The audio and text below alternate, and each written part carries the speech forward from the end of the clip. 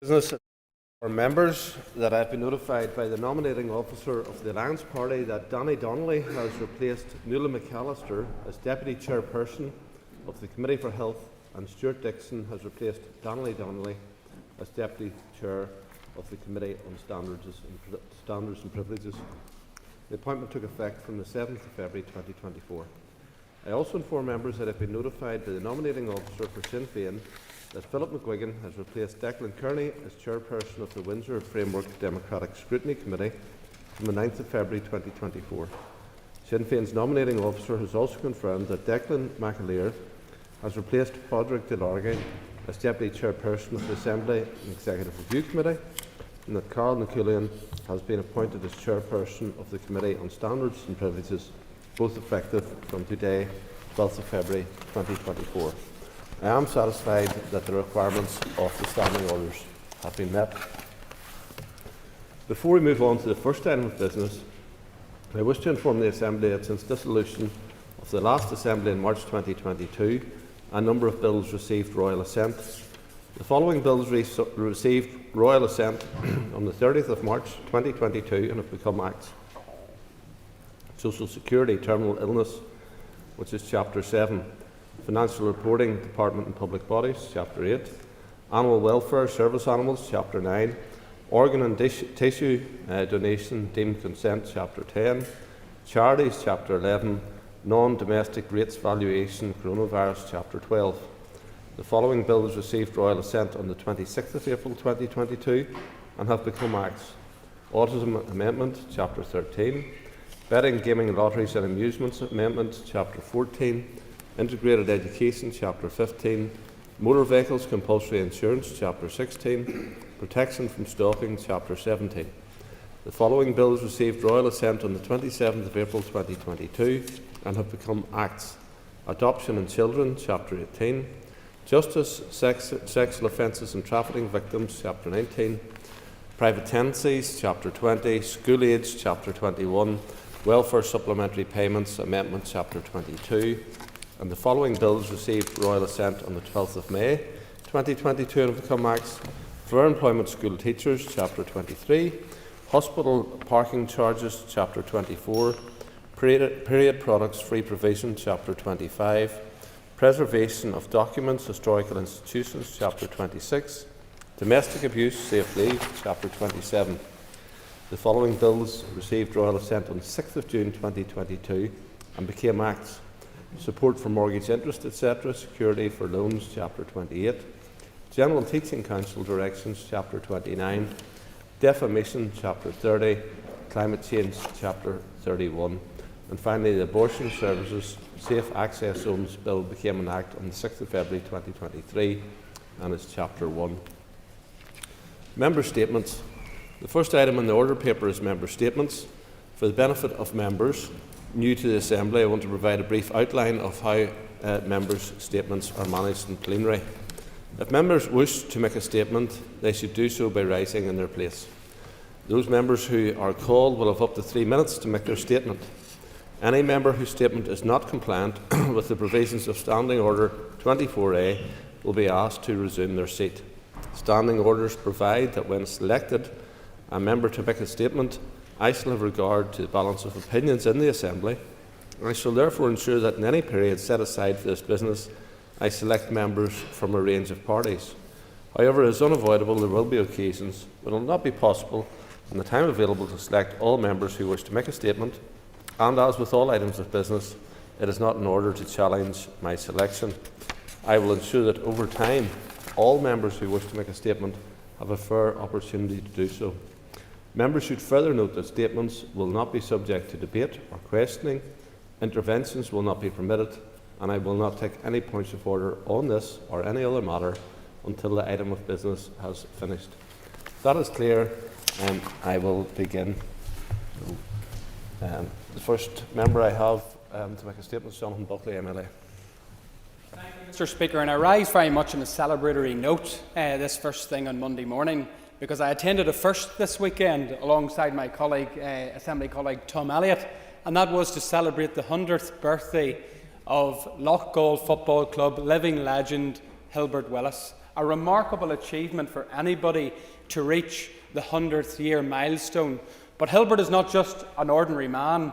He is somebody that has put his life, heart and soul into Loughgall Football Club, serving for some 30 years as its groundsman, 10 years as its chairman, and still active to this very day.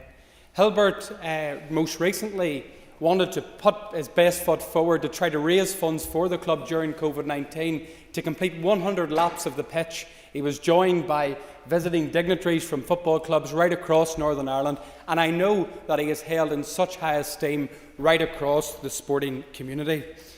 Hilbert has had a long and enduring life. Born in February 1924, he has seen such an array of changes throughout his time on earth. When we look at Northern Ireland in a sense, Hilbert has lived through much of its existence.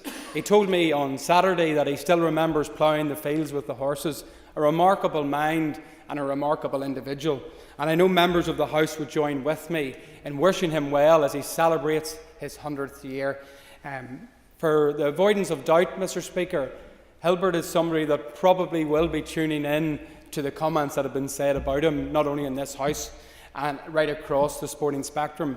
Liam Beckett led the MC event in Loughgall Football Club as they put on an event for him in the football club on Saturday.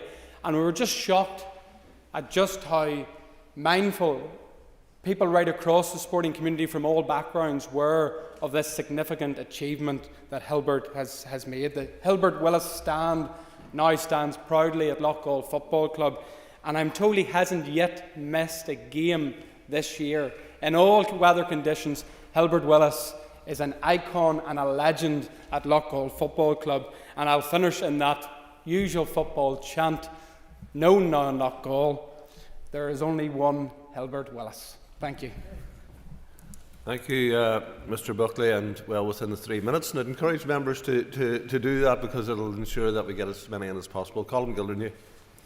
Gormagad, Concordia, and I want to thank you for providing the opportunity to make what I believe is a very important statement today in relation to the support, or indeed, members, the lack of support that we provide to unpaid or informal carers.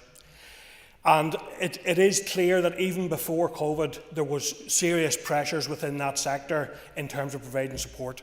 Unpaid carers provide up to a third of all care here in the North. The entire health and social care system would literally collapse without those carers. And the danger is that we are overseeing a system whereby carers individually are collapsing, care is breaking down as a result of unsustainable pressure. In relation to adult respite services and complex needs in particular, in my own constituency in Dungannon, Woodlawn House, before Christmas, an 8-bed unit had to close as a result of inadequate provision for that sector. Immediately, 8 families their respite was cancelled. They had nowhere to send their loved one for that period of time. That is absolutely no reflection on the staff throughout the health and social care system, or indeed Woodlawn House, who are in the face of huge pressure trying to do the best they can, but there are 2 great staff vacancies and there's not enough recruitment and retention. We need to urgently see staff getting the pay that they deserve to deal with that retention and recruitment issue, but we also need to plan for better respite services. A full 1/3 of informal unpaid carers over the past 12 months have received no respite whatsoever. And the State of Caring report from Carers NI demonstrates that leads to much worse outcomes for them in terms of mental health, physical health, loneliness, and all of these provide a challenge to them. So I would ask the Minister of Health, and indeed any other department or minister who has a role in terms of carers, and I hope in this mandate we can put in place some additional support for our badly pressed carers. Paula Bradshaw. About an issue that I receive a lot of communication about in my constituency office, and that's about the lack of commissioned services in the health and social care trusts for the diagnosing and treatment for people with ADHD. I'm sure that many others in this chamber will also have been contacted by people who are frustrated that they've been unable to secure a diagnosis through their local trust, which leaves them with 2 main options. The first is that they can go on a waiting list In my own area, in the Belfast Trust, it is approximately 5.5 years that a young person can expect to wait, whereas last week I heard from a constituent that they've been advised that the waiting list for adults has grown now to 8 years. The other option for people is to seek a private diagnosis, and we know that this option, when delivered in line with NICE guidance, can cost up to £1,800. And many people have told me that they've had to borrow this money, causing great financial hardship to themselves and their family just to obtain a diagnosis. It should also be noted actually that many private providers have now even closed their own books, such is their own backlog for new assessments. But Mr Speaker, those with a private diagnosis are not that much further forward. They then require a shared care agreement between their GP and their private consultant, and the vast majority of GPs are reluctant to enter into these agreements as there is substantial risk from this medication that is on the amber list. So the people with private diagnoses are forced to pay privately again for their review appointments and for their medication. I have spoken to the leadership of all the health and social care trusts about this issue. They all would like to deliver an ADHD assessment and treatment service. However, it has not been commissioned by SPPG, the Strategic Planning and Performance Group, which is the commissioning body within the Department of Health. The societal impact from the lack of diagnosis, treatment and care is far-reaching. Parents have told me about their struggle to support their children through their primary and post-primary education, dealing with high levels of anxiety and difficulty with concentration. Students coming to study in Queen's University in my constituency have told me about their inability to find a GP who will allow for the continuation of prescriptions for their medication that has stabilised their condition for many years in their own home country. But it is worth reflecting, Mr Speaker, on what happens when we get this right. One man recently told me that when he was able to find the correct medication for his condition, he has been able to significantly grow his business and take on more staff. Mr Speaker, we have to get this issue sorted to allow the Trust to recruit and/or train suitably qualified psychiatrists to get their services up and running, and we cannot lose any more time in the commissioning process. Thank you. Call Mr John Stewart. Mr Speaker, on Friday, customers of the Carrickfergus branch of Danske Bank and several other locations across Northern Ireland received word that their branch would close in June. This is devastating news both for Carrickfergus High Street and for retail banking throughout East Antrim. In the past 5 years, 5 High Street branches have closed in Carrickfergus and 10 others collectively across Larne and Newtonabbey. When I spoke, Mr Speaker, to the representative from Danske Bank on Friday, he told me that customers shouldn't worry and that their accounts would be seamlessly transferred to the Abbey Centre branch 9 miles away. This is little comfort, I'm sure, to the many elderly customers who rely on branch access for deposits and withdrawals on a daily basis. When I pointed this out to him, I was told that customers could use post offices to make deposits and withdrawals. He was clearly unaware that Carrickfergus Town Centre no longer has a post office, the last one closing over a year ago. Mr Speaker, it is wholly unacceptable to assume or demand that every single banking customer will use online banking. Elderly and disabled customers, businesses, charities and many other organisations rely on branch access, yet rapidly they are disappearing from our towns and villages. Last year, the UK Government introduced the Financial Services and Markets Act 2023, but it has failed to address the issue of bank closures across the UK, a number which totals hundreds each month. A recent report, Mr Speaker, from Advice ANI found that 90% of the population use a bank at some point in the year and 40% use a local branch at least once a month. But despite the assurances and platitudes from well-prepared PR teams, the reality is that the banking industry simply don't care about customers. If they did, they wouldn't be closing branches at the speed they're doing it. Mr Speaker, we need an incentive and a legal requirement for a minimum level of local branch access for our banking customers. We all know the pre-rehearsed arguments that banks make. They say that cash use is significantly down since 2015 and that branches and ATMs are less profitable. But banks aren't charities, in fact far from it, and they're hugely profitable organisations. Danske Bank, for example, who've announced this closure, had a pre-tax profit of £103 million last year, and the banking industry has collectively netted profits of £17 billion since 2015. With such massive windfalls, surely the industry can afford to maintain a basic level of cash access network. Mr Speaker, to finish, I have written to the Minister of Economy asking him to work with ministers in Westminster to put more pressure on banks to stop these never-ending closures, starting with the Danske Bank in Carrickfergus. And I also call on the Minister and everyone in this chamber to support the volunteers who are ready and waiting to set up a series of community banks across our towns and villages. They are dedicated to providing sustainable, not-for-profit banking at the heart of our communities, even if the big institutions are not. Thank you, Mr Speaker. Thank you, Mr Speaker. Last week was a period of profound and historic change in Northern Ireland. Yet for all the change that has been brought to this Assembly, the change that I'm focused on is the change that is needed for our economy. I was glad to hear the First Minister note the importance of regional balance last week, because the truth is that the effects of the Government's economic investment strategy over the last 2 decades have been to let the areas that have done well to do even better still. That has resulted in profound imbalances in our economy and a postcode lottery for jobs and opportunity. The difference in the level of employment and economic inactivity between the highest performing regions and the lowest performing regions is around 10%. And there's still a huge disparity in the levels of earnings and disposable income between people in different places. Places like North and West Belfast, where levels of poverty are the highest anywhere in Northern Ireland. Places like Fermanagh, starved of infrastructure development.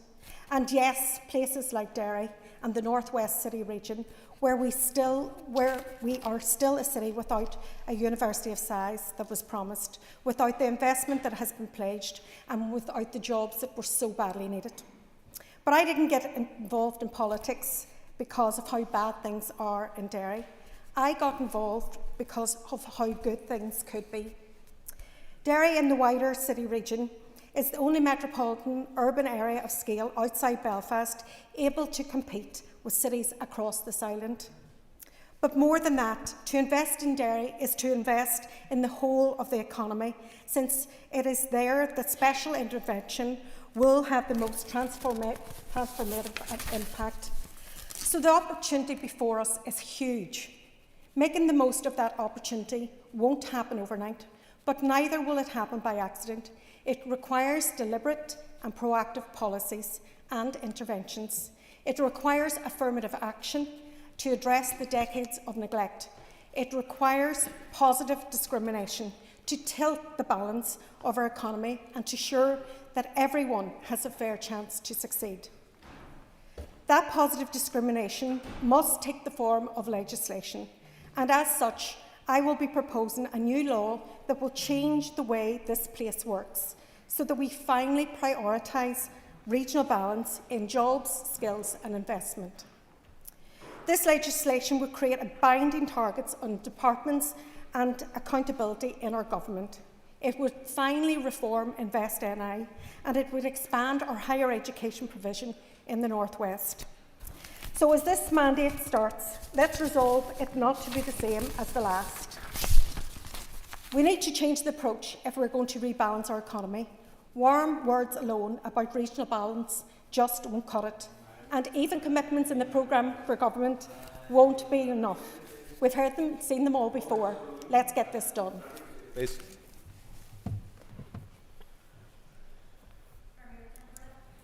Well, I'd like to take this, my first opportunity to speak in the Restored Assembly, to raise the importance of having the A5 road upgrade delivered as a matter of urgency. And firstly, I'd like to welcome the commitment from Michelle Neal in her inaugural address as First Minister that the delivery of the A5 road upgrade is a priority for the newly established executive. And I also welcome Infrastructure Minister John O'Dowd's commitment and determination to progress the A5 and to make its delivery a priority. Unfortunately, due to legal challenges by a small minority, there's been significant delays to this project. And I join others in urging these objectors to reconsider their challenges and to instead consider how deadly this road is, and to think of the many lives that have been lost and the many people and communities left devastated by the death of loved ones, because this road simply is not fit for purpose. I raised the issue of the safety of the A5 in the last Assembly mandate following the death of 3 young men over Christmas 2021. I'm saddened to say that this road has taken more lives since then, again with families in our communities having been torn apart with devastating loss. It is a heartbreaking reality that until the A5 is upgraded and made safe for users, it will continue to take lives. The recent public inquiry reflected the widespread support for the A5 upgrade from the local community, business leaders and from the many families affected by the loss of loved ones on this road. And I'd like to take this opportunity to commend and thank Tyrone GAA and the work that they've done through their Enough is Enough campaign and for their participation in the public inquiry.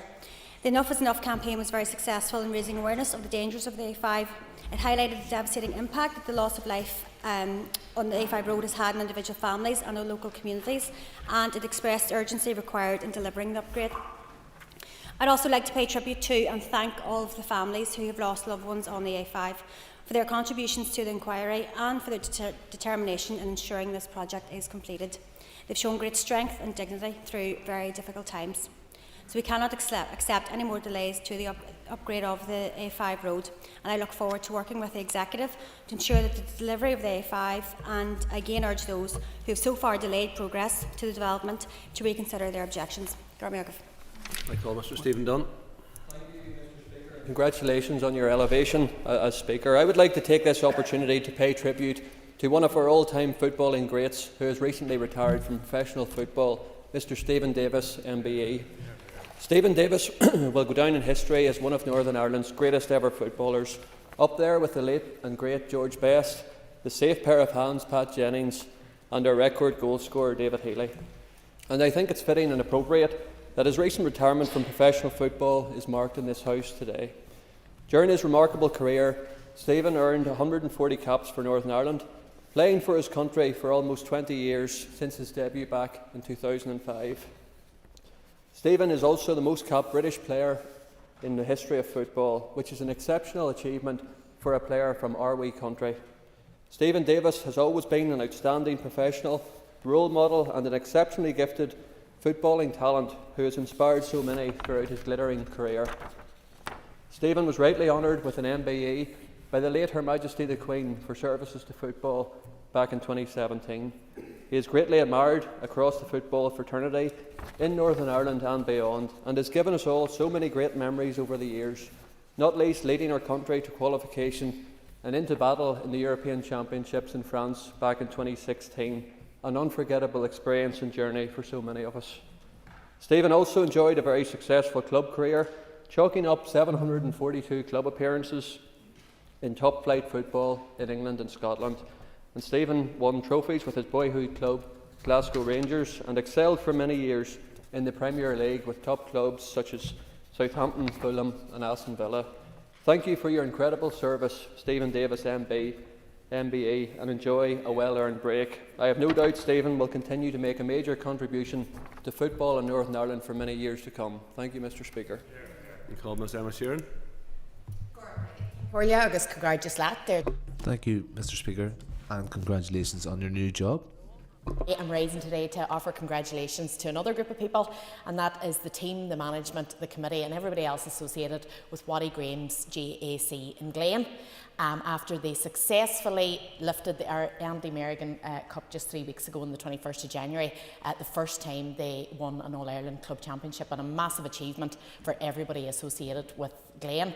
The buzz around the town in the lead up to the game and since has been palpable, and the celebrations went beyond Mahara, even heading further up the 5 Mile Street than they really should have.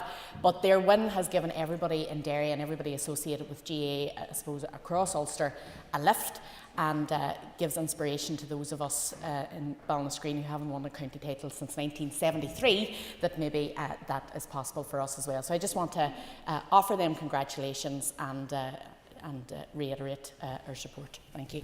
Mr. Paul Fruit. Thank you, Mr. Speaker. Gandhi, I think it was, who said the true measure of any society can be found in how it treats its most vulnerable members. This chamber and the elected members within it is supposed to represent society, yet it turns its face away and tries to ignore a certain type of people who have been seriously injured and bereaved. Of course, Mr. Speaker, I talk about the COVID-19 vaccine injured and bereaved. Over the last 2 years, Mr. Speaker, I have met with people who have lost loved ones. And I have met with people who have been seriously damaged. And they live with that damage every day, to the point some wish to take their own lives.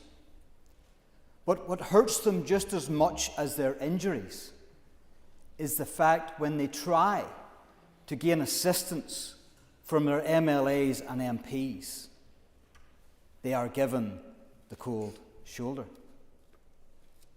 They are ignored or gaslit.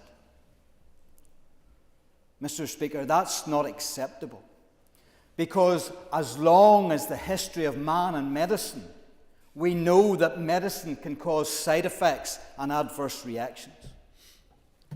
So why do so many people in this House turn their face away from people who have serious injuries that just happen to be from medicine? Why do you turn your face away from those people? And I say that I have worked extremely hard with the support groups, both here in Northern Ireland and in UK. FIBS NI here in Northern Ireland, and UKCV Family, and FIB UK in UK. And they do tremendous work trying to support these people. Some that have injuries that the medical profession are completely flummoxed with. They just do not know what way to go or what way to create a care pathway for these people. And they need your support. They need people to represent them. And they are being ignored, Mr. Speaker. There was to be an event held in this place for COVID-19 injured and bereaved, vaccine injured and bereaved. And parties here blocked it. Sinn Féin and the SDLP.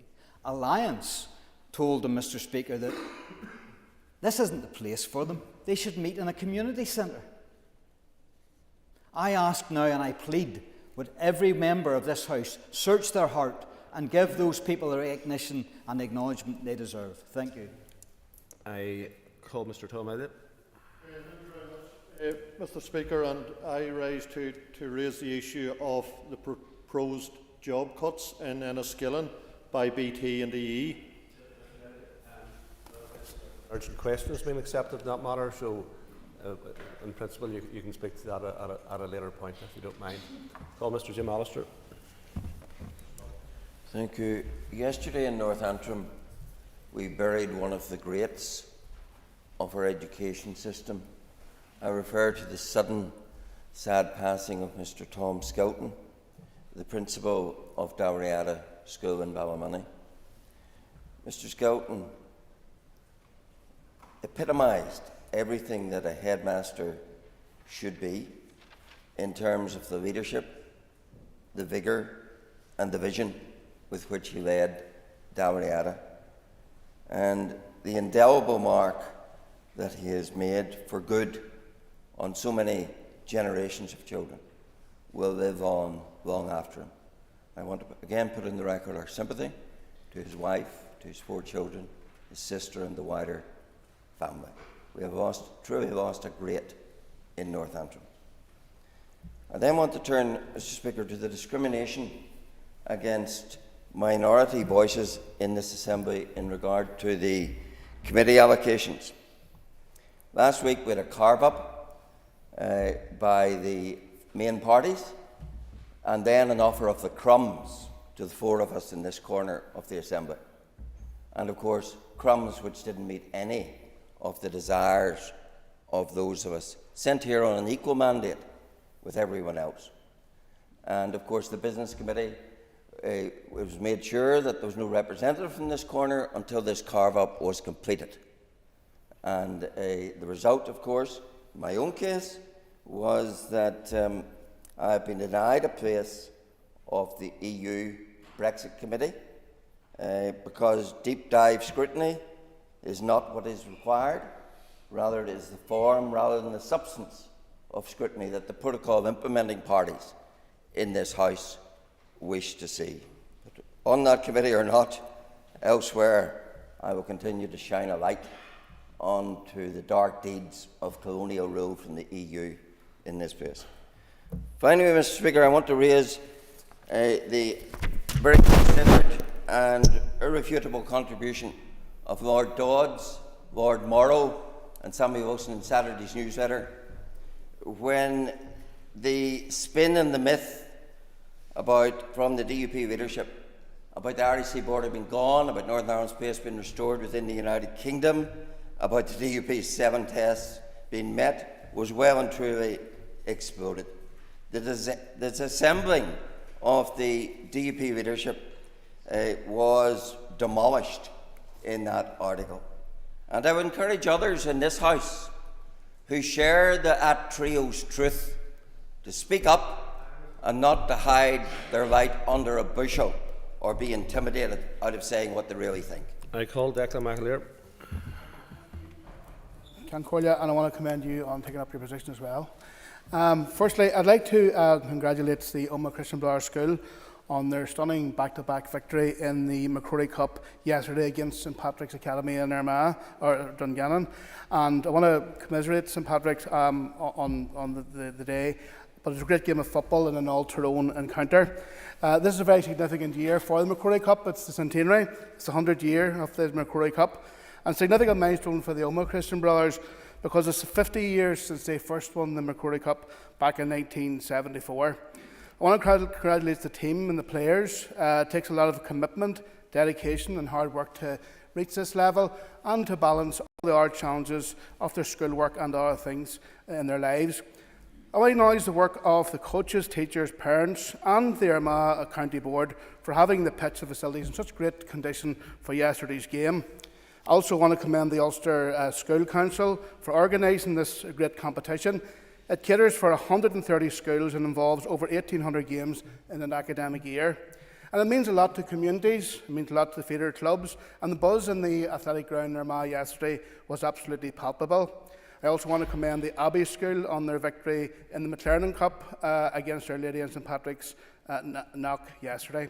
So in conclusion, I want to congratulate the Christian Brothers. I want to take the opportunity to wish Omagh CBS all the very best as they set out now to win back-to-back Hogan Cups. I call Jerry Carl. You've got 2 minutes, Mr. Carl. Speaker, this morning I was compelled in my constituency to visit the home of a refugee family who were facing eviction from their home. I was there because housing campaigners in Catu and fair play to them had issued a call to the community to prevent this family who came here fleeing war, persecution from being put out on the street. And I'm sorry to say, Mr. Speaker, this isn't an isolated incident. Like too many others, this family have been served notice by the private firm Mears, which acts under the direction of the racist Tory government and its cruel hostile environment policy. Evictions are just one of the punitive measures meted out against asylum seekers and refugees. And essentially we have a situation where families who are finally granted secure status are being told that they have to leave their home. Mr. Speaker, goes out saying that our party thinks that private firms should not be allowed to profit from our asylum system. They certainly should not be allowed to evict people out of their homes. The forced eviction of people who have fled war, poverty and persecution is reprehensible, and this racist Tory administration has been ruthless and systematic in denying the rights of asylum seekers. While banned from working and living in absolute poverty, asylum seekers are routinely housed in appalling accommodation. Forced eviction would deny them what little rights they already have. My question today, Mr. Speaker, is what is this executive going to do about it? The Executive Office's draft refugee integration strategy claims to want a society where asylum seekers and refugees are, I quote, valued, safe and integrated in the communities. How can that be possible when refugees are being forced from their homes, forced to move to who knows where, with their children forced to leave school and their lives torn asunder? Human rights organisations and housing campaigners have already written to the Secretary of State calling for a ban on these evictions. This executive needs to support that call as a bare minimum and ensure that refugees are afforded the opportunity to stay in the communities they now are a part of. I think this executive also needs to decide if it will stand over the Tories' racist, hostile environment policy or whether they will resist implementation of it. Thank you. I'll just ask members to note this. If members are asked to draw their remarks to a close and they don't do it, that will be reflected when they're being called on future occasions. So if you don't want to take your seat, you might be remaining in it a lot more. Next item of business is a motion on the membership of statutory committees. Clerk, please read the motion. That Standing Order 21 be suspended for Monday, the 12th of February 2024.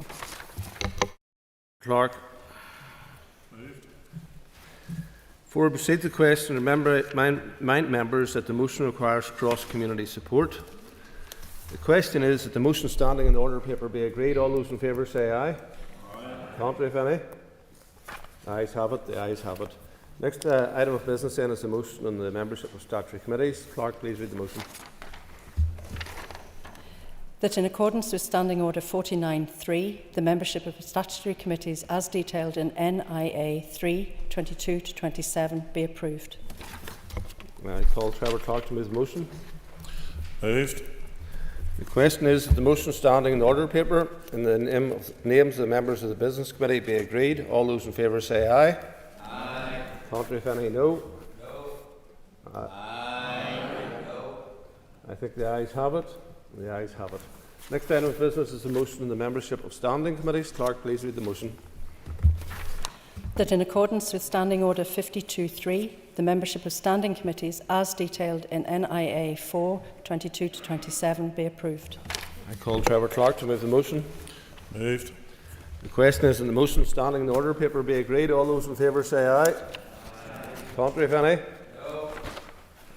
Aye. No. I think the ayes have it. The ayes have it. Next item of business is a motion to suspend Standing Order 79-2. Clerk, please read the motion. That Standing Order 79.2 be suspended for Monday, the 12th of February 2024.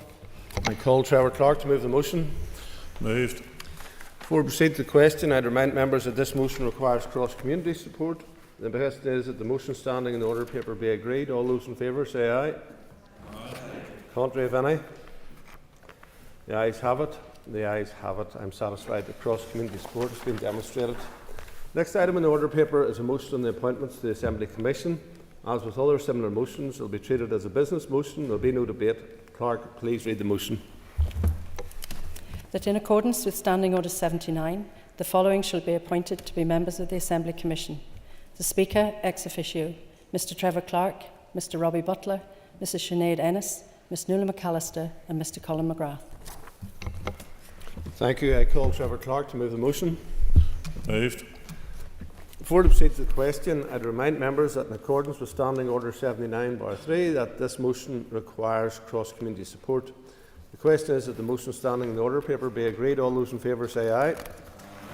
Contrary, if any, no. As there is ayes from all sides of the chamber and no dissenting voices, I'm satisfied that cross-community support has been demonstrated. I received notice from the Minister of Education that he wishes to make a statement. I remind the Assembly of the Convention that members wishing to ask a question should be in the chamber to hear the Minister's statement in its entirety. For obvious reasons, this practice was eased when social distancing was in place in the chamber, but it now applies again. Before I call the Minister, I also remind members that they must be concise in asking their question. This is not an opportunity to debate, and long introductions will not be allowed. I'd also remind ministers to be concise in their answers, and I don't want to hear a lot of waffle. Thank you. Mr Given. Thank you, Mr Speaker. And before I make the statement, can I associate myself with remarks by the member for North Antrim in respect of the principal of Dalriada School, Mr Tom Skelton. From his sudden passing, I have heard many tributes for Mr Skelton and the very high esteem by which he is held in the community. I was in Ballymoney on Saturday. I look after Dromore Ladies Hockey Club, and we were playing Ballymoney, and they asked for a minute's silence to be held, and I took part in that as a mark of his respect and tribute to him within that community. So I too extend my sympathy to the family on that sudden passing and thank the member for raising that. Mr Speaker, today I am setting out an ambitious vision for school facilities across Northern Ireland. I believe that there can be no greater investment in our future than investment in education. Children across Northern Ireland have the right to be educated in schools which are comfortable and safe, are of good quality and are properly designed and resourced to support their learning. Over the next decade, we need to transform our school buildings so that they are truly fit for the future and can provide the best possible education experience for our young people. However, this will require a significant step change in the level of capital investment and in the pace and scale of delivery. The willingness of the Executive to fund such a programme will be an acid test of their commitment to invest in the future of our most valuable resource. The facts are incontrovertible. International research is clear that the learning environment impacts positively on teaching approaches, health and well-being, and student outcomes. We know that being taught in school buildings in poor condition has an adverse effect on attainment, motivation and enthusiasm, and most importantly, restricts the delivery of a modern school curriculum. Our teachers cannot foster the skills our young people need for the 21st century in crumbling buildings with poor facilities designed and built 60, 70 or 80 plus years ago. Our children need schools with specialist facilities to allow access to a modern curriculum that includes digital skills, technology, science and a wide range of practical subjects ranging from PE to drama to home economics and beyond. To support our young people to develop a love of sport and exercise and to combat societal issues like childhood obesity, we need not just sports halls but good quality pitches as well. For many children, school is their only opportunity to play outside safely. Promoting high-quality play for our youngest learners requires investment in outdoor equipment and facilities. The recent and rapid growth in the numbers of children with special education needs requires the largest increase in school capacity for 2 generations. The number of pupils with statements of special educational needs has increased from 19,000 in 2019 to just over 24,000 pupils currently. That's 5,000 additional children requiring placements. And to meet this demand, we need to more than double special educational needs places over the coming years.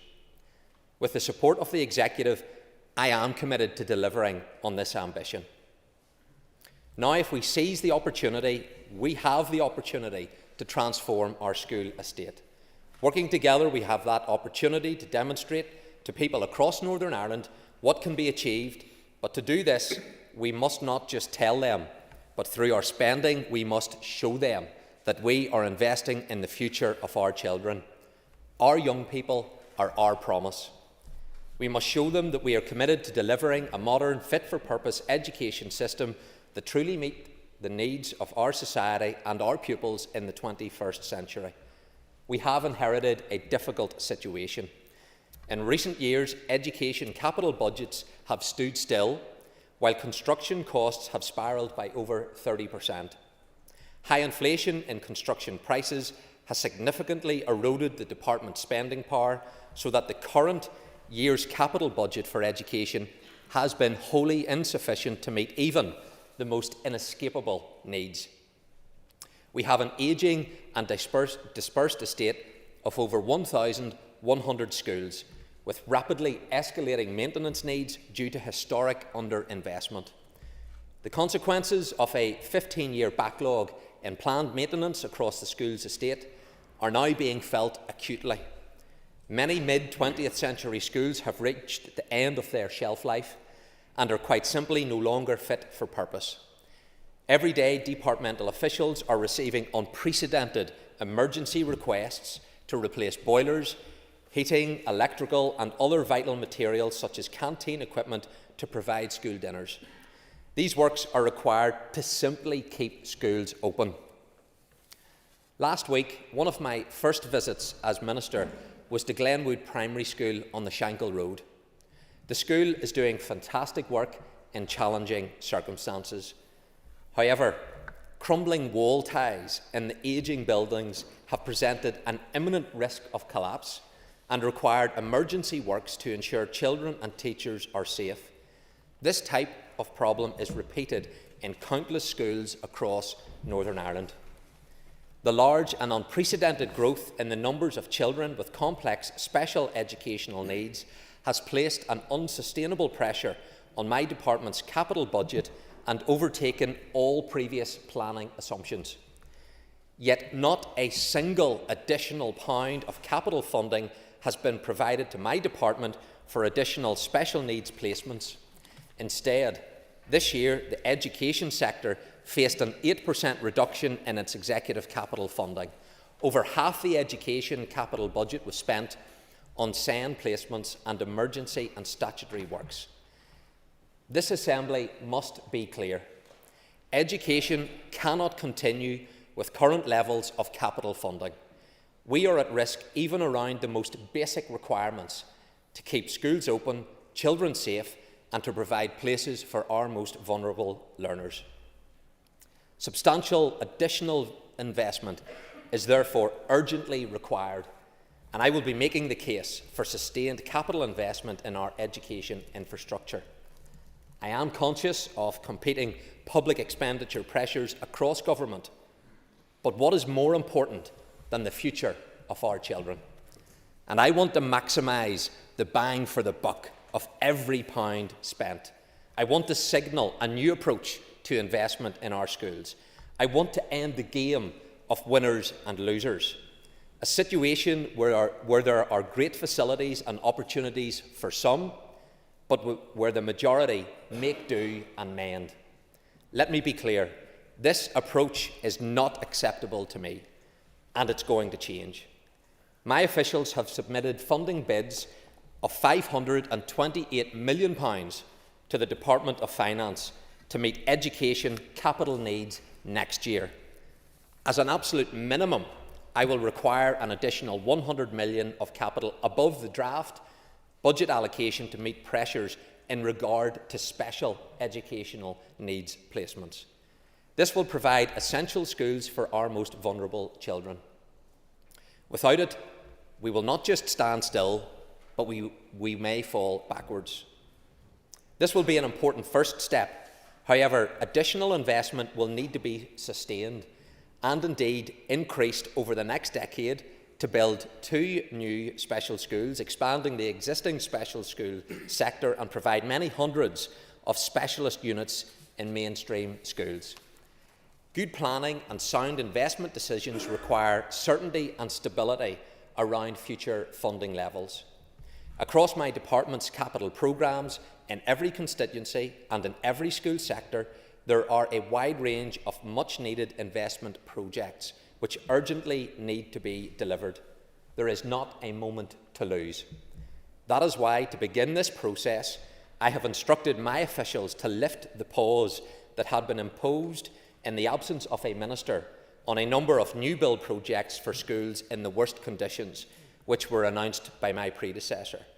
This will ensure a pipeline of investment for future years.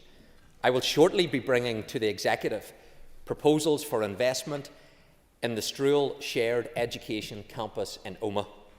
This visionary and unique campus will bring together 6 schools and over 4,000 children on a cross-community basis on a shared site.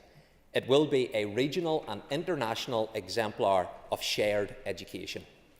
My officials are presently finalising work on the full business case, and a potential contractor is in place. However, without ring-fenced additional investment, this innovative project, which will transform education provision for all the children of Omagh, may not be able to proceed. We should recall that the UK Government's £3.3 billion of funding package for the Executive includes £150 million of the Fresh Start capital funding that was previously ring-fenced for shared and integrated capital projects. I'm clear that if it is serious about delivering this project, the Executive needs to recommit this funding to the education sector as a matter of the utmost urgency. As I meet principals and visit schools over the coming weeks, I will be talking to them about the types of capital investment that will make a real difference to children's learning. It is not necessarily all about large-scale new buildings. Instead, I want to bring forward a greater range of parallel streams of investment to improve classrooms, outdoor spaces, sports facilities, and above all, curriculum-led projects to support teaching and learning so that every child feels the benefits of the investment we are making. High-impact and relatively low-cost projects to create effective outdoor learning environments or bespoke well-being spaces can make a lasting improvement to everyday life in a school. I have therefore commissioned my officials to develop, as a matter of priority, a capital investment strategy for education which sets out a compelling vision for a responsive, agile and innovative programme of capital investment clearly aligned to wider education and executive policy. Capital investment of varying scope and scale will be a key driver of innovation across the education system. Capital investment to reshape education provision, to support improving the quality of learning outcomes, tackle disadvantage and promote health and well-being. We must remember that schools offer opportunities for new and better facilities which can be used by all local people.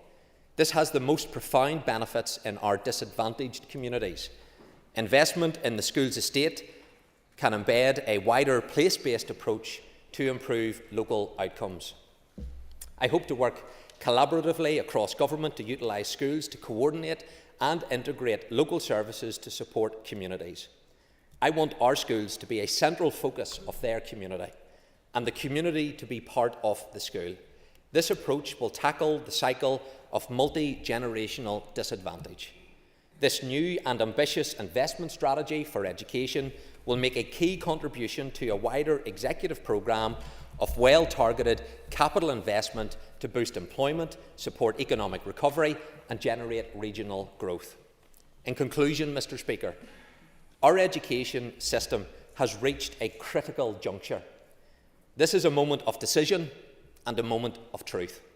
On one path, there is a real danger of our children being left behind in facilities from a previous century with children in damp, mouldy classrooms, our most vulnerable learners without the equipment to meet their most basic needs, with demoralised teachers in decrepit, unfit buildings. On the other hand, I offer the vision of an education system where every child benefits from improved facilities and is educated in a high-quality learning environment by motivated teachers with the facilities and resources to deliver a modern curriculum. If we are to meet the expectations of our children, we must invest in our school buildings as a key part of the Executive's long-term economic plan. This is not a goal or ambition that I can deliver on my own. That is why today I'm asking you to support me both here and at the Executive table in prioritising investment in the future of our society in order to build an education estate that is worthy of our children, our excellent teachers and our ambitions for a prosperous and dynamic Northern Ireland. I commend the statement to the House. Thank you. I call Mr. Daniel McCrossan. Mr. Speaker, and can I take this opportunity to congratulate the Minister on his new post and wish him well with the increased challenges in that department. I also want to thank him for his recommitment to Stroul, which will come as a relief to the people of Omagh. I'm sure the Minister is aware that his department has the worst track record when it comes to special educational needs and in delivering projects within a reasonable timeframe, which contributes, as I'm sure he'll agree, significantly to the escalation of costs and poor value for public money. Can the Minister tell the Assembly how long it will take to present this strategy report before the House, and how do you plan to get the additional resources that you propose to reduce the time it takes to get capital build programmes delivered? Thank you. Can I thank the member for his kind remarks in my position as Education Minister, and if I can reassure the member that everything that I am doing in the department is to act with the urgency that it requires, and that's why I've commissioned this capital investment strategy now to take place. I outlined in the statement what areas that needs to address, and again, officials are clearly understanding the urgency with which I want to take this forward. But he is right to highlight the failure to deliver projects, the budget that is required, the underfunding that has went into the education system. That's why I've put forward a very ambitious capital bid to the Department of Finance, and that'll be for the wider executive then to consider in agreeing its future budget. So I'm pleased that the member agrees with me on that. I look forward to continue to support from him as we make the case for investing in our education system. I call Mr Nick Matheson. And thank the Minister for his statement, and I want to welcome the fact that the Minister has come to the Chamber so quickly and so early with these plans, and I look forward to working with him to ensure that we do deliver on the huge capital challenges and the challenges across the board in education.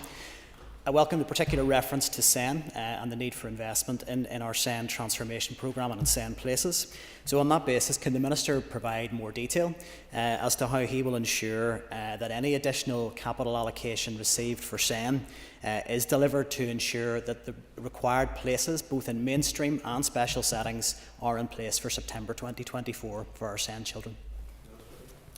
Well, can I thank the member for the question? Can I also wish him well in his role as chairman of the Education Committee? I look forward to working with him in that capacity. I know it'll be constructive, but I'm sure it'll also be challenging, and I wouldn't expect anything less from the chairman of the committee. He rightly highlights the issue in respect of special educational needs, and that is where, in this current financial year, the department's focus has been in addressing the urgency around supporting the placements both within mainstream but also in those special schools, of which we have 39 special schools in Northern Ireland, in order to accommodate people that need to be accommodated there. So there is a focus on that. Into the next financial year, I highlighted in the statement that the absolute minimum that I need in respect of special educational need capital spend will be in the region of 100 million. Now, that, in addition to all of that, I need to be able to take forward major capital projects, deal with the school enhancement programme, ICT, and the list goes on. But special educational needs is a priority for the department.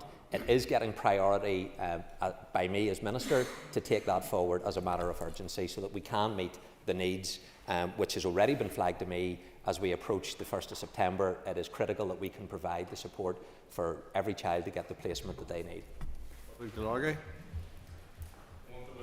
The Minister to his role, and I look forward to working very closely with him. I was disappointed, however, in the Minister's statement that he didn't mention Irish medium education. There are 3 Gaelscoil now within my constituency who are being taught in porter cabins each day. I know this is for 60% of Irish medium education across the north.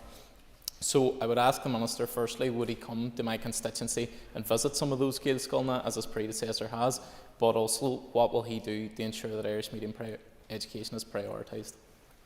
Well, can I thank the member for his question? I suppose I would just push back slightly on the member. I didn't mention the controlled sector, the Catholic maintained sector either. I've highlighted the special educational needs. My statement refers to the entirety of our education system, and everybody within that, as I've already said on the record, will be treated fairly and equitably, irrespective of whatever sector that they come from within the education system. So, of course, if the member wishes to invite me to visit schools within his constituency, I have been inundated with such requests, and I would be more than happy as I put together a schools visit programme to facilitate the member in his area. Johnny Buckley. Can I thank the Minister for a frank and honest assessment in his statement today. Our educational estate is quite literally creaking at its seams, with many of those schools falling into dire need in my own constituency. I want to highlight in particular Portadown College. Broken single glass windows, cracked walls, poor disability access, surely not acceptable in today's society. So can I ask the Minister, would he work with me and indeed the senior leadership team at Portadown College and governors to ensure that they can continue on their journey to much needed, much deserved, modern 21st century facilities?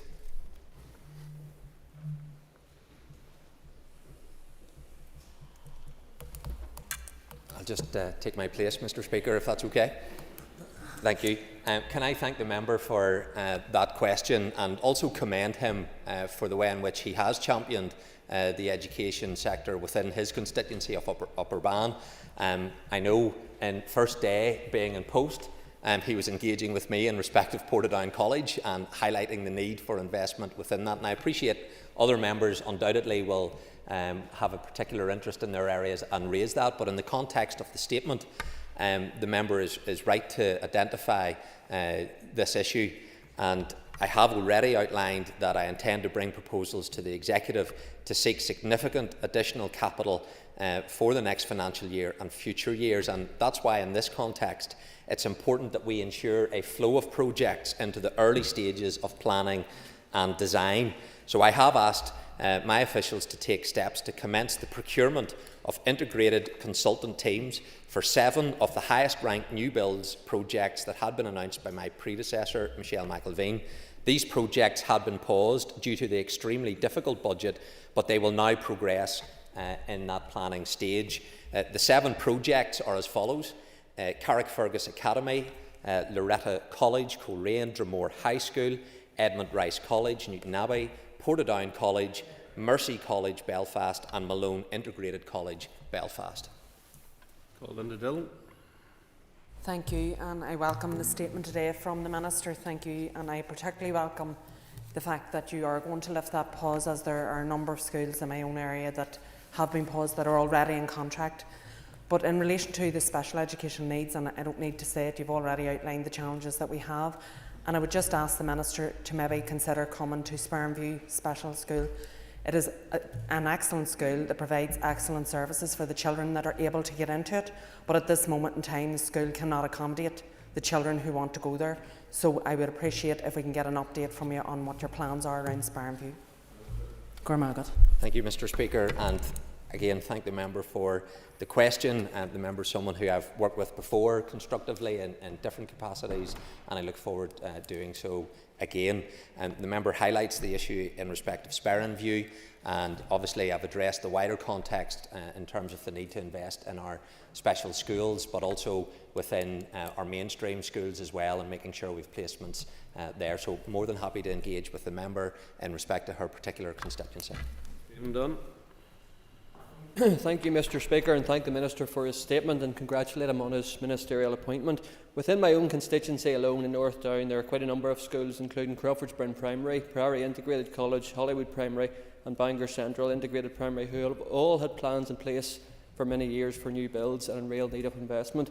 Can the Minister ensure the House that he will make every effort to ensure these schools will not be forgotten?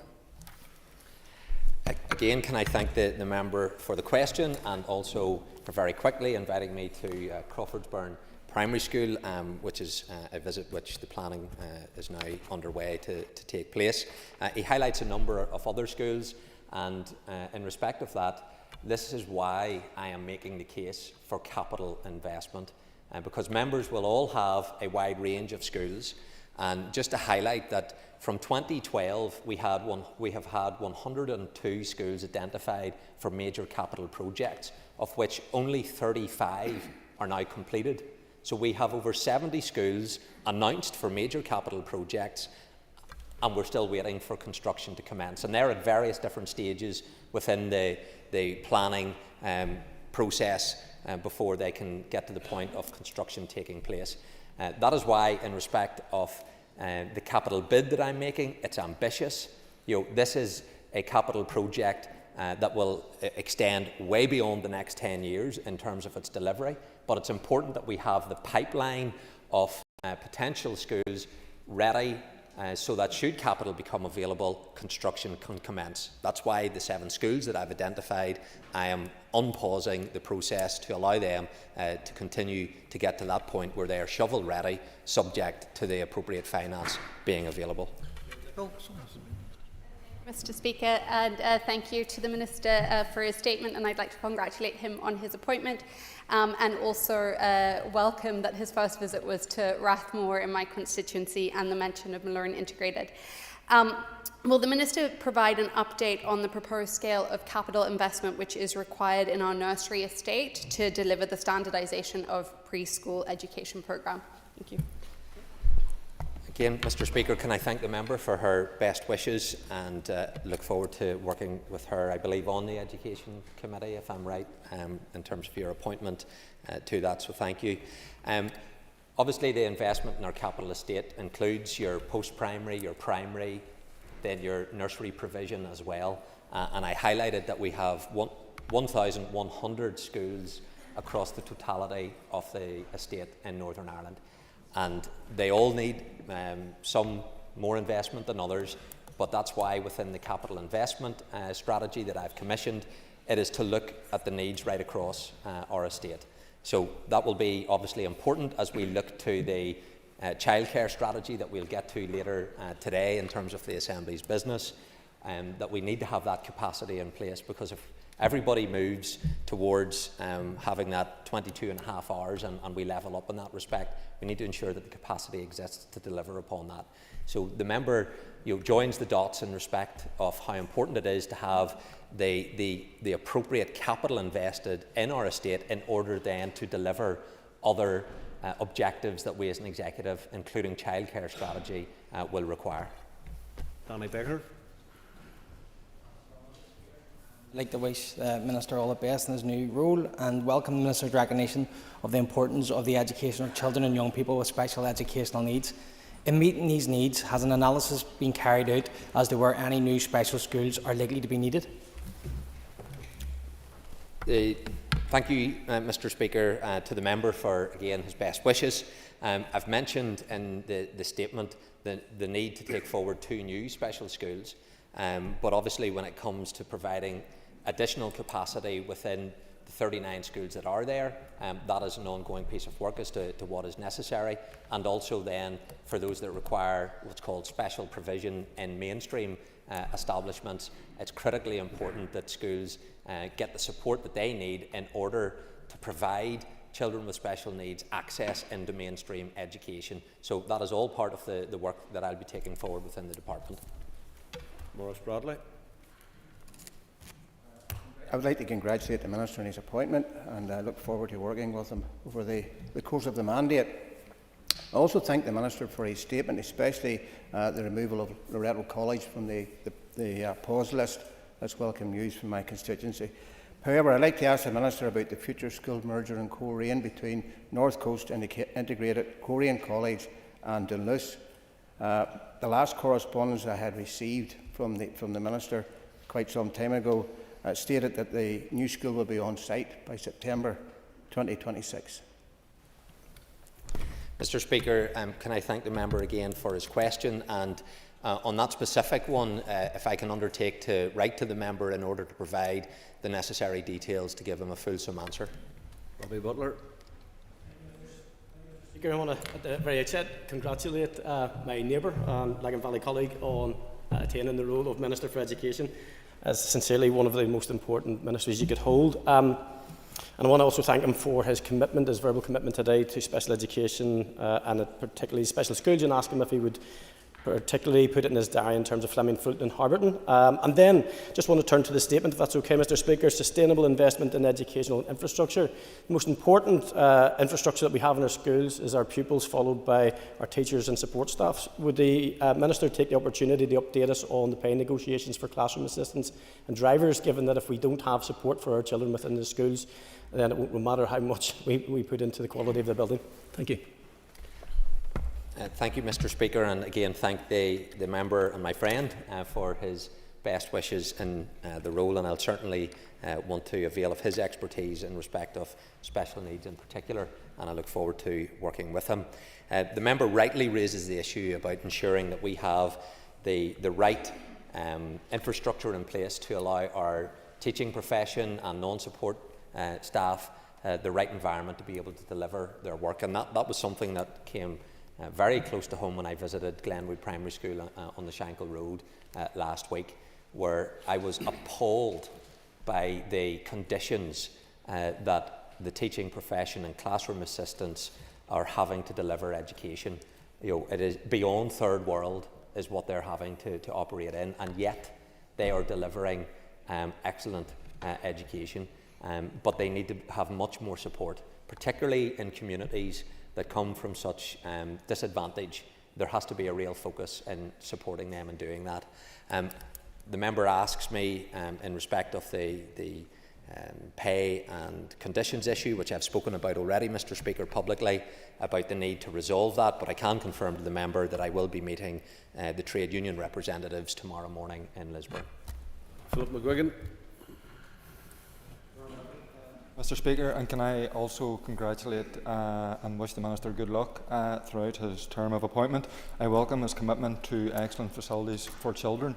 In his answers, he mentioned the large number of schools and infrastructure in the pipeline. One of those is our Mary Queen of Peace in Gunravel. A couple of generations of primary school children have already passed without their new build. Can I ask the Minister today if he can give a commitment to parents and children in Gunravel that they will see development soon with Mary Queen of Peace in Gunravel, and also invite him down to the area to meet with Board of Governors and pupils?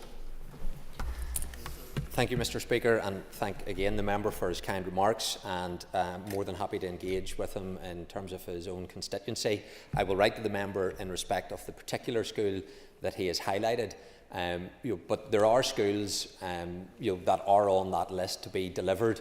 I referenced Glenwood, for example, on the Shankill as being one, subject to finance being made available, and they are at a point whereby we could be commencing construction on site within the next financial year.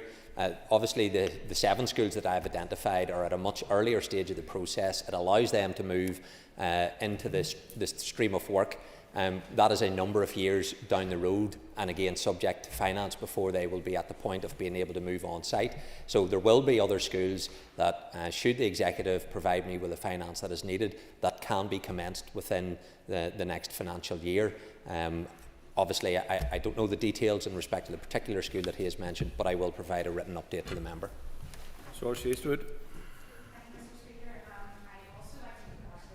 Constituency colleague and friend, hopefully still friends, Paul Given, on his elevation to Education Minister. I would really also desperately want to know and ask him, does the former abandoned Drumore Central Primary School site form part of his vision, given that that has been long earmarked for use for special educational needs? Thank you, Mr Speaker. Thank you, Mr Speaker, and again thank you to the member for her best wishes. And of course, I'm sure we'll continue to be friends as she holds my feet to the fire, but we will continue to have not just a professional relationship, but continue that friendship, and I wish her well in her role. She rightly raises the issue in respect of Drumore Central Primary, a derelict site. I have asked for an update in respect of all of the derelict facilities that exist across the education estate, because I think Drumore is one example, but there are others, not just in Lagan Valley, but in every member's constituency, where you could point to facilities derelict, no longer in use, and what purpose are they serving? And that may no longer be within the education sphere, but for Drumore Central Primary School, she's highlighted that EA's view is in respect of special needs provision, and that's something that I will want to look at whenever it comes to how do we meet in the future the needs around special educational needs, if there is a role that we can advance in respect of Drumore. Mr Speaker, I want to congratulate Paul Given on his appointment as Education Minister. I know he will be very hard-working and enthusiastic in the role, and I particularly welcome his mentioning of his visit to Glenwood Primary School last week in the Shankill Road. Party colleagues and I have been lobbying for many years to bring forward the major capital investment which is needed there, and I wish to ask the Minister, if funding for such major works is made available, what will be the criteria used to prioritise those major capital investments? Thank you, Mr Speaker, and again thank the member for his best wishes and his question. Obviously, when it comes to taking forward projects and entering into that construction phase, all of this is on the basis of need. That is ultimately the criteria that we will be using to advance projects. But Glenwood was announced back, I think it was in 2012, by maybe someone opposite who may have been minister at the time.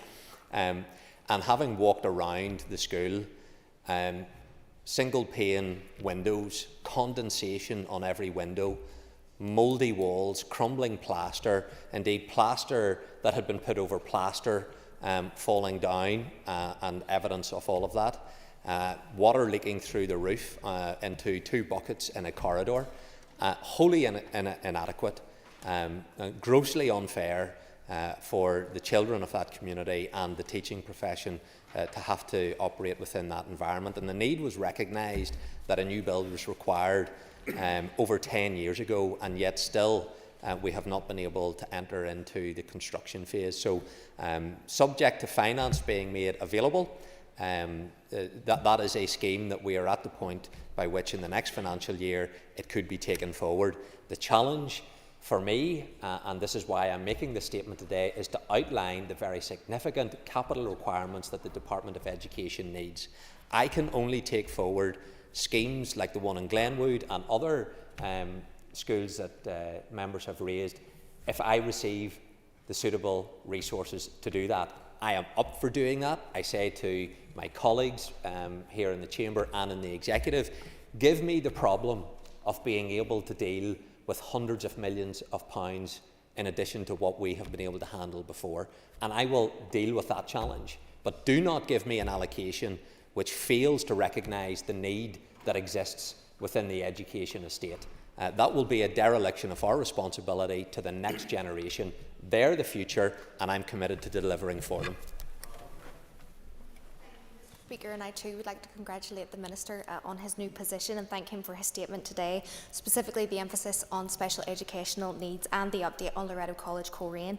Minister, in your statement you did touch on that our young people are our promise and that we must meet their most basic needs, and I too agree with this. So I am mindful that 1 in 10 children here in Northern Ireland experience food poverty.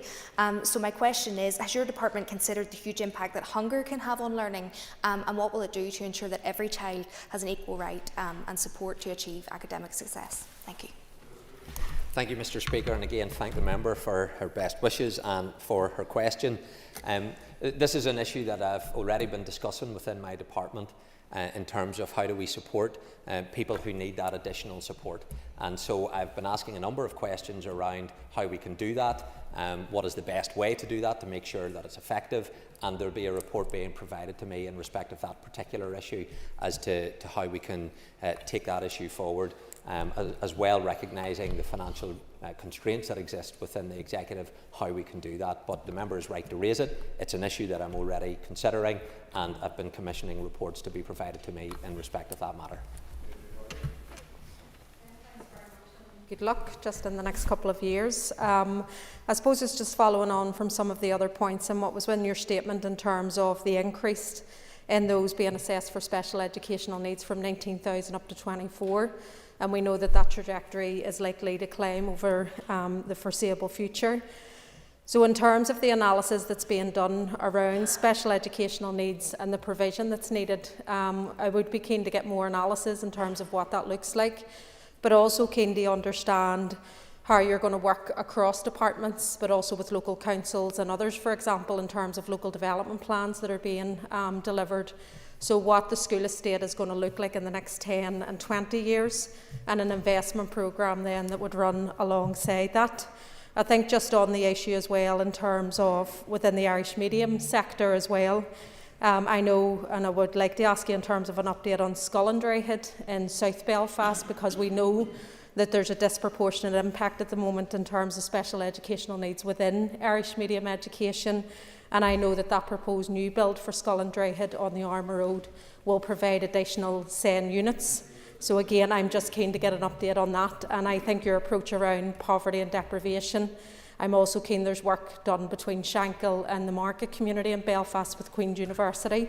So I would call on you to visit those projects as well. Thank you. Thank you, Mr. Speaker, and again thank the member for her comments, and she raises a number of issues. Let me take the last one first. Let me give her a detailed response on that by way of a written reply, and I will undertake to do that. Obviously, being better sighted by working with other departments to identify particularly children that emerge with special educational needs is important, and that's why this and last year there seemed to be a lack of awareness of what was going to be required, and I've already been asking the questions, how did that arrive? Because surely there would have been a way in which we were identifying children that would need that support, both within the education system, but people who are health workers will also have been aware of children that may require that support, and therefore what happened last year, I'm asking the questions, why was that the case? So rather than us being reactionary around these issues, it's about being proactive, identifying at an early stage the need that exists, and then we need to plan as to how we're going to meet that. At the moment, the need that is there, we have been unable to meet that need, so we need to get to the point where we can meet the need, but also then get on the front foot so that we're much more prepared. And that's why part of the capital bid around special education is to make sure that we can create the capacity that is necessary to do that. And in respect of what opportunities there are, particularly, for example, with local government, the member's right. We can all point to maybe schemes where in our own constituencies there is a partnership arrangement between the Education Authority and local government through shared facilities.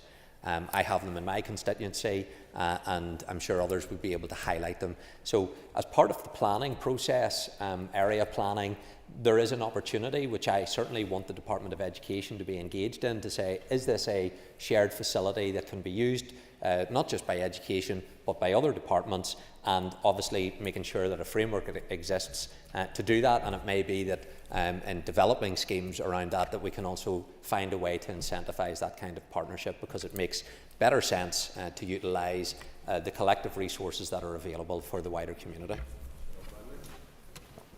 Thank you, Mr. Speaker, and thank you to the Minister for his statement and proactive vision.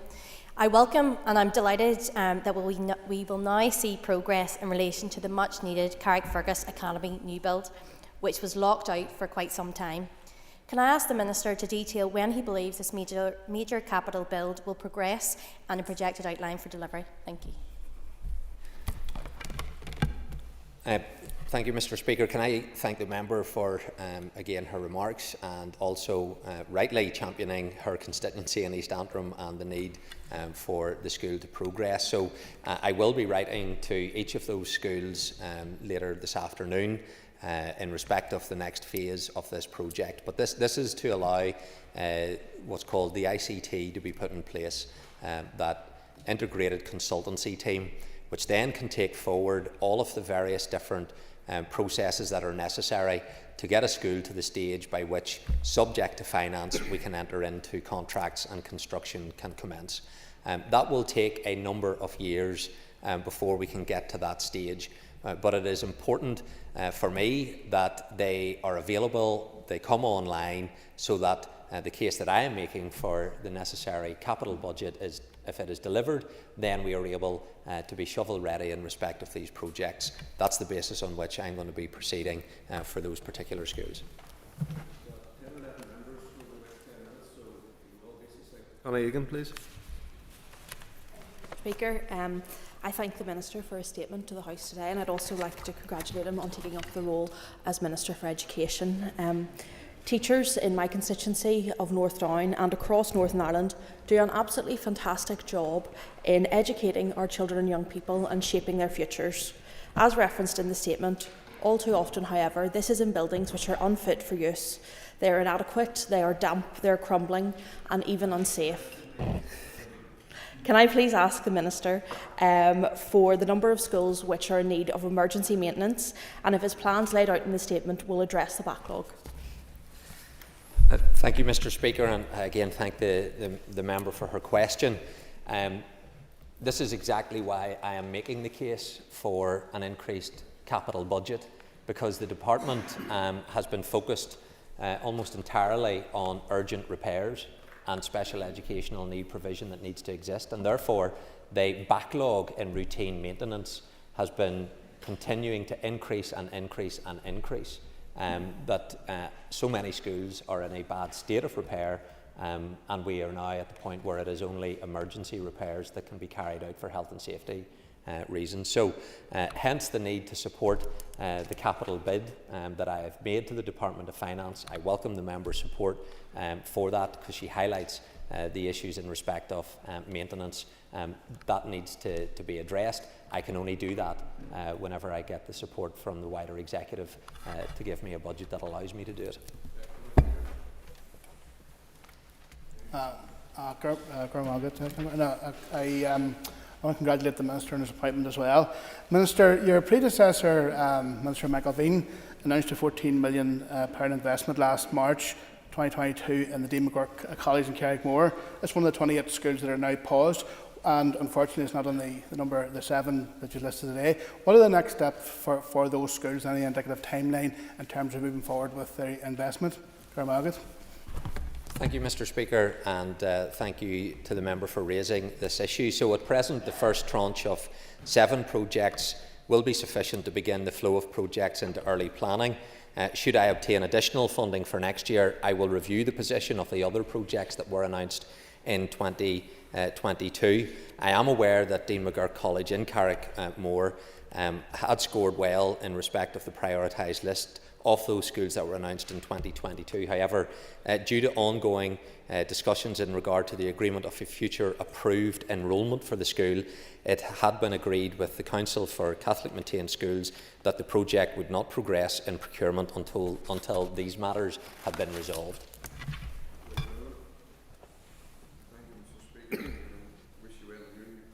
Thank the Minister for his statement and wish him well in his new role.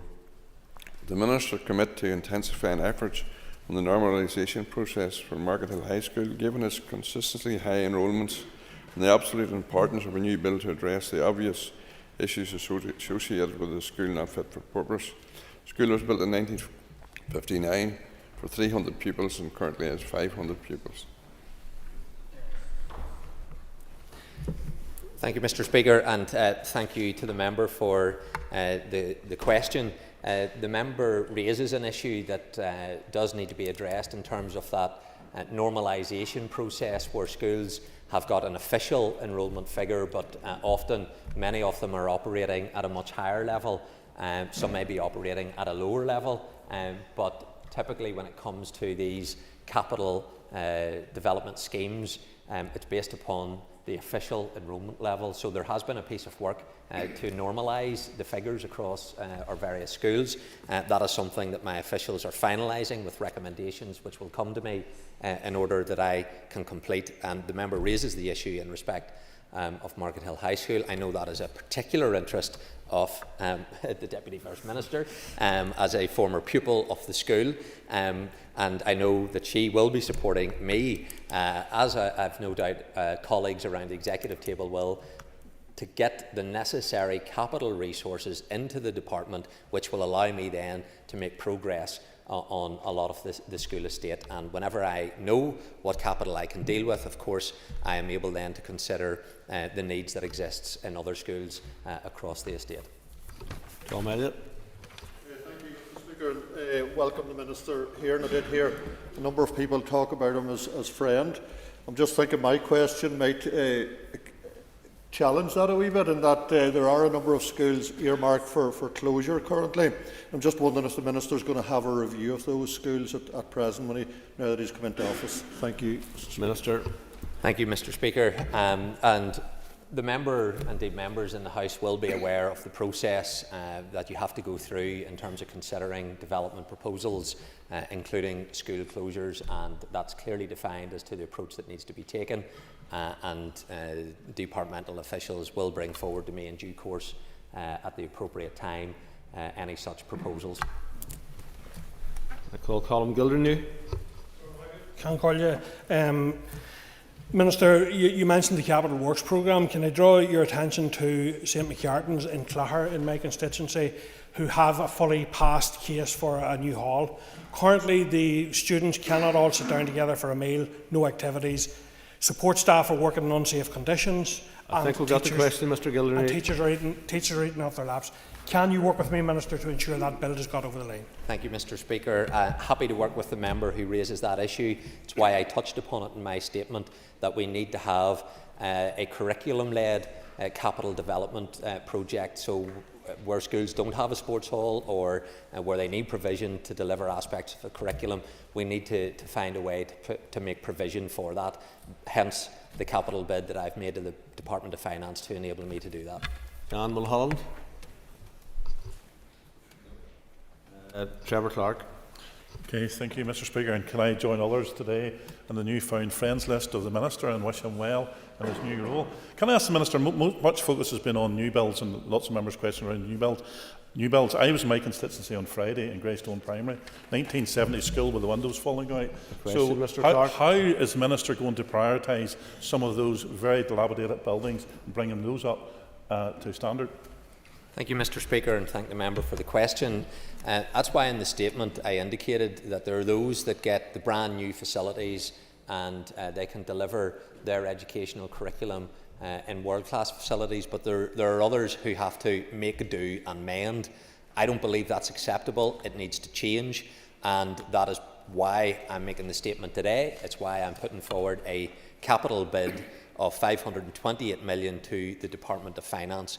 That is hundreds of millions of pounds more than what the Department of Education has ever received, but it is absolutely necessary if we're to deliver the vision that we have for the next generation. Mark Durkin. Thank you, Mr. Speaker. I congratulate the Minister on his appointment. Now, we're talking here about a lot of projects of different scales, all huge, all important. The Minister rightly alluded to not just the education of our children but their health as well. Can or will the Minister prioritise projects that ensure our schools are warm, dry and safe for our young people? Minister. Thank you, Mr. Speaker, and that is where the Department has now had to put its resource into that most basic of need that the member for Foyle has raised with me. We need to move beyond the point of the putting on the sticking plaster over the sticking plaster when it comes to our capital spend, and I trust members will continue now to support me with the Department of Finance in order to secure the necessary resources that are required. Ciara Ferguson. And once again, can I congratulate yourself on your new position. I very much welcome, obviously, the pause has been lifted. I am disappointed, however, that 7 schools have been put forward with regard to an integrated consultancy team. 2 schools in my constituency, Lumen Christie and St Bridget's College, are on that capital list, so I'm sure they will be very disappointed today. Could you ask that you could write out to both schools and update them of exactly the process as to the prioritisation of the 7 and, like others have mentioned, the next steps for both those schools? Minister. Speaker, and again thank the member for her remarks. Obviously the 7 that were announced today in terms of the pause being lifted are there on the basis of the identified need and the prioritisation that exists within the department. But I made the point earlier, 102 schools announced from 2012, only 35 completed. So there are 70 schools in the same position as the 2 that the member has raised with me. And then there is the totality of the capital schemes that I have outlined in my statement that we need to be addressing. So finance is hugely challenging to deliver on what we want to deliver, but I'm happy to write to the member in respect of the specific schools that she has raised with me. Philip Brett. Thank you, Mr. Speaker, and I'm sure the Minister will agree with me, given the inclusion of Dromore High School in his list today, that all politics is local. So turning to North Belfast, both Seaview Primary School and Newton Abbey Community High School have both passed through the ICT process a number of years ago. The pupils, staff and parents deserve to have fit-for-purpose facilities. Would the Minister ensure that his new approach can enable those schemes to be delivered? Thank you, Mr. Speaker. And again, thank the member for his comments. And he highlights 2 schools in his constituency that are at a much more advanced state of readiness. And in the event of capital being made available, obviously then further progress can be made to take forward these schemes. And he is right. And I know, Mr. Speaker, it's a school that you campaigned for a long, long time in terms of Dromore High School. Very much needed in terms of the new build. The announcement today allows that ICT team to be put in place and just to continue the progress of planning towards it. And I've outlined the capital pressures that exist, and therefore we need to bear that in mind in terms of expectation, but I've outlined the context in which those decisions have been taken and the needs that exist in terms of our capital needs. Nicola Brogan. And Corla, and may I add my congratulations to the Minister on his new role and wish him all the best in the time ahead. I also welcome the Minister's commitment to the Strule's Shared Education Campus in Noma. and his intention to bring forward investment proposals. Can the Minister offer some kind of timeline on when he plans to bring forward these proposals, please? Thank you, Mr. Speaker, and thank the member for her remarks and her question. I've outlined in terms of the statement my view around Strual and the opportunity that exists in respect of Strual. Monies that were ring-fenced in terms of the Fresh Start, that 150 million towards shared education and integrated education, that was ring-fenced. That is no longer ring-fenced. The £3.3 billion that the UK government announced rolled into that monies that was part of the Fresh Start. So that is no longer ring-fenced, and I need to make the case, and I will be urgently to the Executive, that funding needs to be approved to allow then that full business case that will provide us with the costs, the benefits associated with it, that process to be carried out, to allow then a decision to be taken to go into contractual arrangements, of which we do have a contractor in place. And I will be making the case to the Executive that what was previously ring-fenced for shared education and integrated education needs to be reinstated as a matter of urgency for my department, because this impacts not just on Strual but other shared and integrated education programmes that had been part of the original £500 million which had been announced by the NIO. Mr. Tom Buchanan. Mr. Speaker, Minister, can I welcome your statement today and wish you well in your new post. In your statement you do reference the Strual Education Campus, and over the past number of years this project has been fraught with numerous difficulties, not least those of a financial nature due to the uncertainty of the funding.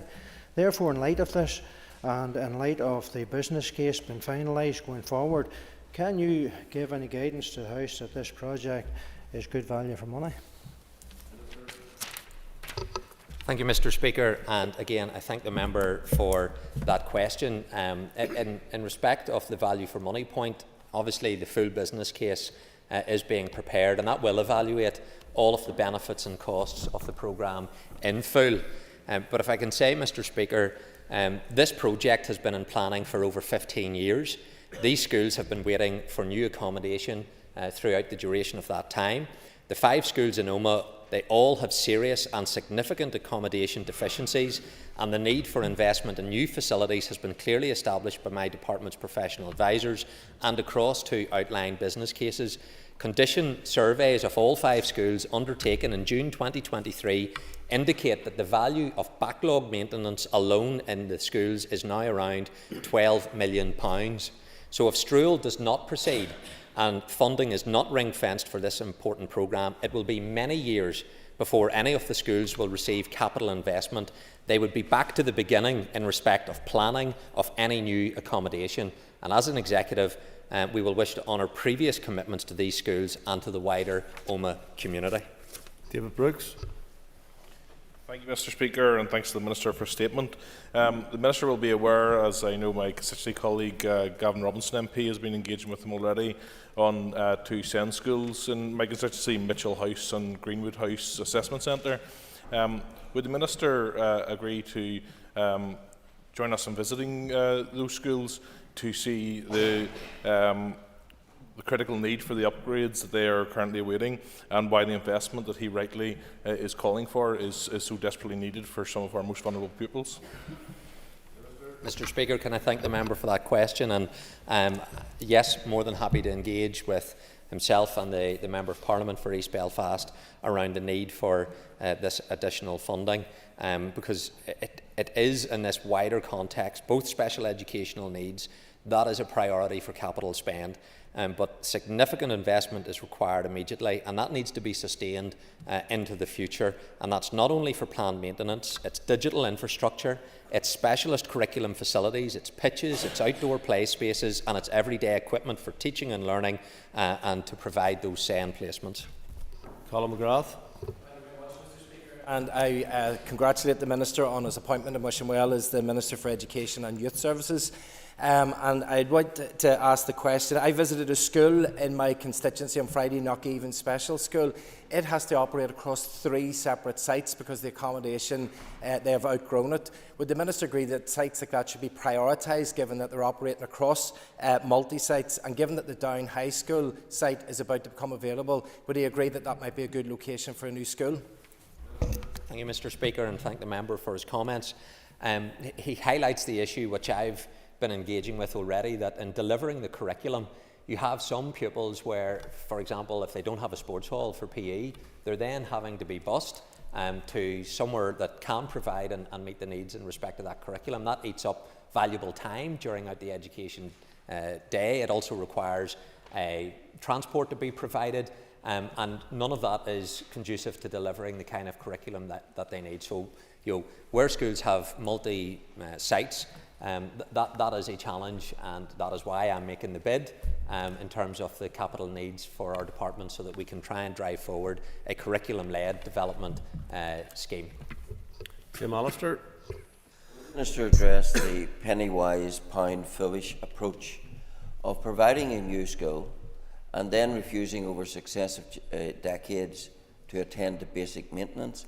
I reference school I know best, Muirfields Primary School, new school 15 years ago, fantastic, but all basic maintenance since denied, till we reach the point where eventually it's going to cost far more to put in place the repairs than if they've been dealt with as they arose. Mr. Speaker, I agree entirely with the member for North Antrim and the point that he's making. It is indicative of the dire state that we have got ourselves into, that we are unable to do these kind of planned maintenances because we literally are trying to keep schools open, and emergency repairs is what has now been necessary, and also providing the placements for special educational need. So the school that the member highlights, and his point is valid, but in contrast to Glenwood on the Shankill Road, is night and day in terms of the fabric of the building and the environment that we are trying to teach children in. So I wanted to be able to address a planned maintenance scheme, a school enhancement programme, a curriculum-led capital development, as well as major capital projects, ICT upgrades, all of the issues that I have mentioned, I want to be able to take forward. That will require, and this is the challenge, Mr. Speaker, to everybody in this House and to my executive colleagues, is to provide the resources that are necessary to meet the needs of our children and young people. Minister, Gael School in Lunine, an excellent Gael school in my constituency, but is in a building totally not fit for purpose, a high proportion of SEN pupils as well. College to first year is oversubscribed by several hundred pupils. What assurances can the Minister give all Gael School that he and his department will treat them fairly when it comes to getting access to funding, both capital and resource required? Because Gael School have been left out of the last 3 capital bill announcements by previous ministers. Thank you, Mr. Speaker, and I made reference to this point earlier in respect to the member for Foyle. Every school will be treated fairly and equitably for the time in which I am Minister for Education. That is the approach that I will take. It will be based upon need in terms of the provision that is required, and the member can be assured in terms of the approach that I'll be taking around this issue. Statement. Just note that all members who were here for the statement were called. 2 members who were here late were called late, and mightn't receive that latitude in future. But given that we're just starting again, you've got a little latitude. I've now received notice from the Minister for Infrastructure that he wishes to make a statement. Before I call the Minister, I again remind members that they need to be in the chamber to hear the whole of the Minister's statement if they wish to be called to ask a question, and also that they must be concise in asking their question. Minister. And I understand that some members may not have received the statement in the due time. I apologise to the Speaker and to the House for that error. Mr. Speaker, in compliance with Section 52 of the Northern Ireland Act 1998, I wish to make the following statement regarding the provision of additional funding to address potholes. Having previously served as Minister for Infrastructure, I am very aware of the long-term underfunding from which our road network has suffered due to over a decade of Tory cuts and austerity. As a result, my department has been operating in a very difficult financial position, compounded by recent 2 years' collapse of the Assembly, and this has had a significant impact on the ability to deliver essential maintenance functions. Whilst my officials and maintenance crews have worked very hard to maintain the road network, they have nonetheless been forced to concentrate only on the highest priority repairs. To be clear, this is not a position that any of us want to be in and does not represent good maintenance practice.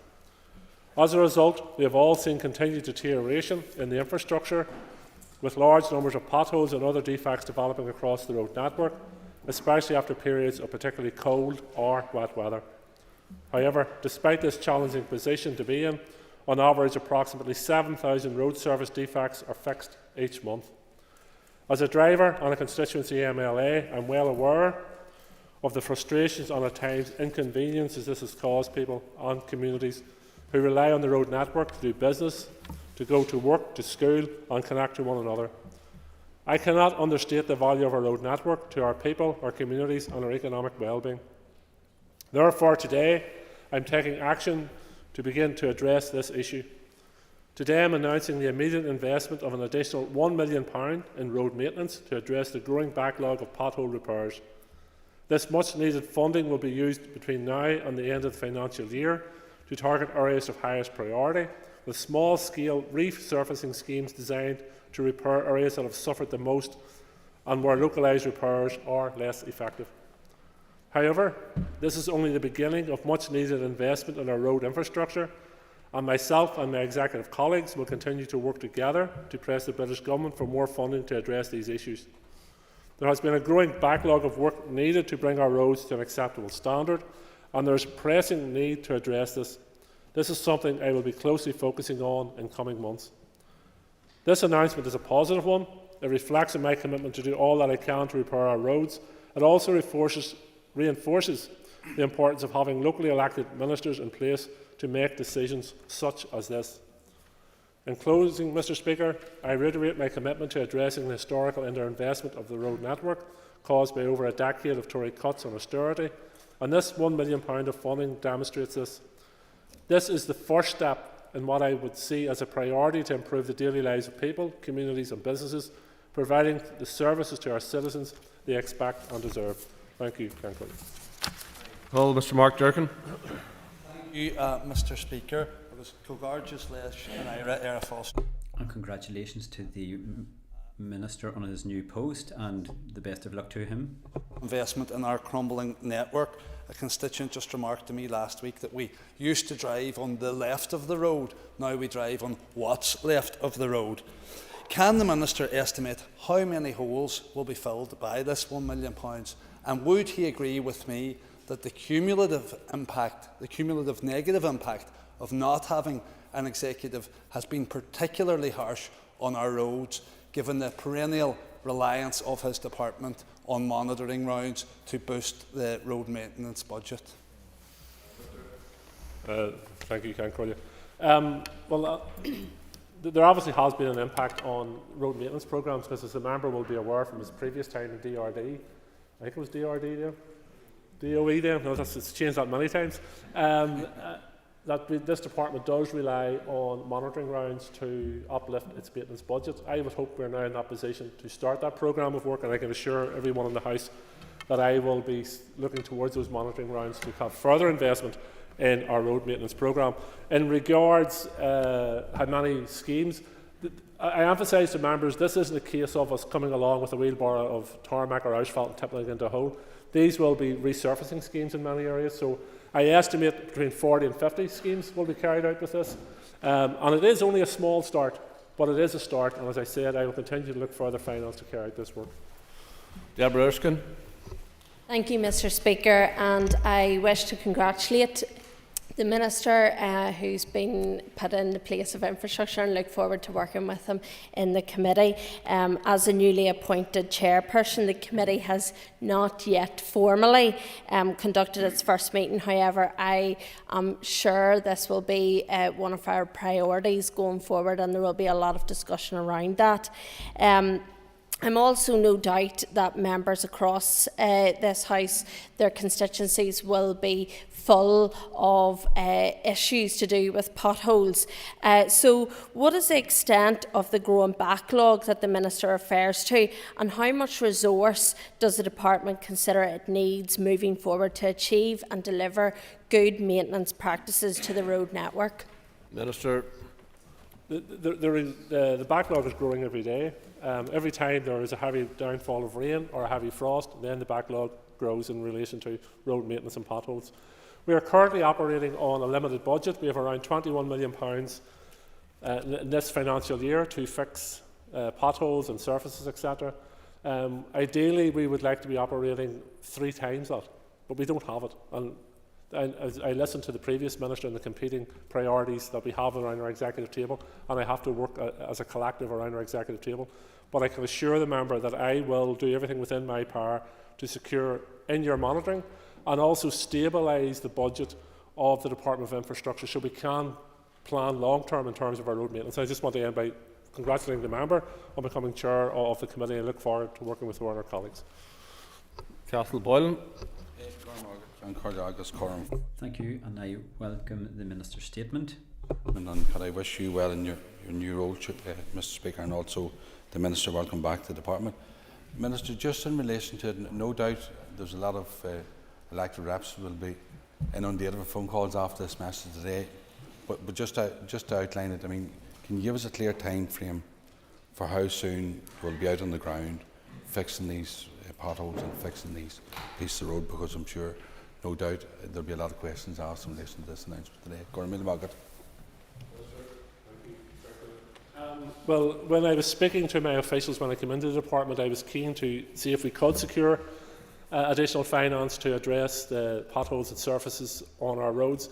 We're up against a tight timescale. It's about 6 weeks to the end of the financial year. This money has to be spent in that time frame. So we have to be able to mobilise the workforce to do that and be assured that we can spend the money. At this stage, my officials are telling me we can handle around £1 million worth.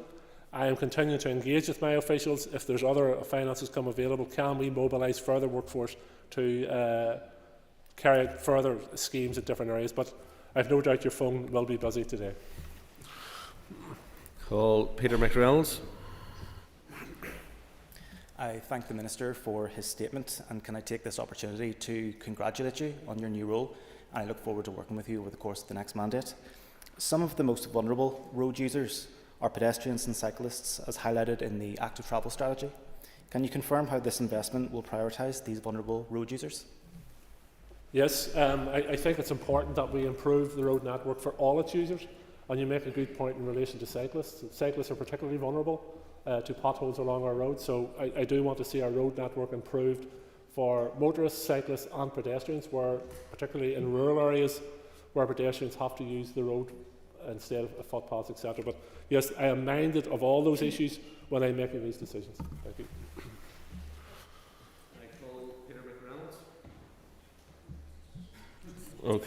Okay. Move on then to Declan McAleer.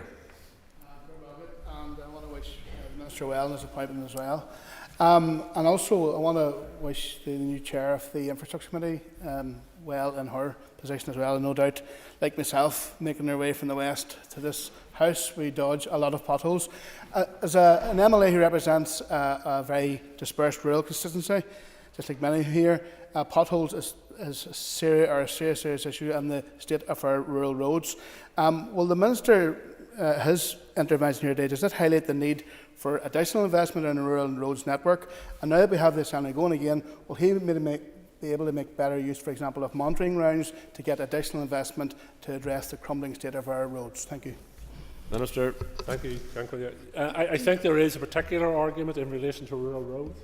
I know my predecessor, Chris Hazard, did bring forward a scheme particularly targeting rural roads for resurfacing and improvements, and I hope to be able to do something similar.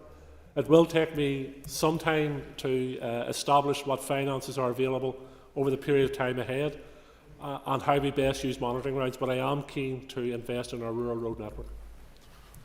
Don Stewart.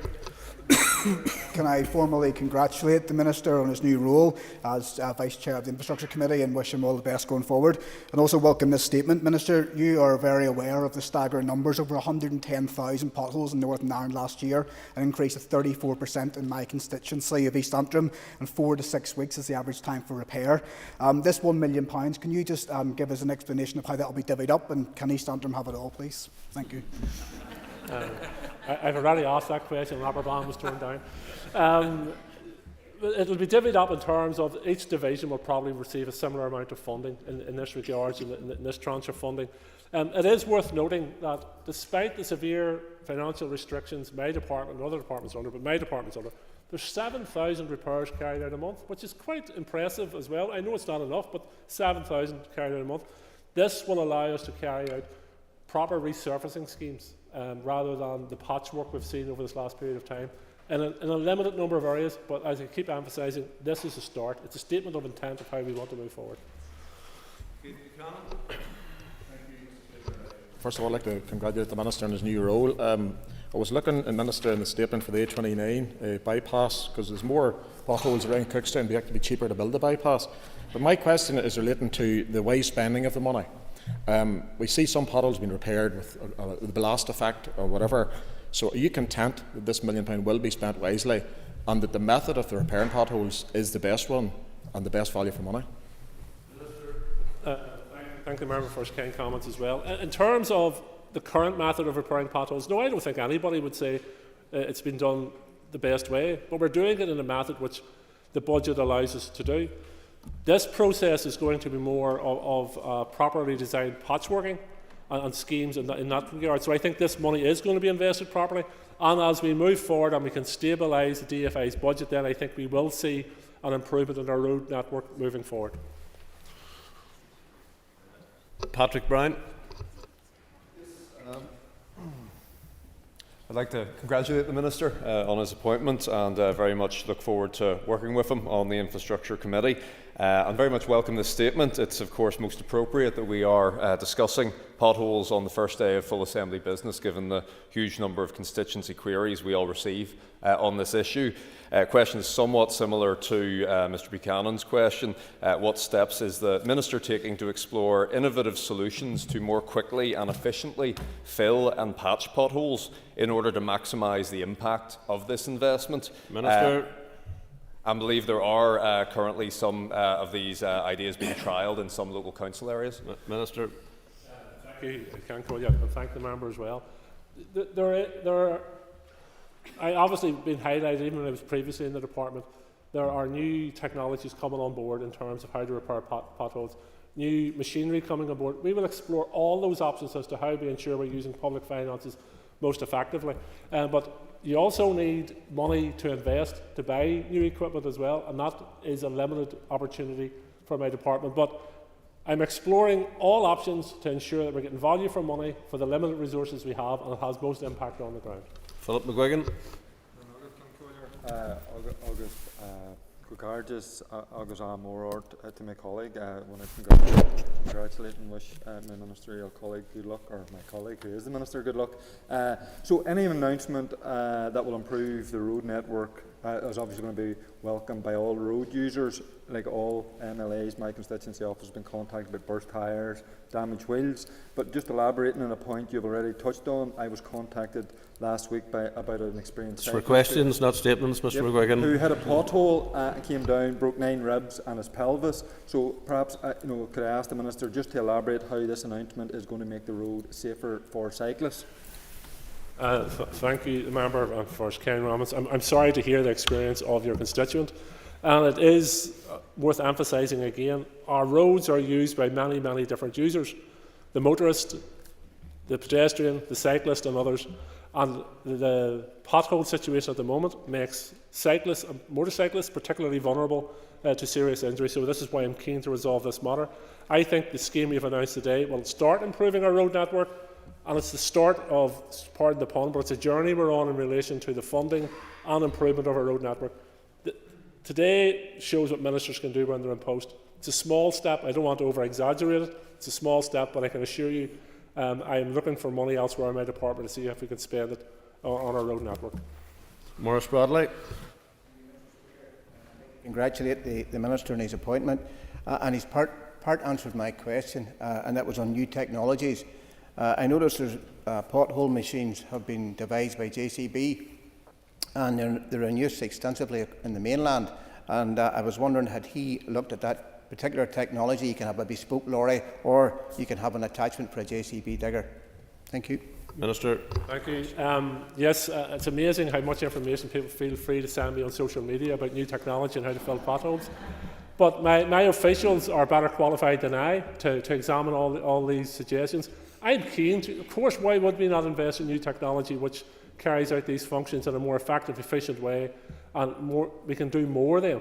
But all those things have to be examined, they have to be proven to be value for money, proven what they can do, and I will need, and some of that will come from within my own budget. I may have to bid for more funding. I have to have finances to invest in that sort of equipment. Dr. Aiken. May I welcome the Minister to his new post, and may I make a declaration of interest, because I'll be getting in contact with your department soon to fix a cracked windscreen due to a pothole. But the question I have, Minister, is what are we going to do about the utility companies that seem to spend their entire time digging up the roads, then re-digging up the roads, and not getting in working with anybody to make these things work properly? Because many of the potholes in our constituency across South Antrim are being caused by utility companies digging things up, not repairing the roads properly, and not doing the correct remedial work to make the roads passable. Minister. Thank you, and thank the member for his comments. In regards to utility companies, my understanding is that they're supposed to work in cooperation with road service, and a planned programme of work which understands when my department will be in carrying out work, whether that's a major resurfacing scheme or whatever else. But where there is poor quality work carried out, I would encourage the member to report it to his local division, because I do think it's important that whoever is carrying out work on our roads is done to the highest standards. Anya Murphy. And I'd like to thank the Minister for his statement.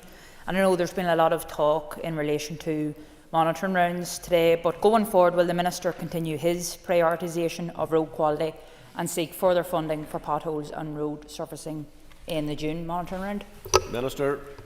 Thank you, and thank the member. Yes, I intend to target the June monitoring round for further maintenance on our roads, also other matters as well, but certainly maintenance on the road will be a high priority.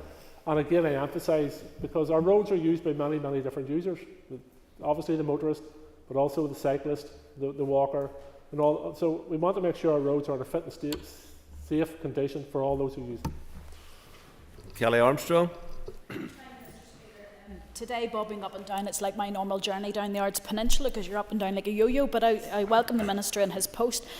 Minister, I'm going to follow on from what Dr. Aiken has just talked about, and it's the review, or to ask you if you would review how utility companies are the impact that they're having on our roads, and consider both increasing the 10% inspection rates that are carried out by Department of Infrastructure on reinstated roads within the warranty period, and if the Minister would consider extending the warranty period from 2 years to 4 years to give enough time actually for those utility companies to put back into good repair those roads that they have dug up. Minister. Thank you, and thank the member for her question and comments. I'm happy to review all these matters. I think it's not going to be one of the things I'm looking at the next week or months, but certainly I think it is a programme of work we should be looking at as I get my feet under the desk in the department and move forward. As I said to Mr. Aiken, if there are companies or utility companies, whoever it may be, digging up our roads, then they need to reinstate them in a fashion which lasts for the period of time we would expect them to do so. In terms of inspections, my colleagues, there's limited capacity within the department at this stage in terms of staff and resources to carry out even the inspections we would like to carry out. Now, that's a matter for stabilising the budget, recruiting staff, retaining staff. The public sector pay award, which we hope to resolve in the near future, will also help me in that regard as well. Jonathan Buckley. I welcome any money to help cure the pothole pandemic, so this is very much welcome today. It's costing us huge money. One pothole alone on the Northway in Portadown in December had 60 claims to its name. But one of the things that grind the gears of motorists even more is the inefficient way in which sometimes these are dealt with, sometimes leaving one pothole beside the major causing Question, pothole, Mr. Buckley. to further deteriorate. Will the Minister review this practice? Thank the member for his question. I'm aware of the pothole he refers to. Yes, again, when you have limited resources and finances, you carry out emergency repairs, and I have no doubt that even those who are carrying out those repairs will tell you that that isn't the standard they want to do. We want to get to a position where we're able to equip our workforce to carry out the repairs properly and for them long-lasting repairs moving forward. There is a balance to be got here. The member's quite rightly. We're paying significant amounts of money out on compensation claims.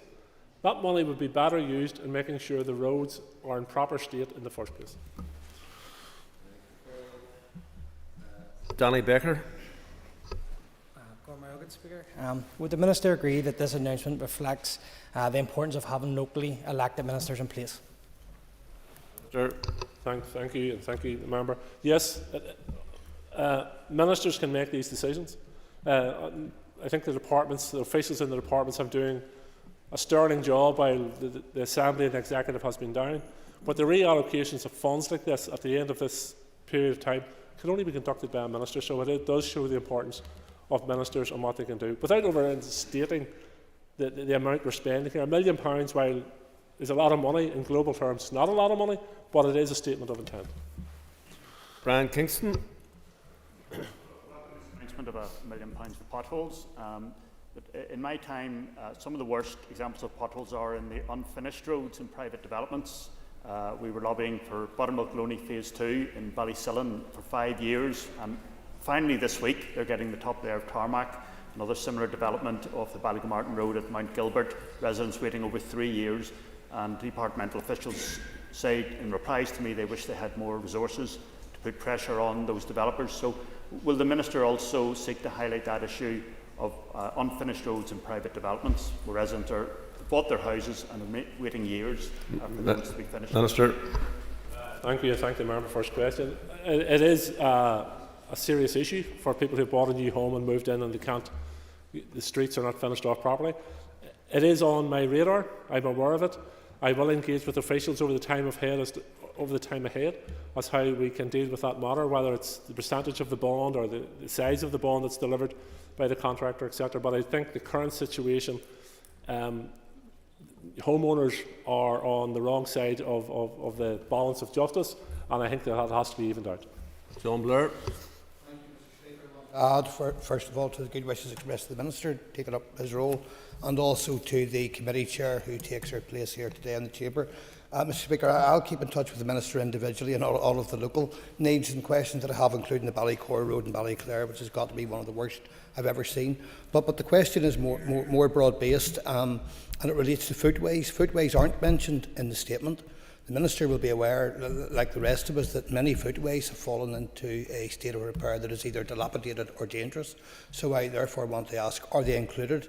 And if not, will there be a future bid for funding for those that might also include cycle paths where they are on or shared with footways? Minister.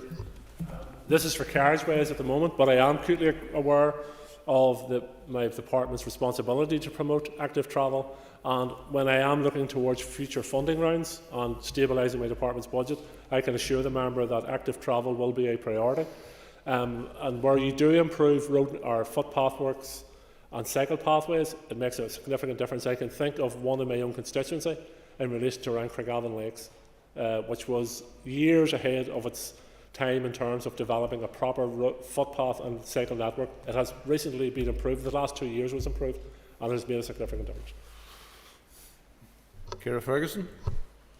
Mr. Speaker, and can I pass on my best wishes to my colleague in taking up his new position, and also to the new chair of the committee who's here today.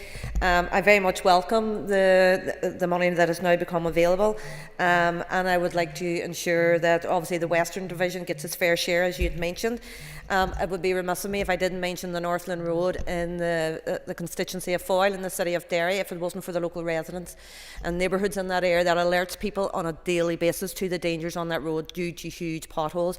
Just as of Saturday, once again, it was the whole day, and it just went viral on social media. So I just want to highlight the Northland Road and ensure that yourself as Minister can ensure the Western Vision prioritises it in the resurfacing here today. Minister. Thank the member for kind comments and her question. In relation to what road network each division highlights, that will be a matter for the divisional manager, and I would encourage the member to engage with the divisional manager around that. It's worth noting and reminding, our road network has fallen into disrepair over several years and has been underinvested in over a decade. And when you have climate change and you have significant downpourings of rain, it causes significant damage to our road network. If that's followed up by frost, then you're in for significant problems. So I have taken a whole new interest in the weather forecast in regards my role as DFI Minister. I hope we're now heading into a spring, but there's still potential for heavy showers and frost, which causes significant damage to our road network. Danny Donnelly.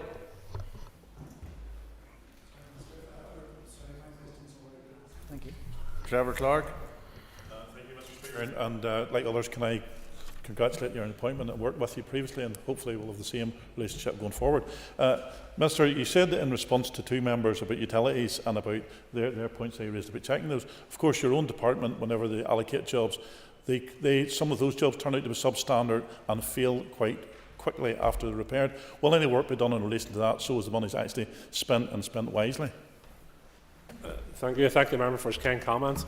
Again, well, one, where we have the resources for the work to be carried out for a long-term repair, then it should be carried out properly in terms of a long-term repair.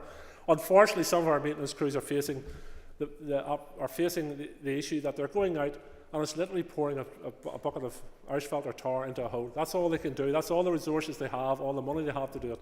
And those repairs do not last. This scheme is about ensuring that we have a resurfacing programme where it's properly done and sealed, which means it keeps the weather out of it for a long time. But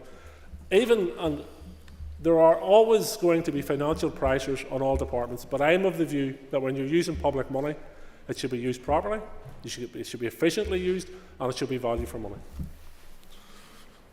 Gary Middleton. For a statement, indeed welcome the £1 million.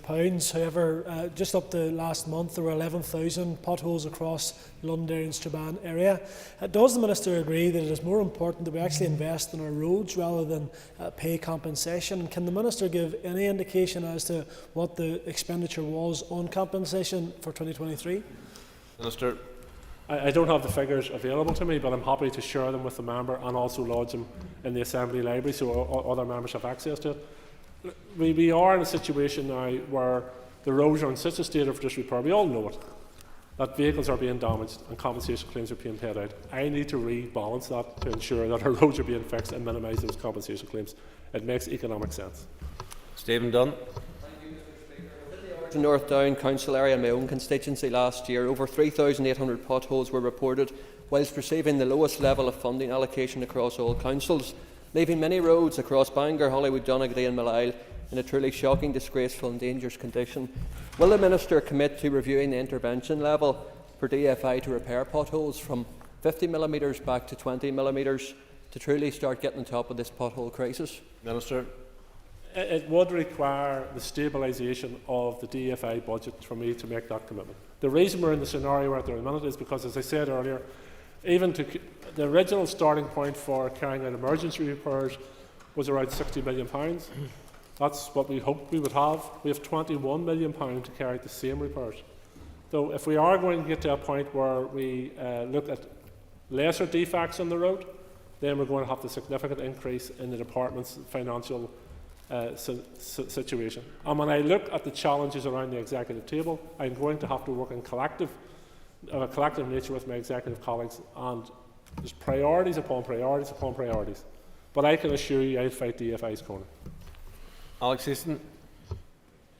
Speaker, thank the Minister for his statement. Could the Minister reassure me that my own constituency of North Down will get its fair share of this £1 million? Minister. I can assure the member that I will have the 4 divisions will receive around £250,000 each. It's up to the divisional manager then to ensure that that's used to the best effect. How that's used will be their decision. I will not be interfering in that any way. I think we do have to look at going to the future in terms of medium to long-term planning, that we assure divisions are getting their finances on the basis of need. And where there's the most challenges, they get the most money. But at this moment, the short-term intervention, it's a simple division of 4. Claire Sugden. Speaker, and congratulations, Minister, on your reappointment. Minister, we have a really notorious road within the Riverside Retail Park in Coleraine that's fallen into such serious disrepair, and thousands of cars use that road daily. The issue is that it's not owned by anyone, therefore the redress for those individuals cannot happen. There's currently a piece of legislation which does enable that road to be adopted, but it requires that road to be brought up to standard first. Is the Minister willing to look at that so that that burden doesn't fall on the general public and rather to his department? Thank the member for a question and kind comments. The reality is it will fall on the general public. If I adopt that road without being repaired, then the general public will have to pay for its upgrade. So one way or another, the residents of that area are going to pay for it, and residents of a broader area are going to pay for it. I never make policy on the hoof. I'm happy to look at issues when they're brought to my attention, but I don't think there's any easy solution to that one. That concludes the Minister's statement and questions.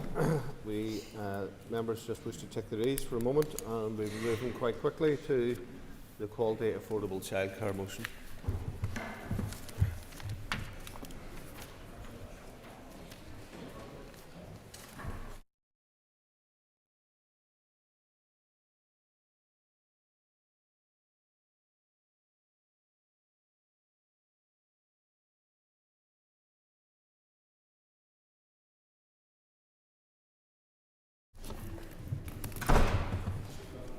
Okay, members, order please. The next item on the order paper is a motion on the high quality affordable childcare, and I'll ask the clerk to read the motion. That this Assembly recognises that the costs of childcare are unaffordable for many, and that hard-working families are struggling every month to meet these costs. Further recognises that the childcare sector is in need of urgent and significant investment in order to put the sector on a sustainable footing, to improve terms and conditions for workers, and to deliver the high quality and accessible provision that families and children deserve. Notes that without affordable childcare provision, many people, particularly women, are unable to take up or return to employment. Agrees that affordable childcare would have a hugely positive impact on our local economy. Acknowledges that high quality childcare and early years education can help to give children the best start in life, support children with special educational needs to help address educational disadvantage, and promote emotional health and well-being amongst children, and calls on the Executive to work collectively to deliver a strategy which makes high quality childcare affordable for all families a priority. Thank you. I call Nicola Brogan to move the motion. Moved.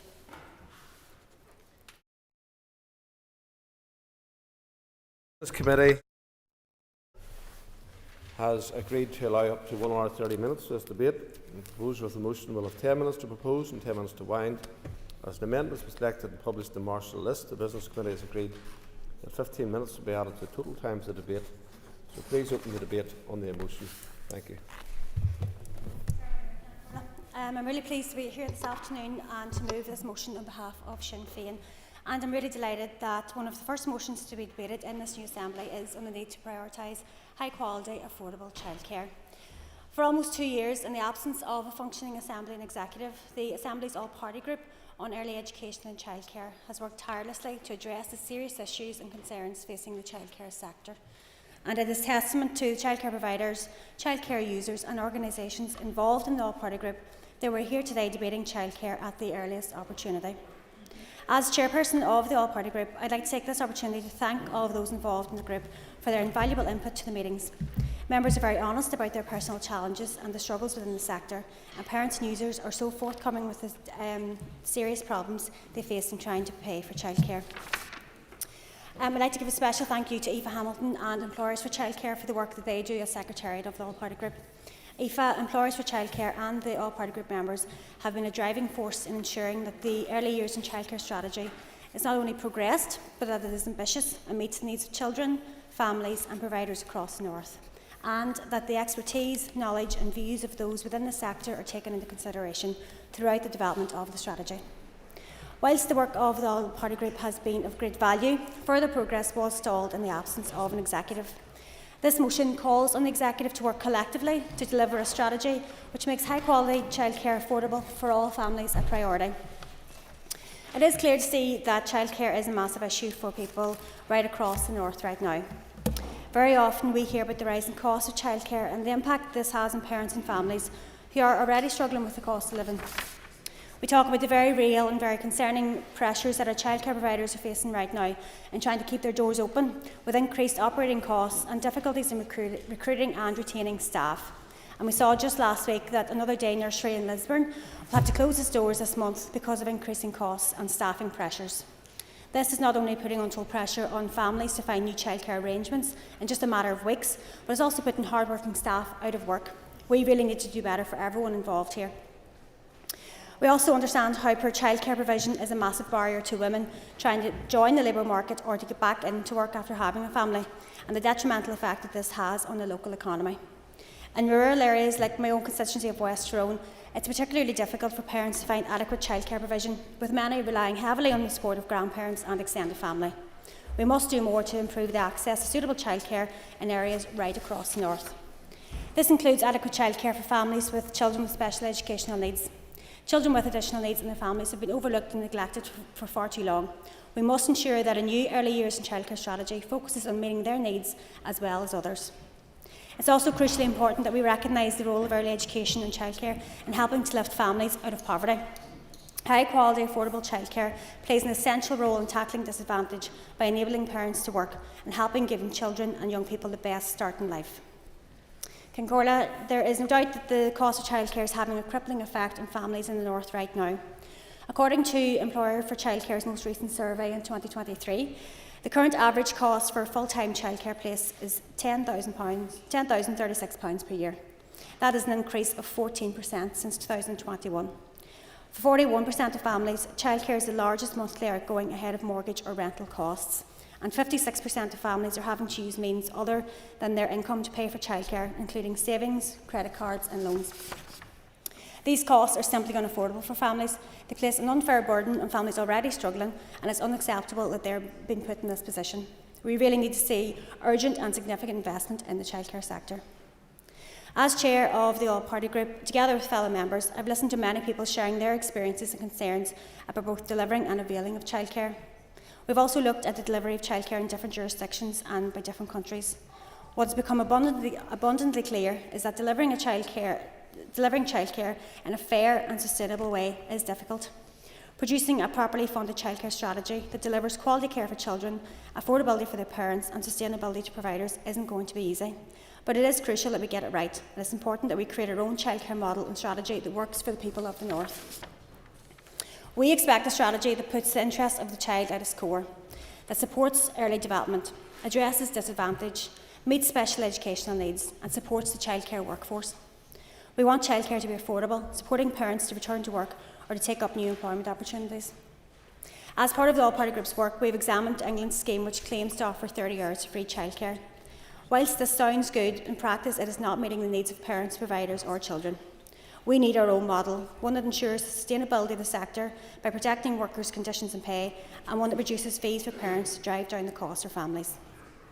This approach would improve the sector's financial sustainability, thereby attracting new childcare providers. It would make childcare more affordable for parents, and it would make it easier to attract and retain childcare staff. And this approach would create a relationship between government and the sector, which could be harnessed to maintain the high standards within the sector and ensure a focus on childcare's educational benefits. We expect childcare providers to do a lot of the heavy lifting, but providers can only support us if we support them. The sector employs around 10,000 people, the vast majority of whom are women. According to the Federation of Small Businesses, businesses within the childcare sector are most likely to be headed up by women. Providers also include charities, local voluntary groups, not-for-profit social enterprises and self-employed childminders. In a recent survey, more than 40% of childcare providers described their financial situation as struggling.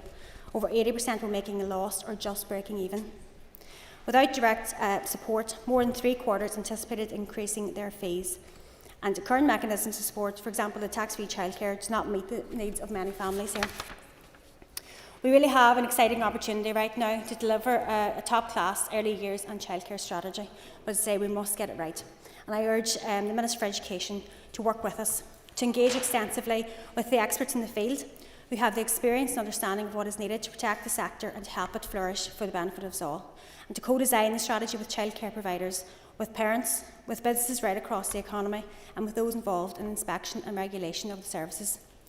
I also think it would be important for the Minister to consider re-establishing a childcare reference group to deal with live issues that are facing the sector at the moment, I suppose, as we're waiting on the strategy to be actually implemented. I would also urge the Minister to clearly set out a timeline for the publication of the Early Years and Childcare Strategy to ensure that there are no more delays to its development.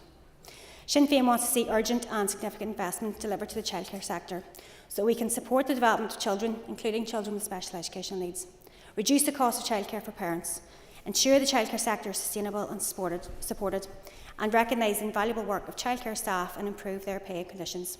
I hope you will all work with us and support this motion.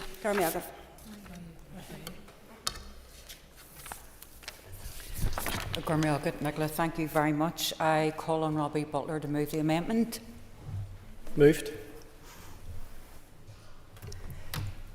Thank you, Robbie. You have 10 minutes to propose the amendment, and Meg, you'll have 5 minutes to wind on the amendment. So please open the debate on the amendment. Thank you, Principal Deputy Speaker.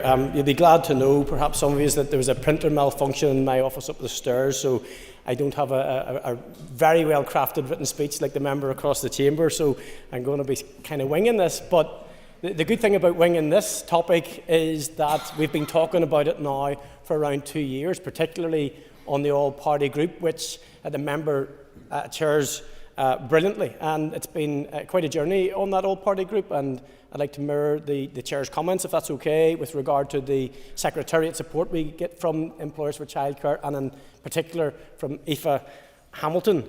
I'm going to ask the members if they would, because I know this is a very important subject and matter for all of the parties, because there were a number of amendments that had been tabled to the Speaker's office. Thankfully, ours was accepted, and I think if the members opposite and in the chamber will indulge me, that the amendments are quite moderate but very important. It's only a couple of words of change, and I'm going to outline at the very start why I've changed perhaps the first word. So the amendment at the very start, without reading it verbatim, replaces the word address with to prevent.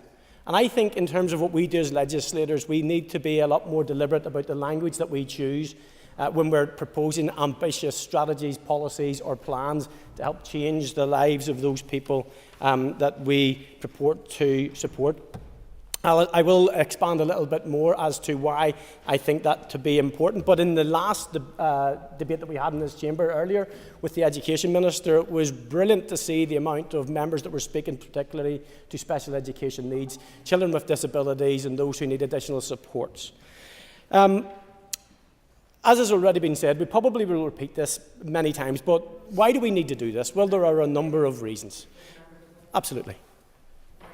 Given way, just as you have mentioned, those with special educational needs, I would like the Minister to consider specifically this issue, because I have been contacted by a number of families who have children with special needs who are having real difficulty accessing any type of childcare because there is a reluctance and a fear among the childcare providers because they're not getting the support that they need in order to be able to give those children the attention and the supports that they need. Member for her intervention, and I'm going to just jump on that now. I think it's better to do that than to try and jump about in the mess that I've written down here, but it's a point I was going to raise because a constituent of mine, and will be a constituent of the Minister's, has contacted me within this very week. And one of the issues for the sector is that they obviously, there's not enough spaces for parents that are applying, but then that's further compounded for families with a child who perhaps has some other difficulties and needs additional support. And the businesses, the sector doesn't have the capacity to support that family, and unfortunately, children at their very earliest age are facing discrimination, unintended discrimination, but because they can't access those childcare services that other children can, then unfortunately they are being disadvantaged at the earliest point of their life. And the Minister will know, as will all of the members in this chamber, that we and our inboxes are becoming inundated with many parents about Northern Ireland with regard to the difficulties that they are facing, which are twofold. One is the high cost and the unaffordability of childcare, and secondly, it is that availability and accessibility. And we also have the business sector, which are now ponying up to get involved in this conversation. And that's the second part of my amendment, because what I want to see happen here is that when the Minister does embark on this policy planning, that not just parents' voices are included in this co-design and co-production, but those who represent the business sector. We've got the FSB, we've got CBI, and we have the women in business who are now contacting us and reiterating the absolute need to have their voices heard, to ensure that what is crafted and created speaks to them and actually does meet the need. But you would be surprised if I didn't speak up for children in the first point today, Minister, because childcare should be centred on the child. It really needs to be built around the child. And one of the things that I'd like to ask you is to reflect on the recommendations that we have already heard about in Fair Start and indeed in the most recent independent review of education, because they're all pointing the same way. But I hope that your department will be one of the more ambitious departments in terms of deploying what is termed Children's Rights Impact Assessment, CRIAs, and I would like to see perhaps if this is one of the first policies that actually has that embedded throughout it, because if we are serious about tackling disadvantage, educational underachievement and barriers to full life experience for all of our children, well, we need to ensure that these key policies, which is a piece of infrastructure, by the way, for everyone, but it addresses the needs of the child. So why are we doing this? And I know the member across that brought the motion to us has alluded to the fact that it's costing on average over £10,000. When you break that down, I think 25% of parents are paying over £1,000 per month. And when you are faced with a bill like that, and you add on the cost of living crisis that we're in, the crippling mortgage rates, the fuel prices, the food inflation, it means that parents and families are having to make decisions. I have 2 grown-up kids, as you know, and I now have 3 little kids, and I found myself, with the first 2, I didn't need childcare. I worked shifts in the fire service, so it was okay. But now I find myself and my wife has had to make a decision with regard to that. She's a nurse, and she had to reduce her hours to 30 hours per week to facilitate the difficulties, not just accessing childcare, but also how you do that mechanically. And that is something that needs to be picked up, perhaps, when the Minister responds. And has already been picked up, that gender disparity, and I'm displaying it in my own blinking house, where my wife, I try and be as flexible as I can to pick up that need. But unfortunately, the way we're set up at the moment, women, again, shouldn't be discriminated against, but unfortunately an unintended consequence is that they are. But it's not just in terms of accessing work. We know that when we're in working full-time, we get access to higher levels of training, we get those opportunities for promotion and that career enhancement, and that shouldn't be the case in 2024. And I want to just talk, Principal Deputy Speaker, about an issue with regard to the availability of places as well. And the Minister will be well aware of the difficulties in our own constituency of Lagan Valley. And very, very sadly, this week there was an announcement that one of our longest established and best childcare facilities, Birdie's, has announced its intention to close its doors. Now, I don't know the absolute detail of that, but I suspect that part of the issue there is around staff.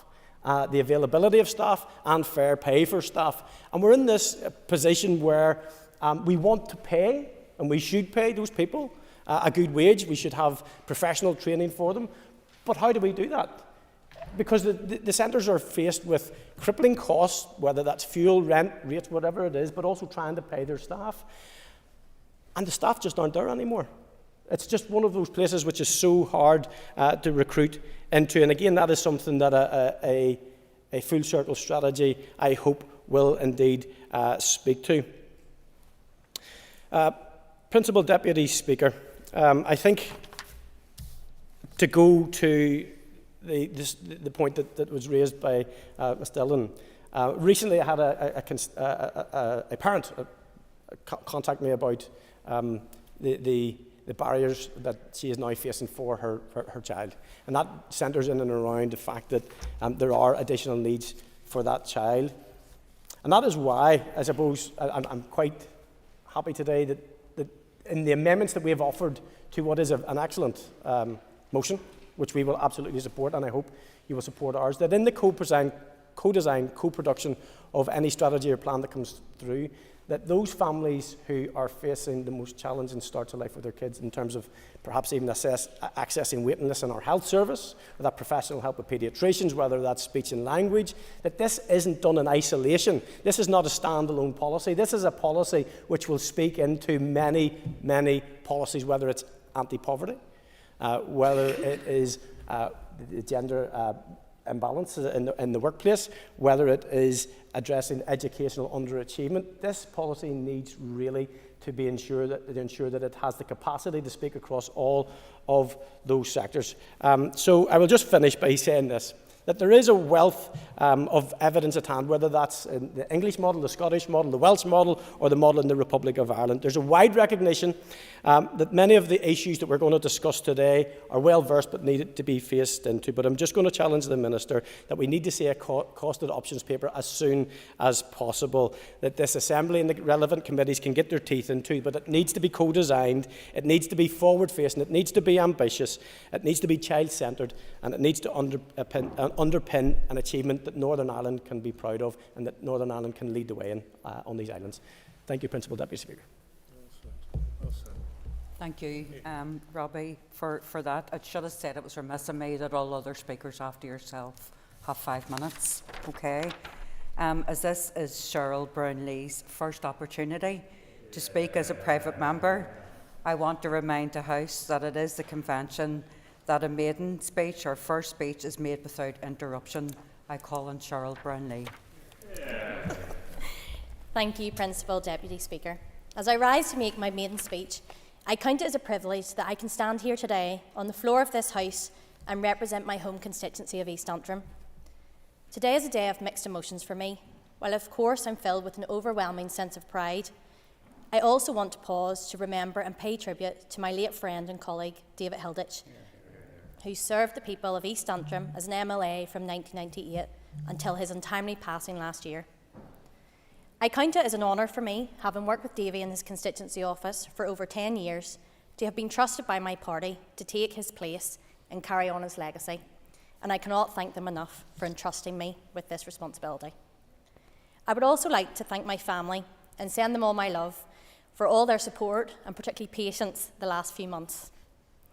Like Davy, I'm committed to serving all the people of East Antrim. And with the return of these institutions, we're faced with a fresh opportunity to deliver on the issues that really matter. Principal Deputy Speaker, I commend this motion, and I'm grateful for the opportunity to contribute to the discussions today. The provision of high-quality, affordable childcare is something I am extremely passionate about. As a 19-year-old lone parent, I have lived through the struggles of trying to access childcare, which is both affordable for a low-income household, but still offers the high levels of care we expect for our little ones. I often hear people refer to childcare as a barrier, but I don't think it is.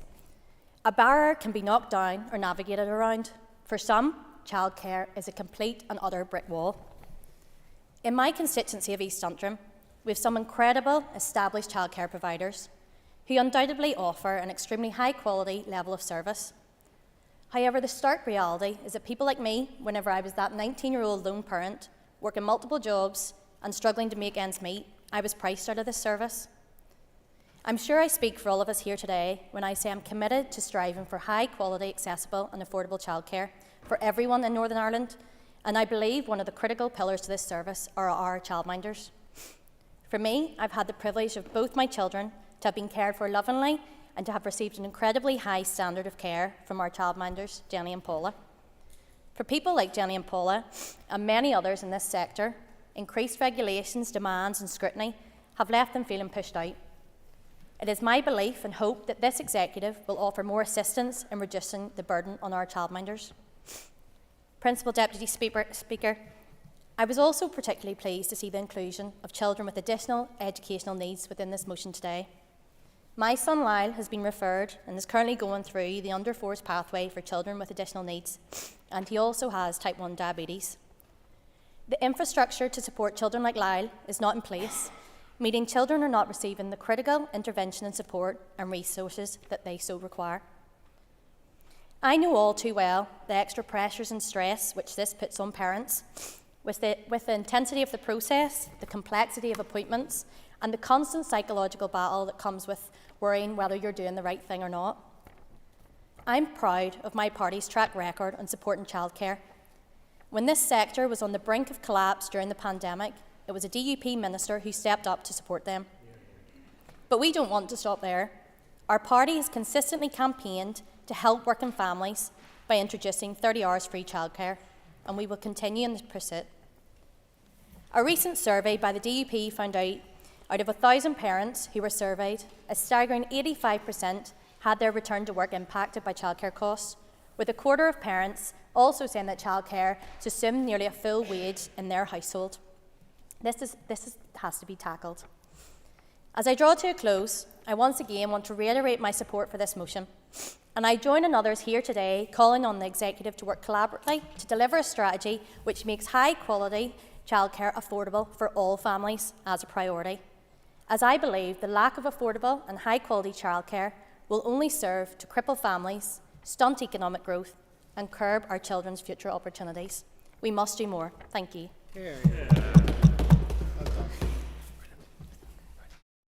I call Kate Nicholl. Thank you, Principal Deputy Speaker, and I'd like to congratulate you on your elevation to the role, and I wish you all the best in it.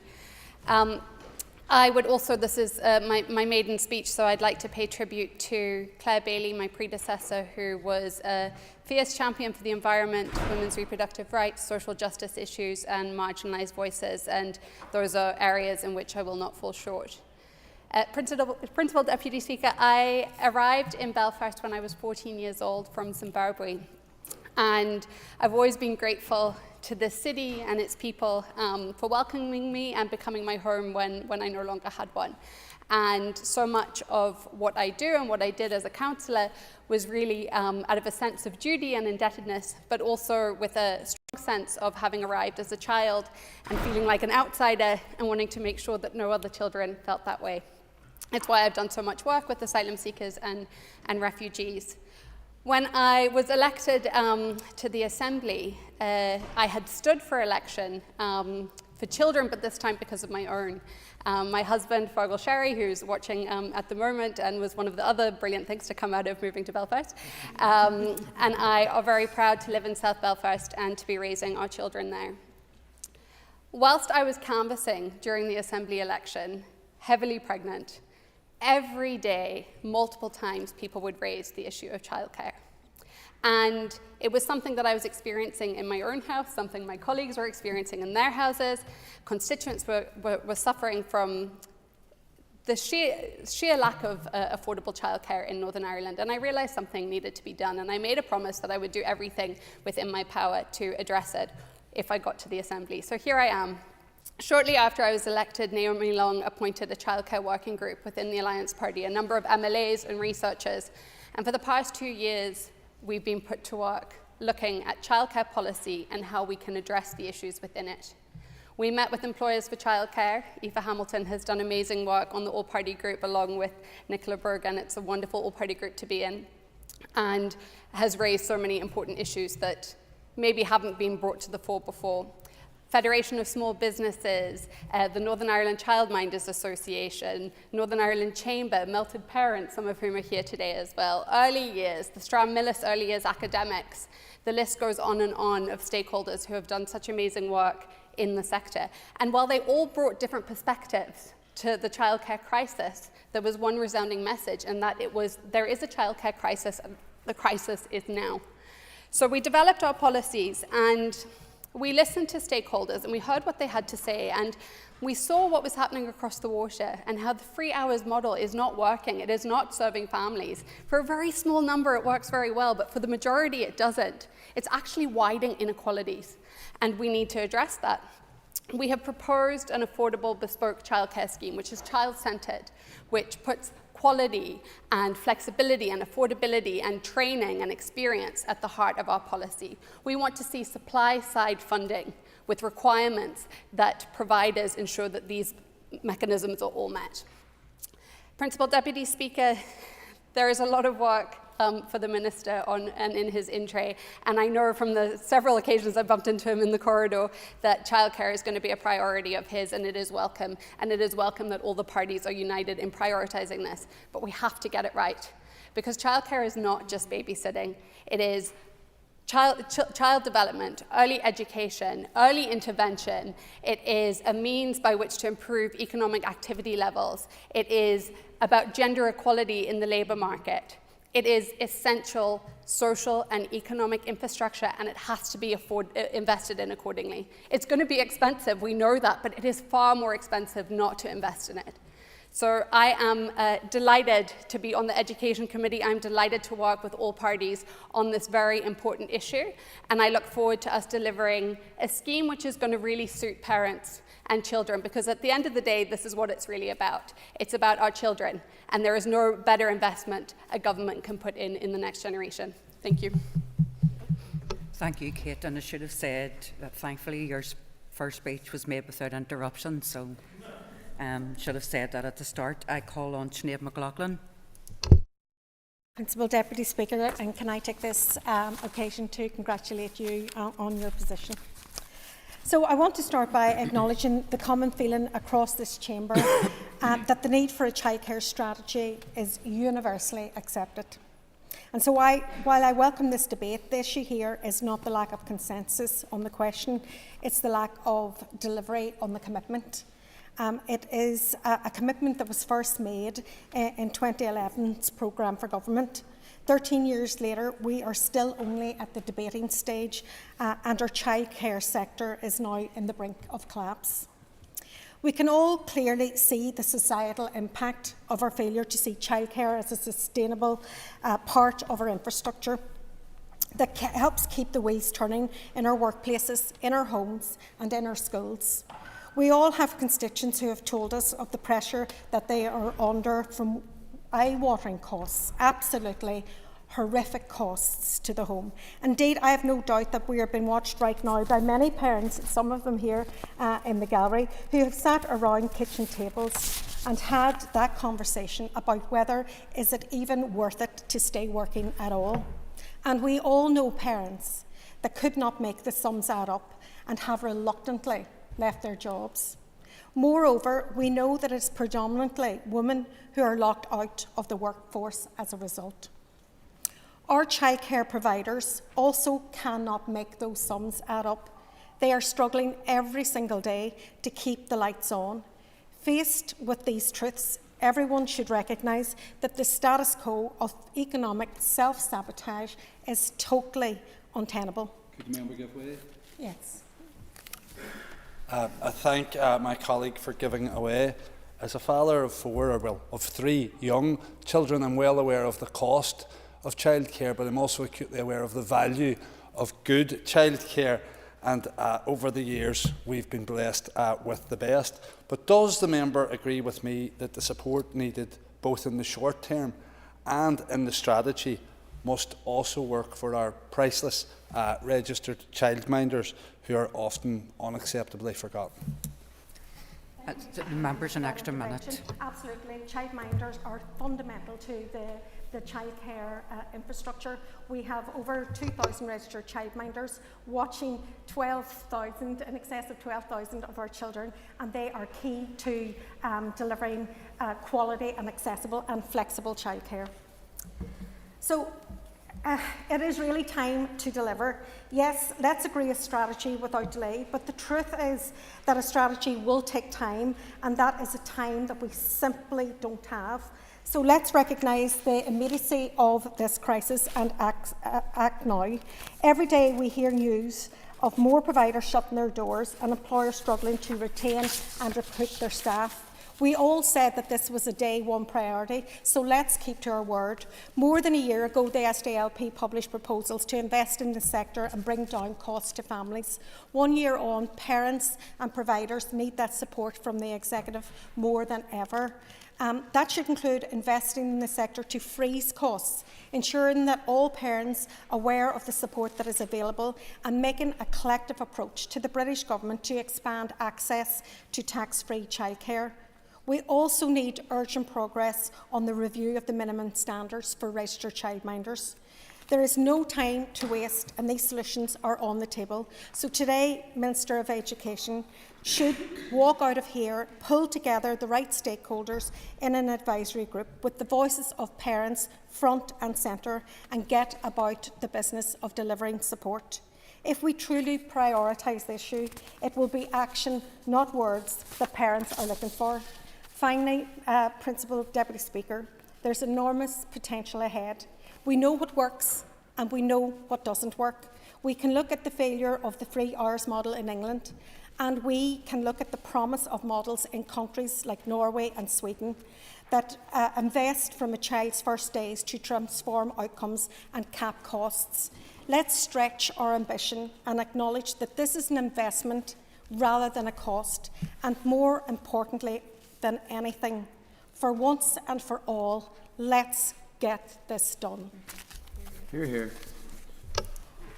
Sinead, thank you. Sinead, as this is Danny Baker's first opportunity to speak as a private member, I would remind the House that it is the convention that a member's first speech is made without interruption. So Glenn or Danny Baker, I call on Danny Baker. Deputy Principal Speaker, and congratulations on your new role. I'm delighted to finally stand in this chamber today to fully represent the people of West Belfast and Colin. Throughout the years, I've been very lucky to have many role models represented the area like Michael Ferguson, Sue Ramsey and Jennifer McCann, who all originated from the Colin and who served the community with distinction. As one of 4 Sinn Féin MLAs in West Belfast, I'm privileged to have the support and guidance of our Leah, Eileen, Pat and our MP Paul Maskey. I am proud to be from the Colin area, and to be their representative is a great honour, and I will work tirelessly to be their voice in this assembly. I grew up in Twimbrook and attended St Colum's High School, a school that built my confidence and inspired me to believe that I could achieve anything if I worked hard. I have to give great credit to the teachers and staff of this amazing school. As one of many who failed their 11+, it was that school that instilled a sense of leadership that gave me the opportunity to stand here today. But St Colum's is in the need of a new state-of-the-art school that will serve the needs of the young people of the Colin. They deserve a new and modern school, and this is something I will continue to raise with the Minister for Education. I have been a community and political activist for as long as I can remember. I first became a political representative in Belfast in 2017, and it was the desire to represent and be the voice of young people within my community that made me want to be an elected representative. Over the last 2 years, I've been working closely with families who have children with special educational needs, and I listen to the struggles they face every single day. I have to pay tribute to the Colin Autism Group, Send Space, Kids Together and Shane, who do great work within West Belfast and Lisburn. I will take my role seriously in addressing the systematic failures that these families and children face. It must be a priority that we all work together across all departments in addressing the needs of children with special educational needs and giving long-term solutions that are so desperately required, and to ensure financial resources are given for early intervention. Our youth providers and our community and voluntary sector have been hit hard over the last number of years and face significant cuts. They go above and beyond to support our young people and our communities in good and difficult times. They need our continuous support. If it wasn't for their commitment to our communities and the most vulnerable in society, we'd be in a far worse situation today. We have 1 in 5 children living in poverty in the north, so it is vital that we deliver an anti-poverty strategy to prevent this staggering figure to continue and address the needs within our communities. During this term, I believe we have an opportunity to make those changes needed to support our special educational needs children and families, our community and voluntary sector, and the most vulnerable in society. Sinn Féin wants a childcare strategy that gives children the best start in life while delivering affordability to their parents. We want to build on the work already taking place to tackle educational underachievement, as well as improving support for children with special educational needs. Children with special educational needs and not their parents often aren't prioritised. That needs to change. Early intervention is key. Investing in childcare is about investing in people, our economy and the future. Unlike the Tories, we want to drive economic growth, not by poverty, insecurity and fear, but by support, opportunity and progress. Key to delivering a childcare strategy is supporting the sustainability of our providers, whether voluntary, community, private or public sector. The provision of childcare not only underpins women's access to employment and supports their professional advancement throughout motherhood, the sector itself is the largest employer of women here. We also want a strategy that supports recruitment and retention by improving the terms and conditions of childcare workers, including self-employed childminders, whose role, especially in meeting rural needs, is often overlooked. This motion sets a tone for a new Assembly, and that tone is ambitious. I doubt there's anyone in this chamber who doesn't support those goals. But key to progressing this is working together. We started that process last week, not just by reinstating power sharing, but also by the unanimous cross-party agreement calling on the British Government to deliver proper funding. Proper funding will play a key role in delivering quality, affordable, accessible and sustainable childcare. And I'm calling for an all-party support on this motion and amendment. Thank you, Danny. I call upon Jonathan Buckley, please. Thank you, Deputy Speaker. And can I begin by congratulating my friend Cheryl Brown-Lee on an amazing and maiden speech. I know, looking back, that our late colleague David Hilditch would be so proud of the contribution that Cheryl is playing, not only in her role in this House and the seat that he occupied, but also for the fantastic service that she's providing for the constituents of East Antrim, and I wish you every success as you continue to do that. Family life is the heartbeat of Northern Ireland communities, regardless of background. We have always been a region that placed great emphasis and pride on the development and care of our young people. I'm sure if we all look back, we can think of family or community support structures that supported us all in our upbringing. Though we have to admit, societal fluctuations, financial pressures, and familiar support structures have not only changed, but in many cases have completely eroded away. Working families have faced the blunt end of these changes, something which is having a profound impact on their family life. It's an issue that strikes at the heart of our communities, impacting the lives of working parents, hindering economic growth and perpetuating inequalities. Childcare costs have reached staggering new heights, leaving many families grappling with an impossible choice: to work and struggle to afford childcare, or to stay at home and sacrifice their careers. The reality is stark. For far too many parents, the cost of childcare outweighs the benefits of returning to work. This is not just a financial burden, it's a barrier to economic participation and advancement. Young families in Portadown, Lurgan and Banbridge have been reaching out to me on this very issue. For some, 40% of all household income can go out on childcare. 40%. Wholly unsustainable. They're concerned that they're being left behind, and it's only fair that we right that wrong. The impact of this crisis extends far beyond individual families. It reverberates throughout... Yes, absolutely. I think the member for raising that percentage, making us all aware of it, but does he also realise that it's not only the direct costs of childcare, but actually taxation on the family home that is causing hardships too? I thank the member has an extra minute for the intervention, and he's absolutely right. It transfers across so many different aspects of family life. The impact of this crisis extends far beyond individual families. It reverberates throughout our community, our economy, stifling productivity and hindering growth. When parents are forced to choose between their jobs and caring for their children, our workforce is deprived of valuable talent and expertise.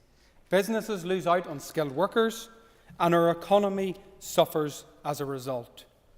For many young professional women in Northern Ireland, we proudly trumpeted the smashing of barriers to career opportunities and advancements, and rightly so, only to cruelly pull the rug from under them as they are forced out of employment due to crippling childcare costs. But it doesn't have to be this way. We have the power to enact change, to build a future where every child has access to quality, affordable childcare, and every parent has the opportunity to pursue their career without sacrificing their family's well-being. That's why I'm calling for free funded childcare provision in Northern Ireland. It's time for us to invest in our families, to prioritise the well-being of our children and to support working parents in their pursuit of economic security.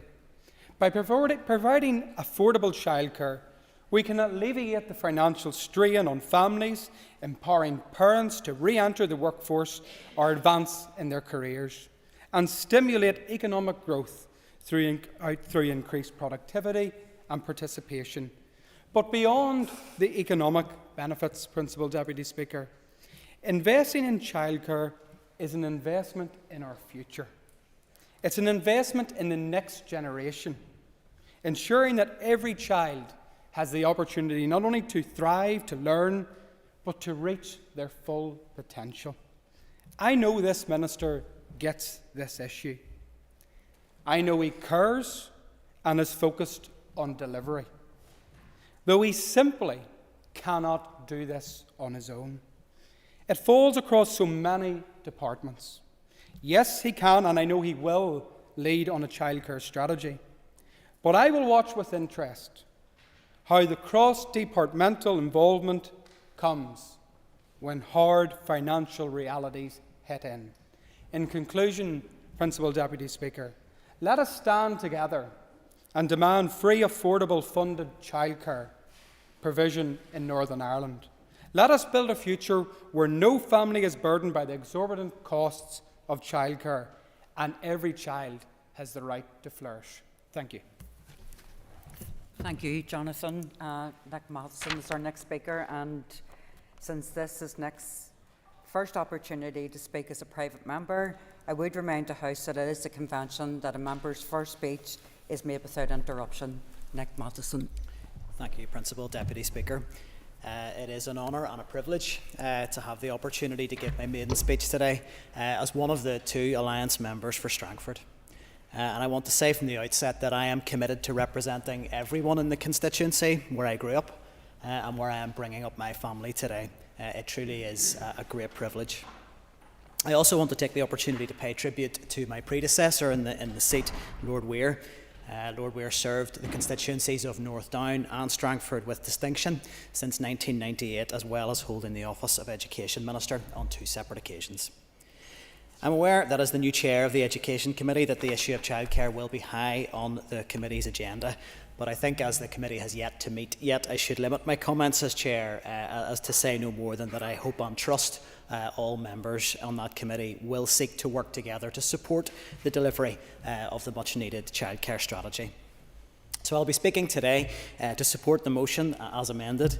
And I think the amendment does add some additional considerations around the need for wider consultation, so happy to support that.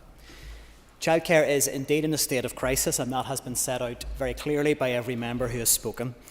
And tackling the affordability element of that is vital.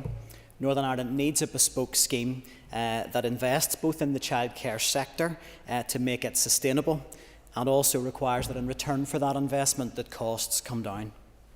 But I want to be very clear today in my contributions, because I think the issue of cost will be covered in detail, and that is quite right. But I want to be very clear that for me and for our party, childcare is very much a part of a wider early education system, and that quality, affordable childcare can have a significant and positive impact on our children that goes far beyond just the issue of improving access to work for parents, as important as that is. So, Principal Deputy Speaker, you'll be aware of the importance of the first 1,000 days in a child's life. So many of the factors that influence a child's health, development, well-being and life chances are best impacted through policy intervention at that stage. So by ensuring that we have a child-centred, affordable and high-quality early years and childcare system, we can positively shape the future life chances of children and young people. So I'm pleased that the motion makes very clear reference to special educational needs and ensuring that support for children with additional needs are well provided for in any childcare strategy. And we know that parents and guardians of children with additional needs are much less likely to use childcare and report significant and substantial struggles in actually accessing childcare that is appropriate for their children's needs. the recent RSM report detailing, I think, 46% of parents of children with complex needs detailed clear challenges in getting access to those places.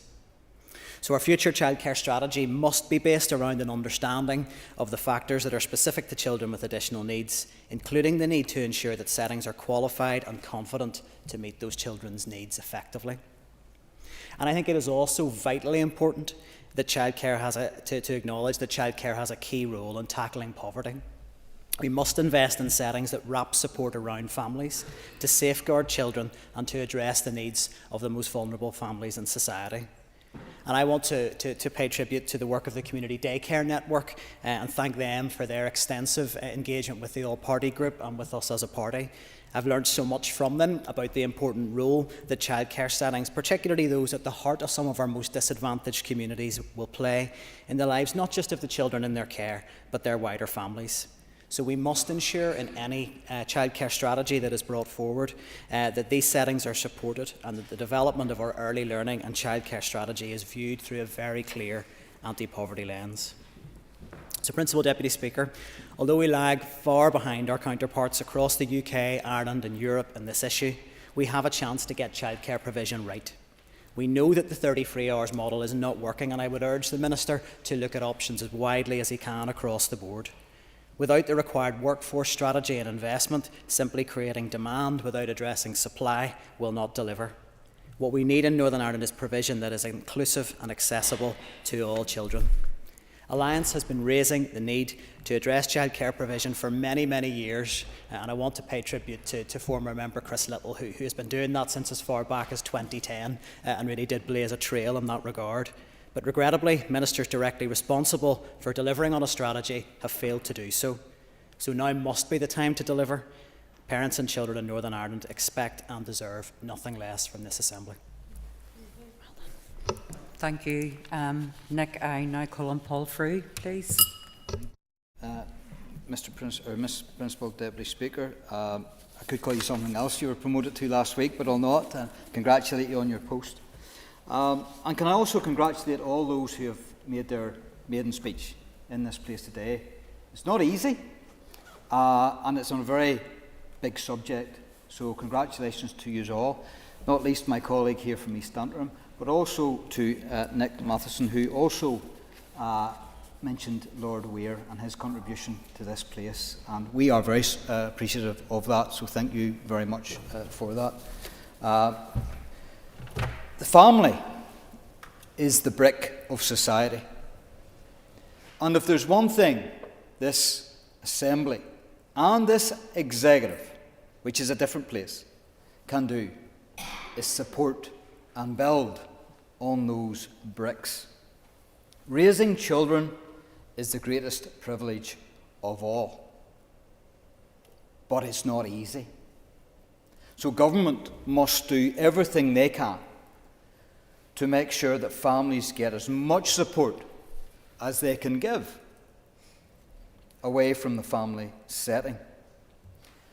And if there is a message that can go out of this place today to send a clear signal to those hard-pressed mums and dads, is that one, we listen, and that two, we're driven to action. And in so many times, Mr. Deputy Speaker, we have always said we've listened, but we've never acted. So let's hope that things will change in this place. Yes, I will, yeah.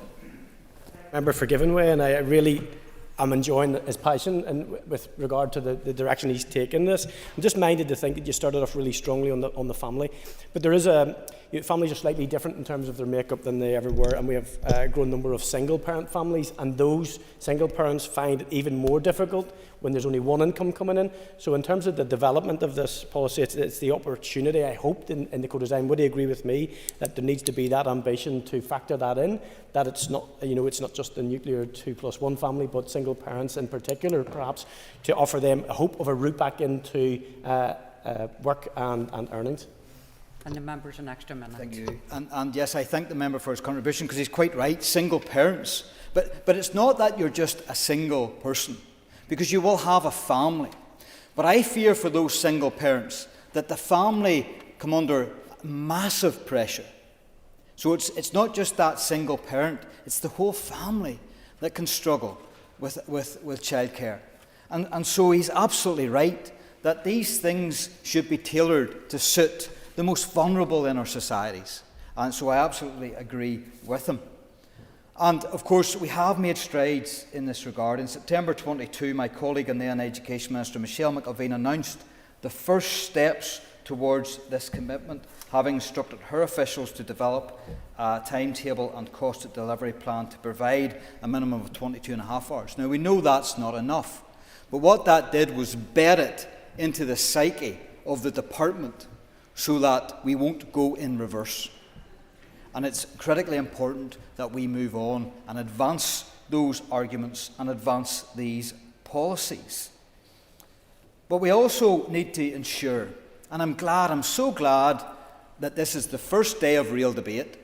It's the first day that parties, namely Sinn Féin, can choose a debate. And I'm so glad that they've chosen this one. So credit where credit is due. And I'm so glad that we have been able to debate these issues.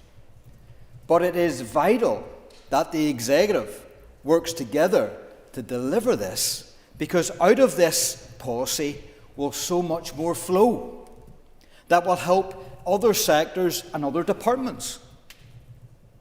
Economy, infrastructure, all of those places where it's workforce intensive, those places will benefit if we get this right.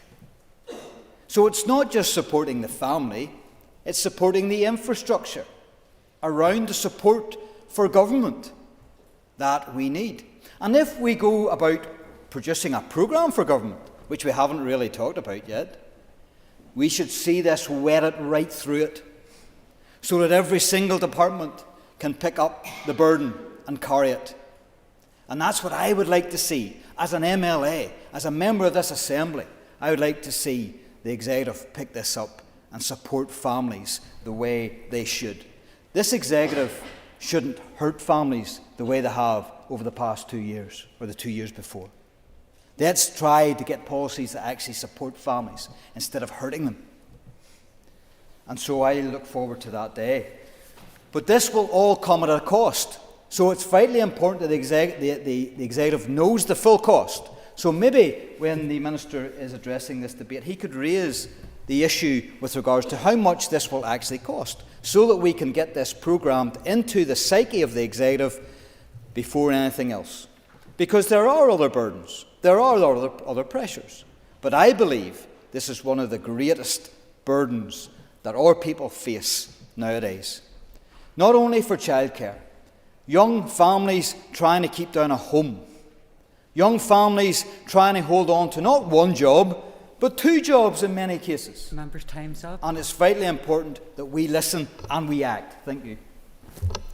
Thank you. And since, it's Saoirse Eastwood's first opportunity to speak as a private member, I would remind the House that it is convention that anyone making their first speech is made without interruption. I call on Saoirse Eastwood.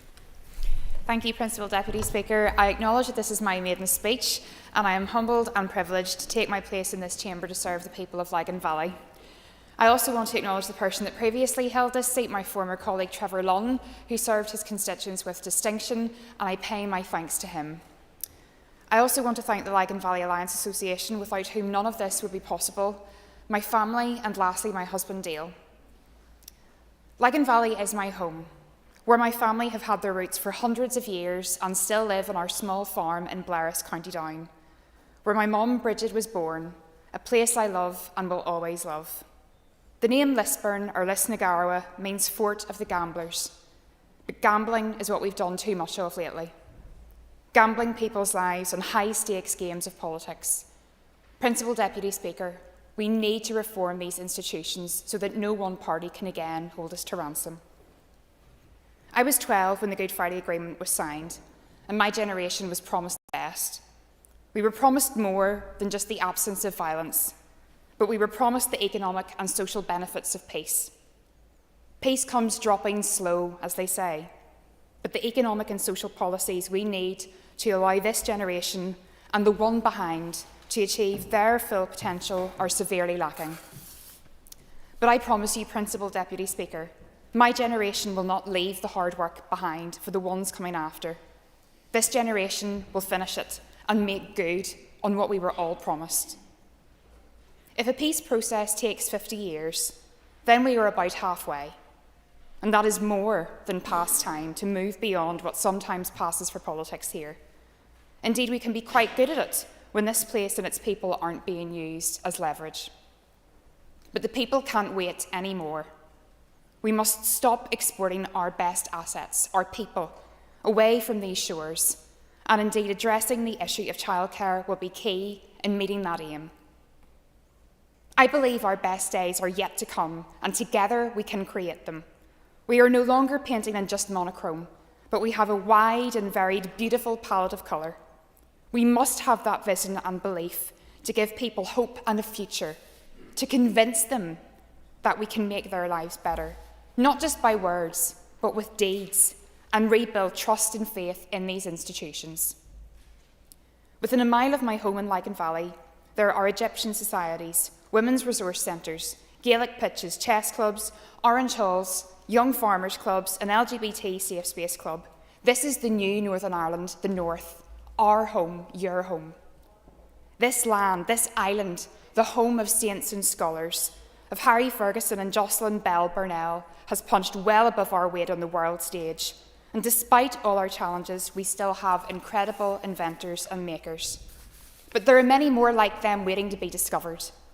But they do not have adequate childcare or are bankrupting themselves to pay for it. Principal Deputy Speaker, our challenge is to create together the ecosystem, the society to allow those makers to flourish, not despite of us, but because of us. Indeed, if the signature of this mandate can be anything, let it be empowering people, not simply holding them back. However, childcare is one issue holding many people, particularly women, back. It takes a village, but the situation for many parents now is at breaking point. Even as I speak, families in Lycan Valley are reeling from the closure of a local childcare provider. Things are not tenable as they are, and we cannot let slip further on our watch. A progressive childcare policy is a key economic driver. We know Northern Ireland has a low productivity rate and yet high economic inactivity. We know that many parents are being forced from working due to exorbitant childcare costs, and this is having a hugely adverse impact on our workforce. And while we talk about empowering parents to fulfil their ambitions, let's also talk about the childcare workforce. Childcare is a highly skilled profession and one that demands a lot more of society's respect. The childcare profession is full of people that want to develop, and we need to support them to do that. That is why Alliance believes a key element of childcare policy should be the introduction of a clear skills and qualification framework. In conclusion, this policy will require a significant investment, and we shouldn't shy away from that. Quality care should require significant investment. Our children deserve that investment, and while this will be costly, it will cost us more to do nothing. I support the motion today, and I look forward to working with the whole House on these issues in the years to come. Thank you, Principal Deputy Speaker. Thank you, Saoirse. I now call upon Diane Dodds. Thank you, Principal Deputy Speaker, and thank you again to all those who have made their maiden speech today. It's not an easy thing to do in this House, and this is essentially one of the most worthwhile, I think, areas where those maiden speeches could have been made. I want to acknowledge, as Vice Chair of the All-Party Group on Early Education and Childcare, the work that has gone into the debate on this, and to the many organisations that we've met with over the last period of time. It is indeed a testament to that we have, as a first motion in the Assembly on the first full day of business, that we are actually debating this issue. And I do want to pay tribute to them, many of whom are in the gallery today. I think we all agree in this House that there is a need for a long-term strategy for childcare in Northern Ireland.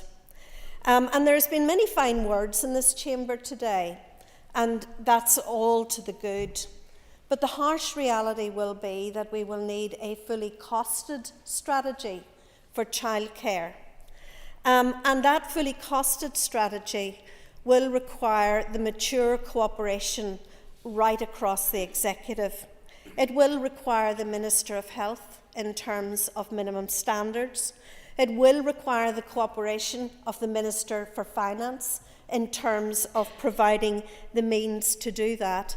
And it will, of course, require the work and dedication of the Minister in Education to bring forward that strategy for the executive. So there is a huge challenge in this today. Yes, of course I will. And I hope this is a useful intervention. Just one of other ministers, perhaps that there's possibly two other ministers that could be included in this, because we're talking about expanding on opportunities in terms of employability, so the Minister for the Economy, but also for those economically inactive, the Minister for Communities, I would suggest, has a role to play here. And I accept that this is going to be a costly solution in the longer term.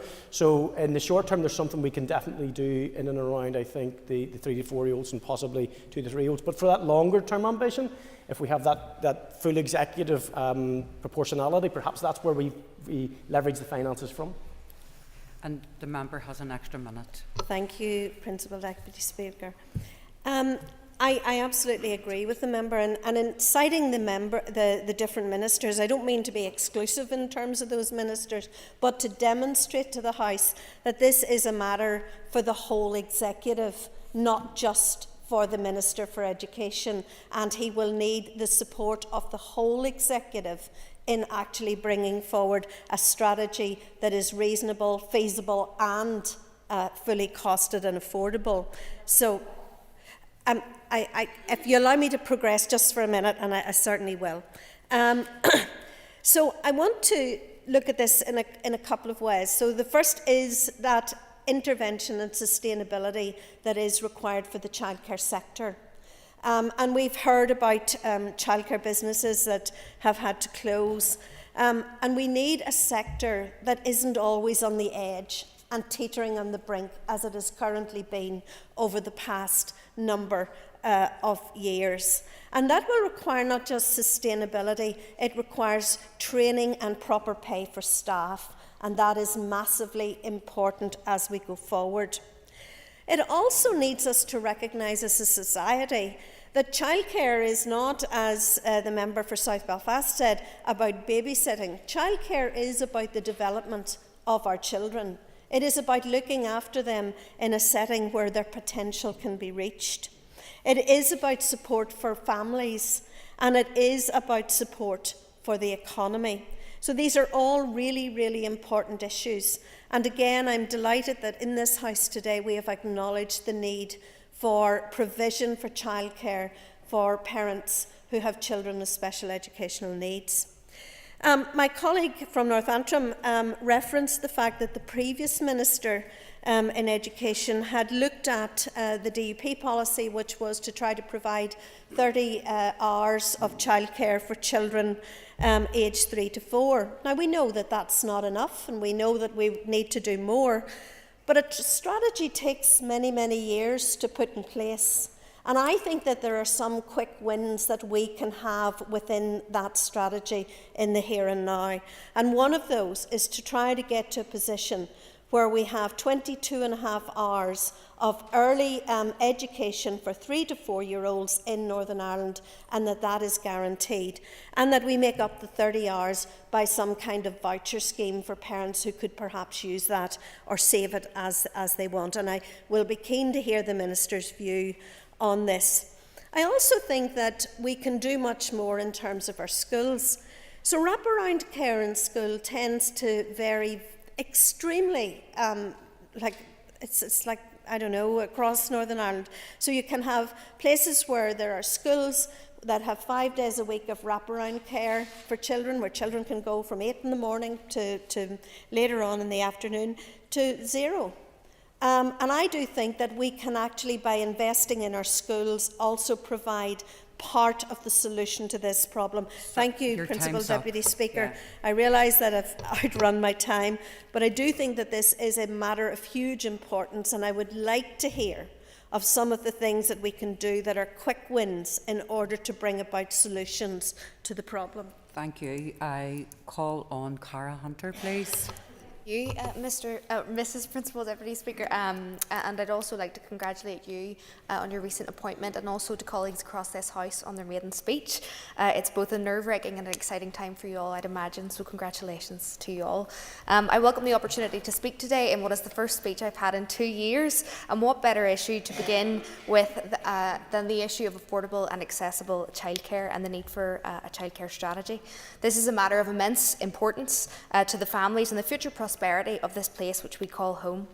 The current lack of affordable childcare has significant negative effects on families in my constituency, and I'd also like to express gratitude for the parents across my own constituency, but also Melted Parents NI, who have shared their experiences, highlighting both the mental and financial stress that is truly caused by the lack of an effective childcare strategy here. The cost of Northern Ireland without a comprehensive strategy is staggering, and we know that the average cost of full-time childcare with 2 children reaches nearly 25,000 a year. It's just undoable, and it forces so many into this space where you're having the conversation of affording childcare or having a career, and no one and no woman should be forced into this due to a lack of a strategy. This is a dilemma that remains a day and daily reality for parents in 2024, placing immense pressure on finances and families. In my constituency, I've witnessed firsthand the burden that this causes parents and childcare providers. I've seen how rising costs and overheads have compelled providers, particularly in rural areas, to increase fees. This puts providers in a difficult and frankly unfair position. It also impacts their ability to both recruit and retain staff. And for so many staff, they really genuinely love working in this sector, and I echo the sentiment and the statements from previous speakers around childcare is so much more than babysitting. It's about the development of our young people, and therefore it's absolutely necessary that this strategy is put in place. I can't talk about this issue without referring, of course, to special educational needs, and I know the Minister will share my concerns regarding challenges in this area. Principal Deputy Speaker, in the last 2 years, I have spoken with so many parents who have touched on the impact of a lack of support services with children who have special educational needs. And in my own constituency, there's the Harpers Hill Children and Family Centre, and they've really touched on, I've spoken with parents there and staff there about just the role that they have in those early years, and being the first intervention, sometimes being the first people that recognise maybe someone has a special educational need, advising parents on where they can find support and how to go about getting an assessment. So really for those young kids and those crucial skills, that's why these childcare providers are just so important. And children today and tomorrow shouldn't pay the price with this chronic underfunding that we've seen in our childcare facilities. I know that we've had years previous, we've had the pandemic, we've had the energy crisis, and we all know that that's only intensified challenges in this area. We know that unaffordable childcare impacts parents, but specifically it has an impact on women, and that cannot be overstated. Thousands are forced to stay at home due to the rising childcare costs here, hindering their professional growth and also limiting their contributions to society. The economic setback for women goes far beyond finances, as it's a huge barrier to their potential. And I welcome the shared agreement here today across this House. Although I'm not a parent, I recognise wholeheartedly just the impact that these costs do have. And as Mr Butler has touched on earlier, just these rising costs as well, and the pressure to put petrol in your car, to pay your electric bill, it really does all add up. Now, in the SDLP, we had floored our amendment to the motion, which we were hoping to get a report back from the Minister in the first 100 days, and sadly that wasn't accepted. But as we push forward, we want to see a child care strategy shaped for and shaped by parents here in the North. The time for solutions is now, and we cannot let the lack of affordable childcare hinder the potential of our families and our economy any longer. Thank you. Speaker is Nuala McAllister. Deputy Speaker, I'm rising today to focus on a number of issues that some people across the chamber have raised, but I'm very conscious that as I do this, I remember back to when I first started working at the Assembly back in 2011, and one of the first things that I actually heard in this Assembly chamber was Chris Little, MLA at the time, asked the Minister of Education a question during oral questions around the Childcare Strategy. So it's really frustrating to think that here we are 13 years later and we're still no further. Some of the issues that I want to focus on today are particularly around the issue of childcare, which starts at birth. And the reason why I say about it starting at birth is because we need to think about maternity, paternity and adoption leave provision. When we have many parents that are almost after 3 months are into quite low incomes because they're on maternity, paternity or adoption leave, then to go back into work or immediately thrust into these high prices of childcare, it just doesn't stack up. So before you've even given birth, before you've even adopted and had your new child, you're already thinking, what am I going to do? Do I return to work or not? Now, we are where we are because of the patriarchy, let's face it. Society has been designed for hundreds of years for men going to work and women staying at home. But it's not like that anymore. We know that families have changed. We know more women are in the workplace. We know that families consist of one mum or one dad, two dads or two mums. Families are all different, and that's why we need to have a childcare strategy implemented that suits the needs of every single family and every single child. I want to speak a little bit about school-aged children. When we speak about childcare, we often focus on the 0 to 4 age group, but actually it's those school-aged children that can sometimes be forgotten about. I am conscious right now as I speak that just before the debate, I myself was only trying to sort out childcare for my own 2 children. Daycare closes at 6. We're not going to rise potentially until after 6. And like many parents across Northern Ireland, whether they're working in hospitals, whether they're working in schools, they just don't have that flexibility of childcare. And then comes in the grandparents. We all rely on our parents, on children's grandparents to actually pick it up, but not everybody has that flexibility, not everybody has that support, and that's why it falls on us here in the Assembly and the Minister to actually help those families.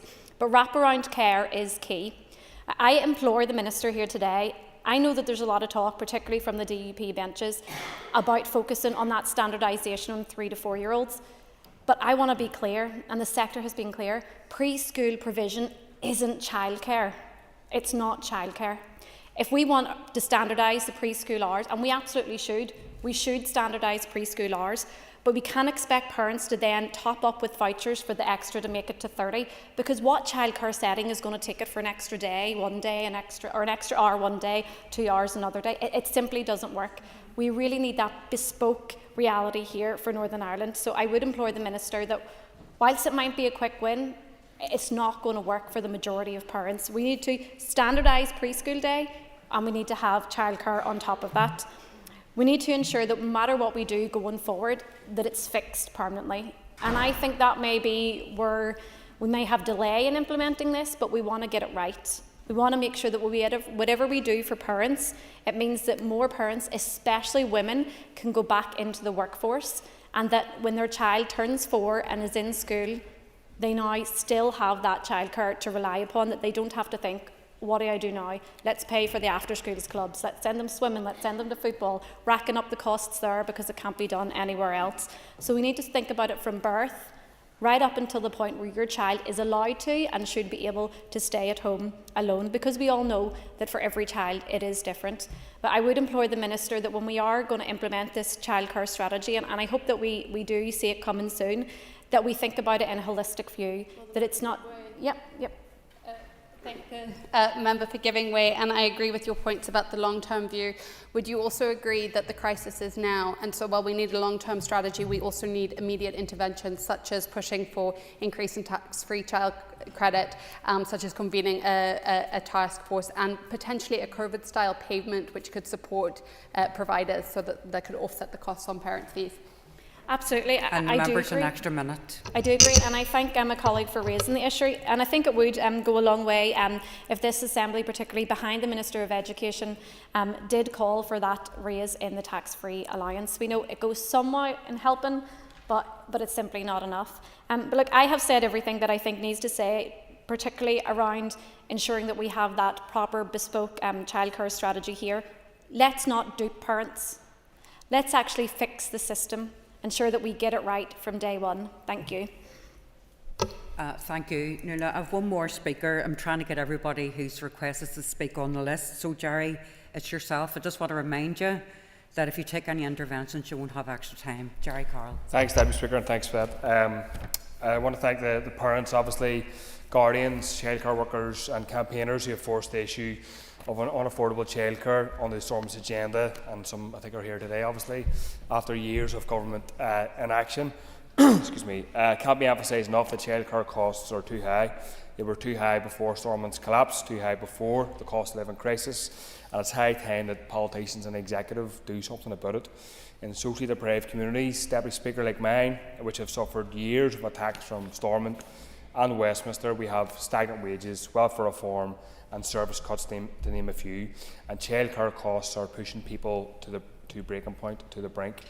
And there's no worse indictment of the current economic system than the fact that many working people are forced to pay for childcare. That a commodity has been made of the nurture, care and development of future generations. It is shameful that while families pay out a huge bulk of their wages in childcare costs, some can make a fortune doing something that should be a basic, publicly funded social necessity. And I agree with a lot of the motion, and I'll be supporting it today, that we need to tackle unaffordable childcare costs. I think some of the content should cause further debate and teasing out. I think it's worth noting that some of the motion is written with economic growth or the market in mind, rather than the families front and centre. I think we need to move away from being fixated with childcare being seen as an issue about solely or primarily driving the local economy, rather than improving people's families' lives and improving overall living standards for everybody. And sometimes there's a focus overtly on getting people back to work, whether they want to go back to work or not. And while it's true that many people do want to return to work and should be afforded the opportunity to do so, many more are in fact forced to return to work just to pay bills. And this motion obviously doesn't acknowledge the childcare provided by parents and guardians at home is in fact labour, is in fact work, as some have sort of referred to in their speeches. Raising children is an unpaid job that overwhelmingly falls on women to do so, and I believe that those who choose to do it at home should be paid to do that job, a difficult job, as people have mentioned. That said, Deputy Speaker, whilst we may differ in our reasoning and tease out some of those issues, we believe that affordable childcare is a worthwhile and important aspiration, and will be supporting the motion today. But we think we can go further. We think that childcare, like healthcare or any other form of care, should be free at the point of service. We think that there is enough wealth in our society to provide universal free childcare that is paid through progressive taxation. We think the conversation about childcare has to put our children's development, workers' welfare and families at its core, and must remove the profit motive from its provision. The state must step in to support community-run, not-for-profit facilities in the crucial work they do. The state also must plan, Deputy Speaker, for the provision of publicly owned childcare facilities where workers are given decent pay and terms to match the invaluable nature of their roles. And it is just quite shocking that in this building there's still no childcare creche facilities for not just MLAs but all the staff that work in and around this building who have children. I believe it is absolutely shocking and it beggars belief. In a nutshell, we must take childcare provision out of the hands of the wealthy private entities, ensure that we all as a society provide childcare for people, not for profit. Thank you. Jerry, thank you very much. I'd like to call on the Minister for Education. And Minister, you have 15 minutes to respond to the debate. Thank you. Thank you, Principal Deputy Speaker, and I wish you well in your new duties. Can I thank Assembly colleagues for bringing this motion forward for discussion. I also want to thank members who contributed to the important debate, and I welcome the opportunity to respond. Can I pay tribute to those members, of which I think there were 5, if not 6, who gave their maiden speech, and I have to say you very much will be adding to the abilities within this chamber in terms of the content, and the ability to articulate that message was mightily impressive. Forgive me for singling out my colleague Cheryl Brownlee for her contribution, and I'm delighted that she was able to come into this Assembly representing East Antrim. She is very much a worthy successor of our late good friend David Hilditch, who she rightly paid tribute to, and I associate myself with her remarks. Can I assure the House that the development of an early learning and childcare strategy is a top priority for me as Education Minister? There's no time to waste, and I'll be bringing an initial paper on this issue to my executive colleagues later this week. It is clear that we have much work to do, and I am determined to press ahead at pace. Turning to the current position, let me first stress that this is about both early learning and childcare. This strategy will have dual aims, supporting child development and enabling parental employment. It is about giving children the best start in life and supporting working families. It is important that the work we do and the model we put in place is capable of achieving both. I am aware that the cost of childcare is putting immense strain on family finances and in some cases is preventing parents, particularly women, from entering and remaining in the workforce and progressing in their careers after they have children. Childcare, rather than being a barrier, should be a key enabler for parents to progress in the workplace and to access training and development opportunities. Now, while making childcare more affordable for working families is a core objective for me and the Executive, it will be the willingness of the Executive to fund it that will be the real test of commitment. The Minister give way. I will. I thank the Minister for Education for giving way, and look, I thank everybody for bringing and speaking on this motion today. But would the Minister agree with me that look, the Executive has been engaged in this for some considerable time? Bright start, the strategic direction back in 2013 with 15 key actions. But the one big challenge that was faced was the collective pulling together to prioritise resources and funds required for this. We know that this will require significant investment, but I know that everyone, and what I'm hearing is that everyone recognises that without this investment by the Executive, this simply will not work, it will not be funded. But in addition to a well-funded, well-designed strategy, which is much needed, there is also the need for urgent actions. I'm glad that this was on the Executive agenda for the first meeting last week, and you've indicated we will have a discussion with a paper this week. Can the Minister confirm that urgent actions will also be required, and he will be bringing some of those immediate actions to support parents in crisis at the minute and settings, childcare settings, that are really struggling as well? Minister doesn't have extra time. Thank you, Principal Deputy Speaker, and I concur with the Deputy First Minister in the remarks that she has made, and I'm pleased that both the Deputy First Minister and the First Minister outlined this as being a priority. It was one of the 5 issues that were on the agenda for our first Executive meeting. I'm bringing forward a paper for discussion this Thursday to Executive colleagues, and that will also touch upon some of the issues that members raised about departmental buy-in to this process, and a number of departments have been named in that, and it will be critical that cross-departmental approach is taken forward in collaboration. I will lead on it, but it will need the buy-in of other executive departments, and it will need the Executive as a whole to make this a key priority for us to deliver. So, as well as considering affordability measures for working parents, I want to ensure that we support well-established and highly effective early years programmes such as Sure Start. These interventions support children facing disadvantage who are at greatest risk of poor educational outcomes. Forgive me, I have a lot to get through, so I'm going to make some progress, and if I have time, I will. We will need a package of targeted measures aimed at addressing the various outcomes we want to achieve and which members have all raised.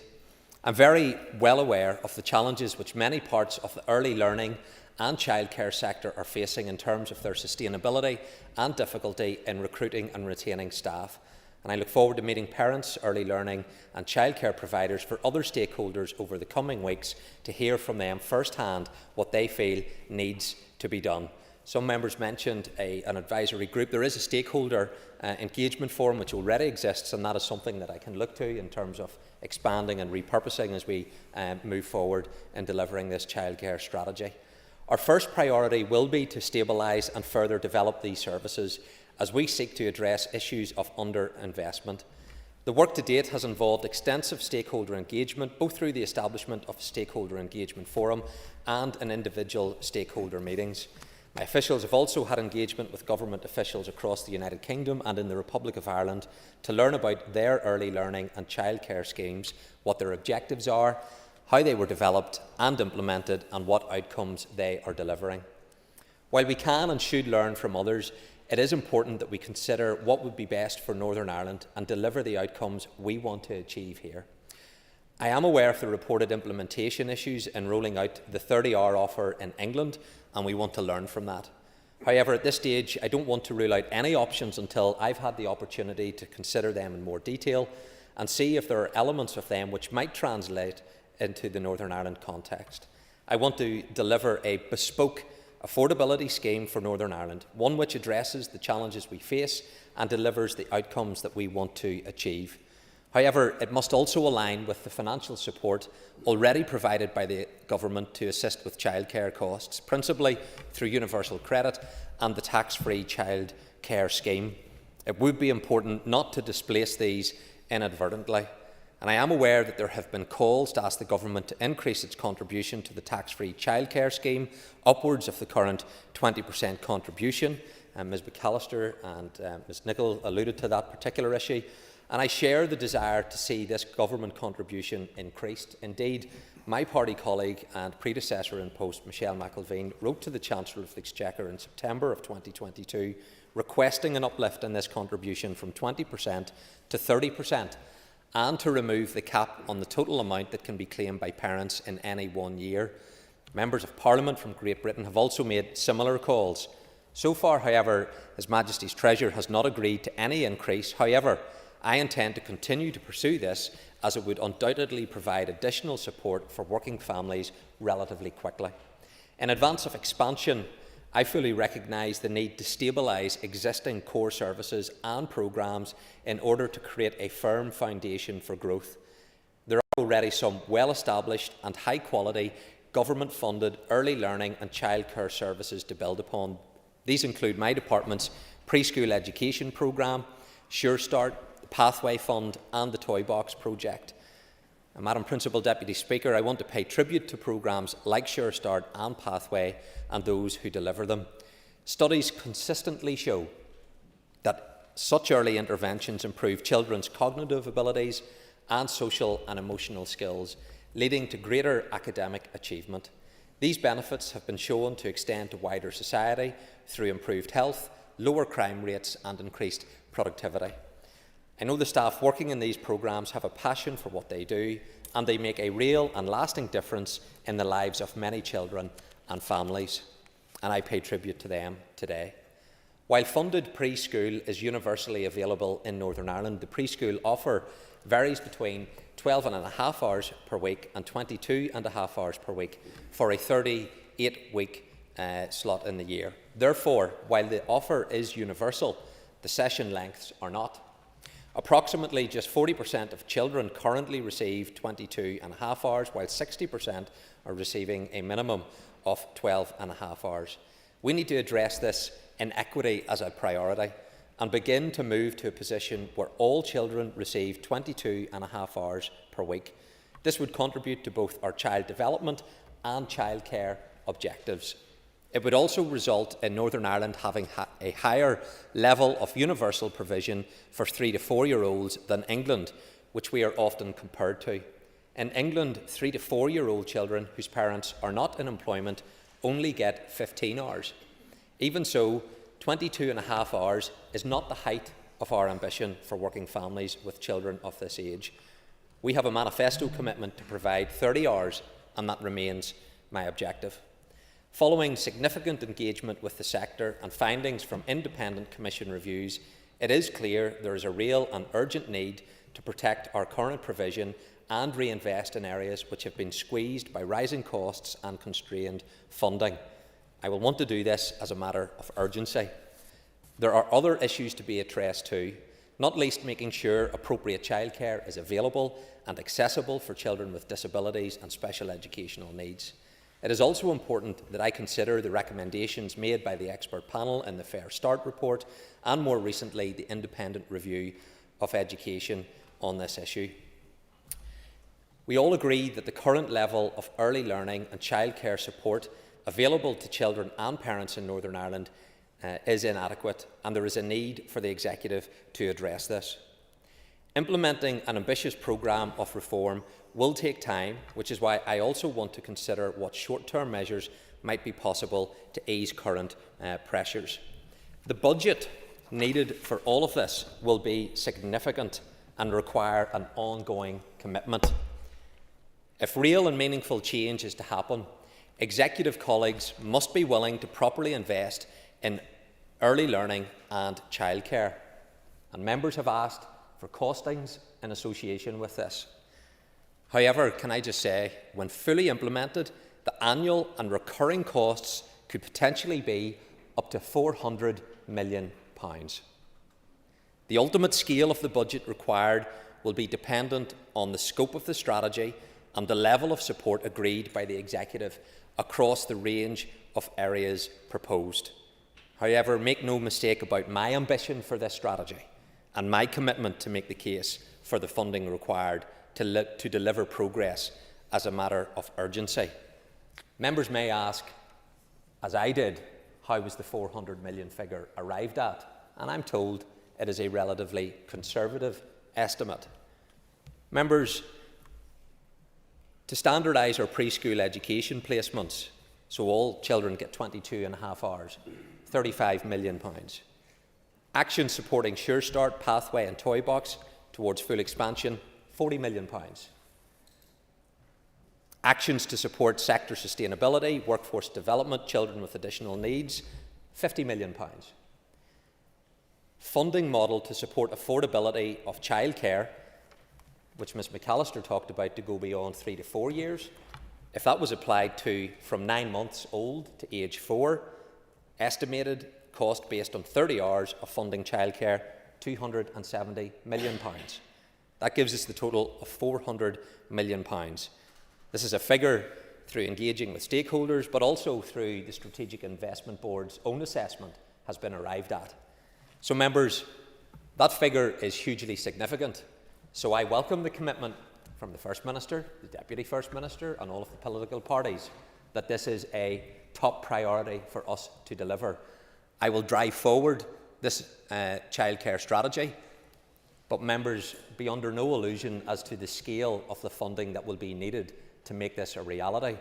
Of course, it will take time to have the childcare strategy fully developed and rolling out, but that is the quantum of the resources that could be needed to deliver a fully costed and childcare strategy. So I do invite the House to support me in this, and I want to thank members for their contribution to the discussion. I welcome the further engagement with all concerned so that the benefits of a new early learning and childcare strategy are fully realised. I commend this to the House. Thank you, Minister. And just this is my first opportunity to put in the record my condolences on the loss of David Hilditch by Far Jassa. He was a lovely man, sat in the Call Committee with him, so condolences. Mike Nesbitt is next to wind on the amendment, and Mike, you have 5 minutes. Principal Deputy Speaker, thank you very much, and may I congratulate you and wish you well, and hope you enjoy the view. May I also congratulate all those who made their maiden speeches: Cheryl Brownlee, Kate Nicholl, Danny Baker, Nick Matheson and Saoirse Eastwood. Thanks also to my colleague Mr Butler for the amendment, and to Ms Mason, Ms Brogan, Mr Baker and Ms Kimmins for the motion, at which point, Principal Deputy Speaker, I'm getting sick of being nice to people and I'm going to pick a fight. And the fight I choose to pick with is with Mr Butler, who opened his remarks by bemoaning the fact that he and others have been at this for 2 years. I feel I've been at this for over 12 years. May I remind the House that until May of 2016, this issue fell within the remit of the Office of the First Minister and Deputy First Minister. And I chaired several meetings of the Scrutiny Committee when we tried to understand where the blockage was in bringing forward a strategy, not least because it had a budget line. From memory, there was £12 million for childcare, which for a long time sat unspent. So I think this is an opportunity to get it right this time. And I do believe it's not just about affordable childcare, it's about affordable and accessible. And I will give way. And I just want to highlight again that there actually was an executive strategic direction that was agreed by the executive called Bright Start. There were 15 key actions that were allocated against it. People do seem to have forgotten that, but it was there. But it is, I think, to the regret of everybody that that wasn't advanced to a full strategy despite significant consultation. But there is an opportunity now to do that. But I just wanted to clarify that point. Mike, I'm sorry you don't have an extra minute. Oh, regrets, I've had a few. Okay, so it has to be affordable, 10,000 plus per child, as was Brogan pointed out, and others. But it also has to be accessible. And there was another scheme which was about giving 4 hours a day to preschool children. And the report claimed it had been extremely successful, with a success rate of well over 90% in offering families places. However, that included, for example, a family who came to see me in my office in Newton Arts. They had been offered a place in Suffolk, in West Belfast. By the time they got there and back, they had about an hour and a half before it was time to go and collect the child. That was not success, in my view. So I hope this time we'll go forward in the spirit of outcome-based accountability programmes for government. That's a results-based programme. I'm not sure if any member remembers Mark Friedman coming to this building some years ago to talk about this results-based accountability scheme, which he is basically the father of. He wrote the book, Trying Hard Isn't Good Enough. And I think that's pertinent to what we do as a devolved administration. We do tend to say we're working night and day on this problem, as if that's going to fix it. Well, working night and day does not guarantee success. We have to stop focusing just on the inputs and outputs of government. We have to focus on the outcomes. We're very good at the inputs. You know, we're spending a lot of money, we're doing this, we're doing that. And the outputs are, for example, 1,000 people have attended awareness programs, 10,000 people have responded to our consultation. We've set up a unit in the department or an advisory group. But none of that guarantees the sort of outcomes that we're looking for.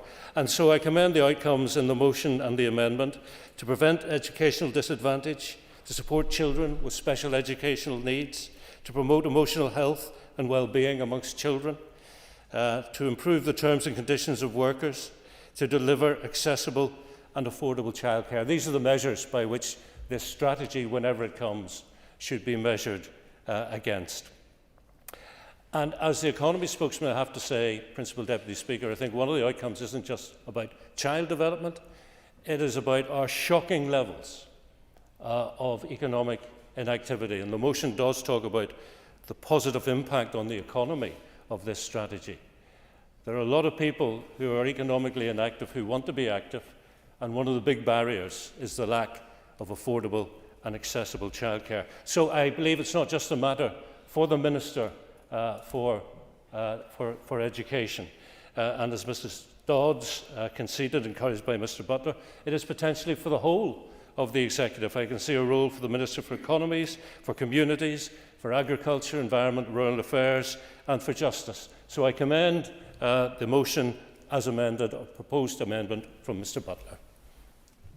Thank you, Mike.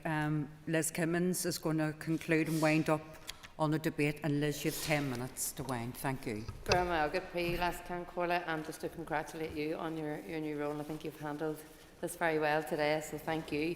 And I just want to thank all the speakers here today. I think it's been a really, really positive debate. My party brought this motion forward as childcare is a significant priority for us, but also I think it's safe to say, given the unanimous support that we've had across the chamber, I think it is a priority for all parties, bar none. The point is being well made on just how important early education and childcare is. And there is strong evidence to show just how crucial this window in a child's life is to their development. And it's also a crucial opportunity for identifying issues or difficulties a child may have, and key to getting the right support in place at the earliest possible stage. As a working parent myself, like many others here have described, I'm acutely aware of the huge challenges, not only in accessing childcare due to the lack of capacity, but also to the challenges that providers are facing and those working right across the sector because those challenges continue to grow. So whether it is the rise in energy costs for the self-employed childminders who are operating from their own homes, or in the childcare facilities who are trying to pay their staff fairly in the context of competing pay that are forcing them, as we've seen in the last week alone, to close their doors.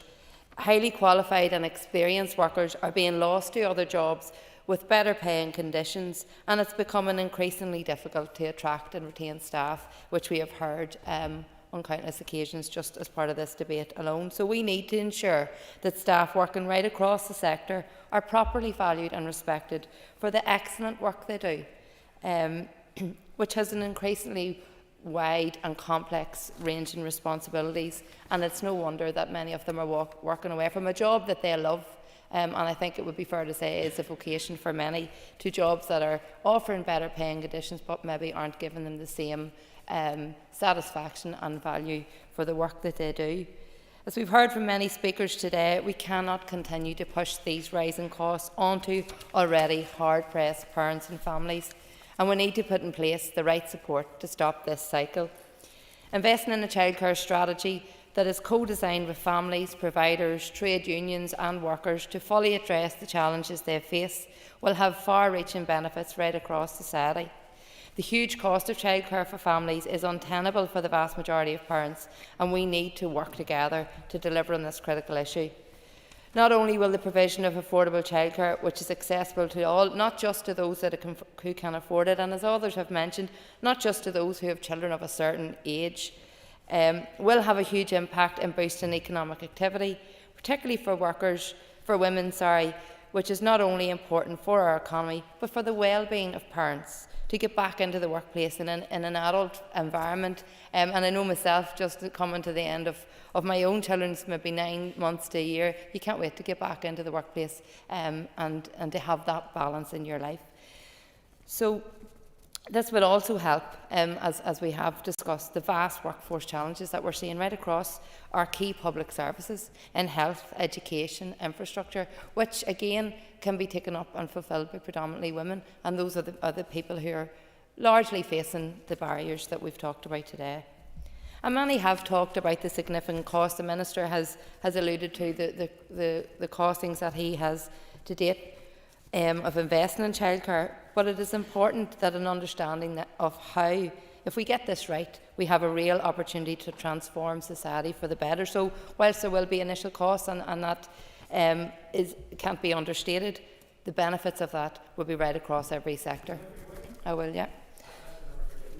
Because I know your time will be added on, but I'm glad you raised it because I didn't get a chance to address the Minister on this point. And I want to say thank you to the Department for the work they've done in terms of the costings, but what has been missing all along is the fact that savings could well be made, not just in the fiscal but in the improvement of children's lives, because if we get the early identification, the early support, then well, guess what? Our ambition should be to reduce the burden on the special education budget, which is costing £500 million at this point. So I would ask, would you offer a challenge to the Minister to ensure in those fiscal arrangements that it's not just the cost, but it's the savings that can be factored in too? Thank you. Sorry, the Minister, the member doesn't have extra time, and interventions are meant to be brief. No problem.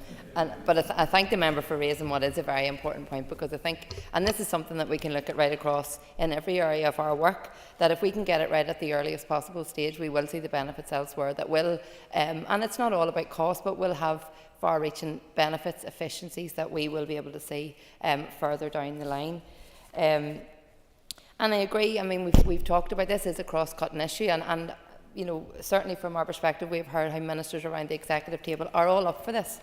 And it will require that cross-departmental working. However, I think it is very important to recognise and acknowledge that, as was unanimously agreed across this chamber last Tuesday, we are chronically underfunded, and the British Government have a role to play in ensuring that we have the proper funding to deliver what is needed. Proper funding that will enable us to do what we have committed to do in delivering on this particular issue of childcare and early education. And we do need to continue to speak in one voice in lobbying the British Treasury on this, because if we want to do this, we want to get it right, and we want to ensure that we are properly resourced to do that, because once we have the proper resources, we can do so much more, and we will be able to deliver properly for the people we serve. So I want to thank everyone who's spoken in support of the motion today. I think the motion has set a really ambitious tone for this new Assembly, and key to this, as I've said, is working together to deliver quality, affordable, accessible and sustainable childcare, and I'd ask all parties to support this motion. Thank you, Liz. So the question is that the amendment standing in the name of Robbie Butler being made. All those in favour say aye. Aye. Contrary, if any, no. The ayes have it. The ayes have it. The question is that the motion as amended be agreed. All those in favour say aye. Aye. Contrary, if any, no. The ayes have it. The question is that the motion standing in the order paper be agreed. All those in favour say aye. Aye. The motion is passed.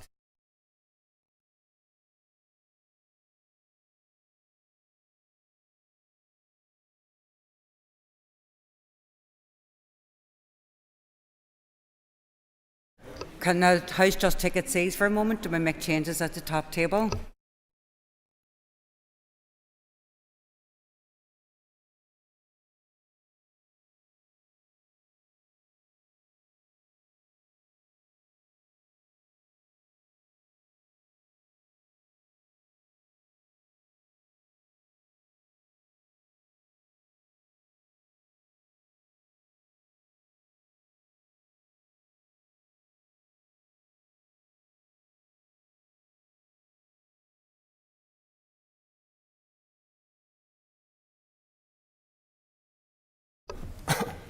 Order. The next item on the order paper is a motion on the fundamental appraisal of the planning system. I'll ask the clerk to read the motion.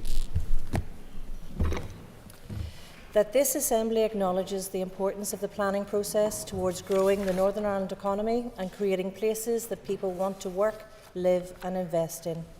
Expresses alarm at lengthy delays in determining major applications, as well as the often disjointed and ineffective approach to taking forward major projects that have been approved. Highlights the need to support thriving rural communities by opposing policies that further constrain development in the countryside.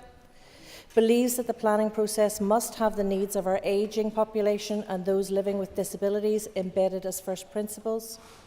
Notes that planning and design processes must enable delivery of key programme for government outcomes as well as promote green solutions, and calls on the Minister for Infrastructure to commission an urgent and fundamental appraisal of the planning system, including a review of the Strategic Investment Board and its functions. I call Deborah Erskine to move the motion. Thank you. The Business Committee has agreed to allow up to 1 hour 30 minutes for this debate. The proposer of the motion will have 10 minutes to propose and 10 minutes to wind. All other speakers will have 5 minutes. Please open the debate on the motion. Thank you, Mr. Speaker. And as Chair of the new Assembly Infrastructure Committee, I fully expect this issue to be one of the bread and butter issues in the months ahead.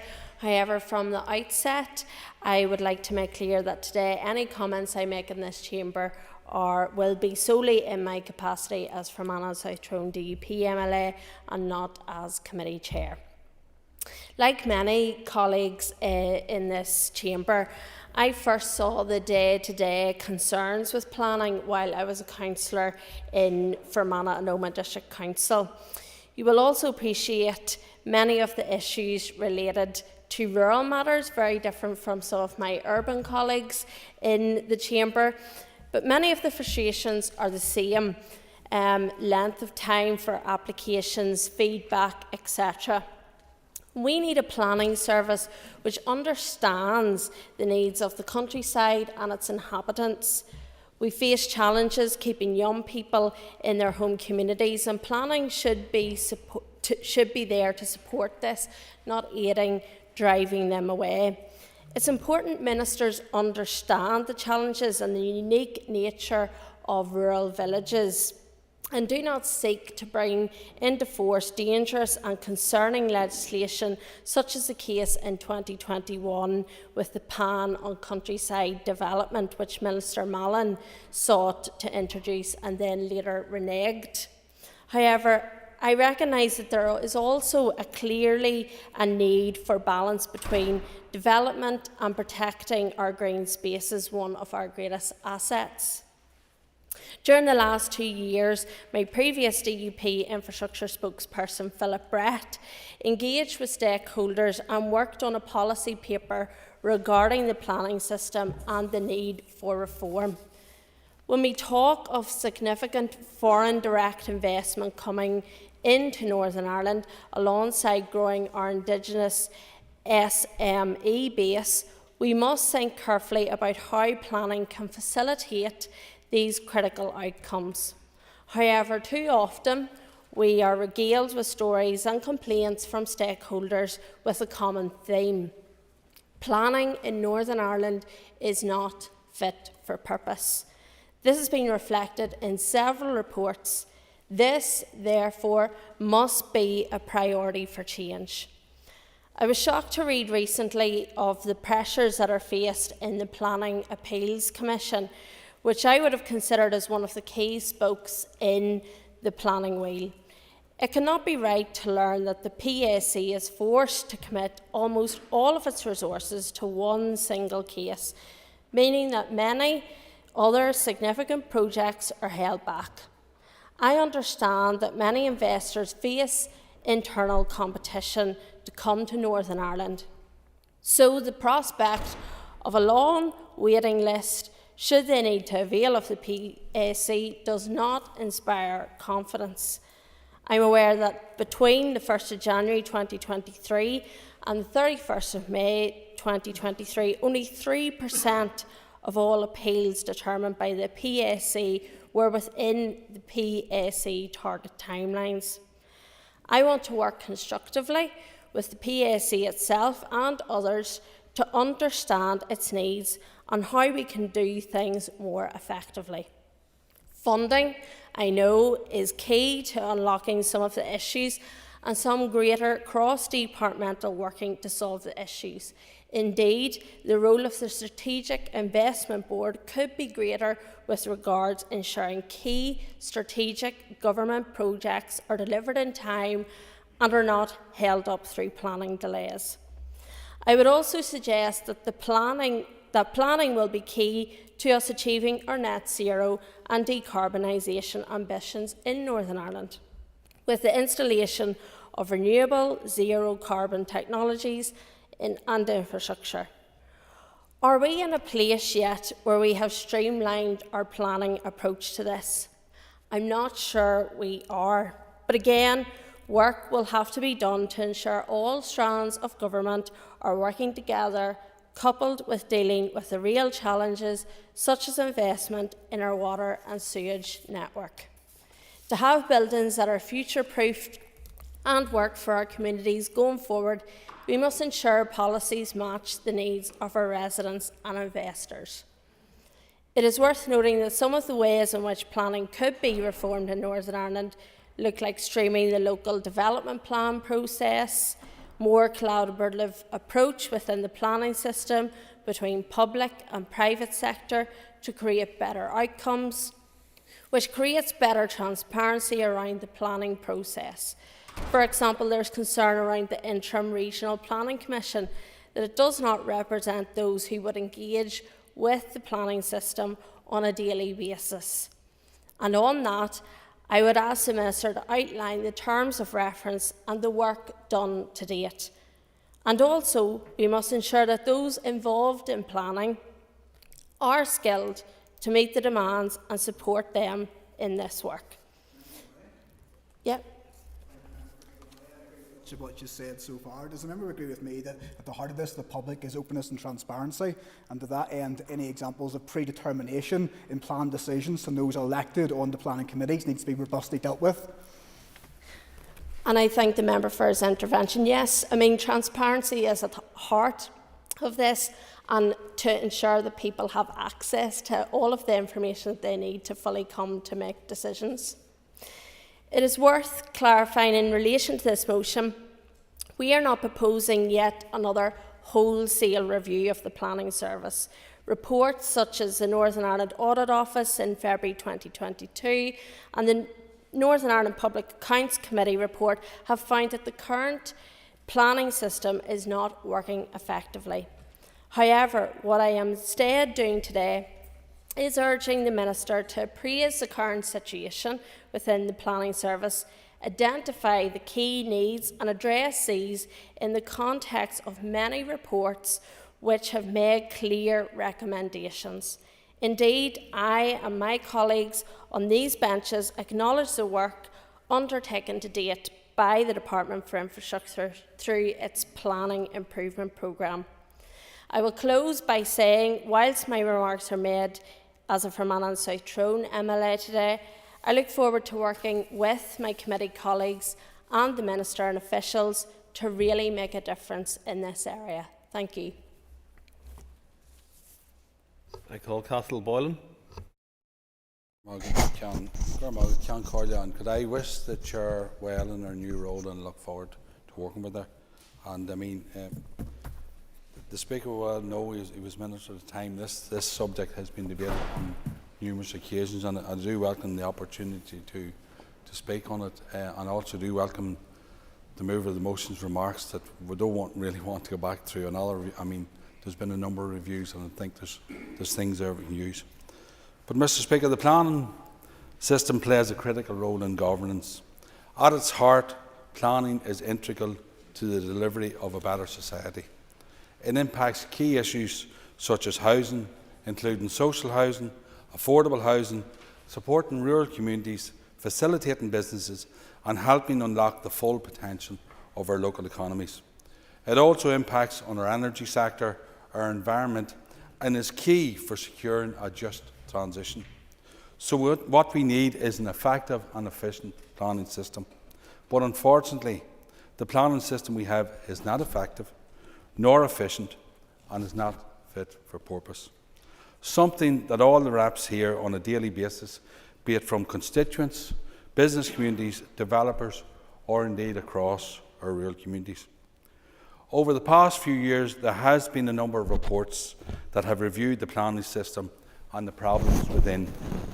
An Audit Office report released in 2022 stated that, despite the importance of the planning system, our review found that it is not operating effectively, not always providing the certainty that those involved wanted, and in many aspects is not delivering for the economy, communities, nor the environment.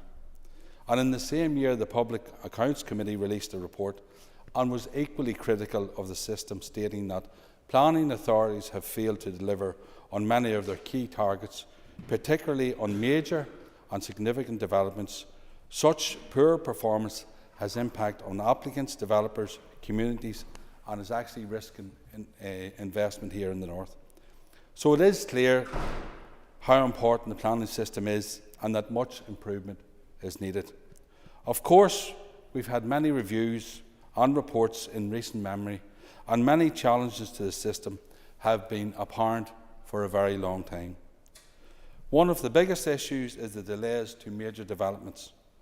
Both reports highlighted that despite a statutory target for each council to process major development applications within an average 30 weeks, around 1/5 of these applications took more than 3 years to process, and since those reports, the issues remain the same. In 22-23, the average processing time for major applications was over 57 weeks across all council areas. This was actually an increase in the previous year. I, like many, have engaged with many sectors on this point, and the slow processing times is a real headache for them, especially the green sector, which is a salient point as we need to transition to clean energy as soon as possible. It is clear the processing times is slow processing times is one of the biggest issues within the system, with statutory consultees' responses being identified as a major problem. The PASC report also contained other recommendations. It highlighted the need for a suitable means of engaging with the planning system, that there is a need to improve the quality of planning applications to avoid wasting valuable time and resources. The PASC also heard that there is evidence that validation checklists will improve the quality of applications. I recall that as Caretaker Minister, John O'Dowd launched a consultation for the introduction of validation checks, and I would ask the Minister if he's in a position to comment on that. My understanding is that these checklists would give applicants the clarity they seek when lodging an application and could help with efficiencies within the system. Mr. Speaker, I just want to pick out a couple of points because I see my time's running out. One of the key elements, and it's identified in most of the reports and Chamber of Commerce reports, is the actual funding and the lack of funding, right across the departments, local authorities, the PSC. And if we're to do this right, that's one element we definitely need to look at. So, like I say, I'm running out of time. I support the motion, but I look forward to working in committee to come up with some creative solutions. But like I say, I do believe funding is a major issue. Thank you, Mr. Boylan, for keeping to your time. I now call Mr. Peter McReynolds, and as this is Peter McReynolds' first opportunity to speak as a private member, I remind the House of the convention that a maiden speech is made without interruption. I call Peter McReynolds. Thank you, Mr. Speaker, and before I commence my remarks, can I congratulate the member on becoming Chair of the Infrastructure Committee? I look forward to working with you. So, thank you, Mr. Speaker, and can I take this opportunity to put on record my thanks to all staff in this building who have made us all feel so welcome since the election in 2022 and since the subsequent restoration of the Assembly. It truly is fantastic to see a buzz and an energy about this place again, and I look forward to contributing to Assembly business in this chamber. Moreover, before I begin the customary pleasantries, I'd like to note my parents are watching online today. I think the first time they've ever done so, but I didn't mention it was about planning legislation reform that I'd be speaking in, so Mum and Dad, apologies for this. Mr. Speaker, I remember the first time I visited Parliament buildings as a human rights law postgraduate over a decade ago, and if someone had told me then I would one day have to give up my dream of living and gallivanting around France on account of being diagnosed with multiple sclerosis, but would then receive the honour of representing the people of Ormiston as their local councillor for 5 years, become a Deputy Lord Mayor for the city I love, and become an East Belfast MLA, I'd have responded by asking if they were feeling okay. However, here I am, and I'm honoured to have had the alliance values I share with my colleagues beside me, and the work ethic I think I am recognised for by the people of East Belfast, acknowledged in the May 22 election, and to now have the opportunity to build upon the hard work of my predecessor, Chris Little. Longer-standing members will know Chris served East Belfast for 12 years as their MLA, was well known for asking questions few had thought of, and was diligent in his approach towards all aspects of public life. If I can hit even half the height he ascended to, wow, I'll be doing well. Turning to today's motion, I think it's fair to say planning reform must be high on the agenda of this Assembly, the returning Infrastructure Minister and the Infrastructure Committee. And as someone who sits on that committee, I look forward to delivering upon the multiple recommendations and reports that have been written about what needs done over the last number of months and years. On that note, can I extend my gratitude to the Audit Office, Northern Ireland Chamber, the last Public Accounts Committee, DFI, Renewables NI, and I'm sure there are many more who have conducted reviews or made recommendations on what changes are necessary.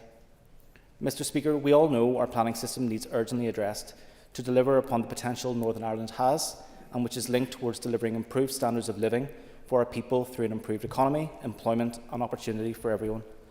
However, what will be key within that is first balance, but also diligence. And while we are content to support today's motion and the principle behind it, we do not support the articulation of it in this motion. This is why we had tabled an amendment which would have addressed the inclusion of the Strategic Investment Board, which is the responsibility of the Executive Office and not accountable to DFI, and highlighted the essential role planning improvement will play in addressing the climate emergency through addressing the significant gaps that are a barrier towards helping us meet our net zero targets. Currently, our planning system is a key reason as to why 82% of renewable developers do not see Northern Ireland as an attractive place to invest. On average, it takes over 3 years for a wind farm application to be determined, with data in July 23 showing 125 applications for wind and solar farms as pending, the earliest of which was submitted in November 2012. As my predecessor would say, that is a farce, Mr. Speaker. Moreover, reform and better resourcing of the Planning Appeals Commission will be essential in helping us address an outrageous amount of backlogged applications which the proposer of the motion addressed in her speech. Outrageous amount of backlogged applications that currently exist in the system, and we hope this plays a key role in any future actions on reform of our planning system. These are highly important areas which are well known for requiring attention. I'm sure we'll hear a number of others today during today's debate, and I look forward to addressing them during the remainder of this mandate. It's clear the planning system needs reformed, but not at the expense of our environment or biodiversity. Accuracy and attention to detail are required if we are to overhaul this complicated but important system, and I look forward to working on this during this mandate as a matter of urgency. I call Mr. John Stewart. Speaker, can I congratulate the member on his maiden speech, and also congratulate my colleague to her rise as chair of the Infrastructure Committee, and I look forward to working with you, and also everyone who made their contributions today, including my East Antrim colleague, Cheryl Brownlee. Very well done speech today, so congratulations on that. Mr. Speaker, undoubtedly the planning system in Northern Ireland isn't fit for purpose and is currently stunting economic growth, international investment and our green agenda, and undoubtedly there is reform required. While I don't disagree with anything that has been said so far by the three contributors, I think the motion today to combine some culinary jargon is a mixture of word salad and mum and apple pie. The proposers seem to have thrown every buzzword of planning into a motion in the hope that some of it will stick. I'm sure that wasn't the intention, and hopefully we'll tease out some of the debate here. And while there is much in the motion, Mr. Speaker, that no one could take umbrage with or disagree with, I think there are some aspects that need teased out, in particular building in the countryside and the throwaway line about opposing policies that further constrain development in the countryside needs to be examined closely in this order to understand how that subsequent line fits along with our green solutions and sustainability. Yeah, of course. During my contribution, I made mention of the PAN in 2021, and I had extreme concerns with that. Will he acknowledge that that would have caused significant harm to the rural countryside, and therefore what I am intending to do by setting out, and what I said in my speech today, is actually to make sure that we have a flexible approach, combining and making sure that the rural areas are protected within planning and not constrained by it. Members, next minute. Thank you, and I thank the member for her contribution. No, absolutely. I think that flexibility is key. What I don't think anyone wants to see, and what I was wanting to see clarity on, that it's not a free-for-all, like we'll see in the big examples of Cont to Donegal, where we see just basically building endlessly into the countryside, and no one wants that, particularly protecting our rural areas, our farm areas, and diversity and natural habitat. So in that respect, we are in agreements. For example, there's a lot being made, Mr. Speaker, about Loch Ness in recent months, and no one can underestimate the impact, for example, of the amount of large dwellings that are built on B roads with septic tanks that have overflows and water flows leading into that, and the impact that that could have if, for example, we opened up rural development further in those areas potentially. Mr. Speaker, across Northern Ireland, the 11 district councils are producing their own development plans, and as such they have the power to produce their own bespoke policies for development in the countryside. That has the potential for mass inconsistencies across the country. PPS 21 seemed to be criticised by all quarters, but at least it was consistent in its policy across Northern Ireland, which did allow for development in certain circumstances and not a free-for-all. I think the issue is worthy of a separate motion and debate in itself. I would caution members when they use language that loosely in a debate. It may get plotted some planning consultants but designing single dwellings in the countryside, but we do need to factor in sustainability in that respect. I also probably want to query whether the Minister really needs to commission and yet another report and review into the planning system. There is no shortage of them, Mr. Speaker. The Department for Infrastructure's report on its review of the implementation of the Planning Act Northern Ireland 2011 was published on the 27th of January 2022. The Northern Ireland Audit Office published this review of planning in the system on the 1st of February 2022. The Public Accounts Committee published a report in response to the Audit Office one in April 2022. Of course, this institution went into deep sleep for 2 years, and it would be constructive before we start to call for more reports if the new Minister could check with his officials and tell us what consideration his department has made into the 3 or 4 reports that I've just mentioned.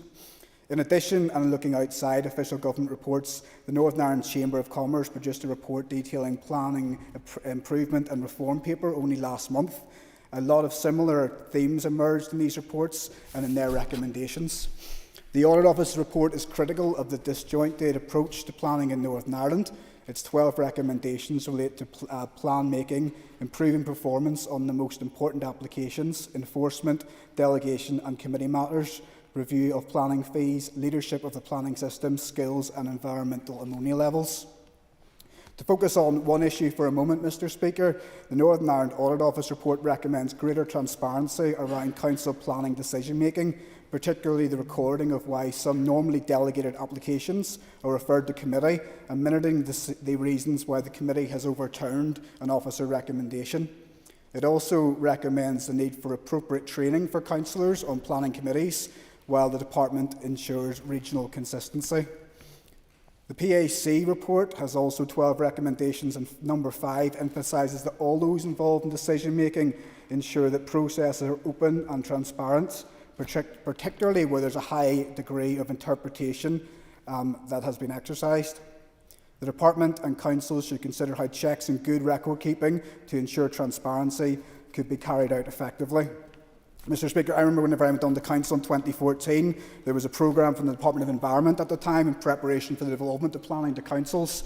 And I remember, as part of that, observing a planning committee in Peterborough and observing just how professionally they went about their business. Subsequent to that, training has not been kept up to that standard. I observed the planning committee in Mid and East Antrim in my own constituency from time to time since then, and I have to say, from a good start, standards have slipped. It is not easy in a quasi-judicial role to fulfil. Members of planning committees often lose a large part of the representative role and are meant to be strictly neutral. However, I frequently observe councillors going straight from recommendations without proper questioning or debate, demonstrating predetermination in what is meant to be a cardinal sin. Councillors do not always have to fill the recommendations, but if they do, they'll be... Member, if you resume your seat, the time has passed. Thanks. You're quite lucky there. But I appreciate that, Mr Speaker, and I appreciate them bringing the motion forward today. Thank you now. Mark Durkin. Mr Speaker, I'd join others in congratulating those who have made their maiden speeches today. It's quite surreal to hear maiden speeches from colleagues now that we've heard so much of over the airwaves in the couple of years that this place has been mothballed. While it's clear that our planning system isn't working anywhere near as it should be, and that's been outlined by all speakers today, and while I understand, therefore, the motivation behind this motion, the motion itself, and Mr Stewart referred to this more colourfully than I can, is maybe just a wee bit muddled. It's fair to say we all are, or at least should be, aware of the value of good planning. The need for planning to shape and create places and spaces for us to live in, to work in, to enjoy. The role of good planning in facilitating economic development while ensuring environmental protection, and the challenges that can and does create inevitably for planners across our councils and in the department. More often than not, it's the planners who bear the brunt of or from unhappy applicants, unhappy objectors, and even occasionally unhappy politicians. The system as it is isn't just letting people down, I think it's letting the planners down too. They're overstretched, they're under-resourced, and they're under immense pressure. That's not to say they don't get it wrong occasionally. I won't go as far as to say that. Certainly. Would the member agree with me that in some areas the planners are under more pressure than others due to the number of applications? It's not the same number of applications in each council area, yet at the very beginning when planning was devolved, it was the same number of planning officers that was given in to councils, and that also those councils that are in border areas are having difficulty because staff are having jobs that are less stress, less pressure and more money, and that they're being drained away into work in those other councils in the south. I thank the member for his intervention. I think Mr Stewart had also referred to inconsistency across councils. Different councils face different challenges. As the Minister who oversaw the transfer of the planning function from central government to councils, this is something in which I have a keen interest and about which I also do share concerns.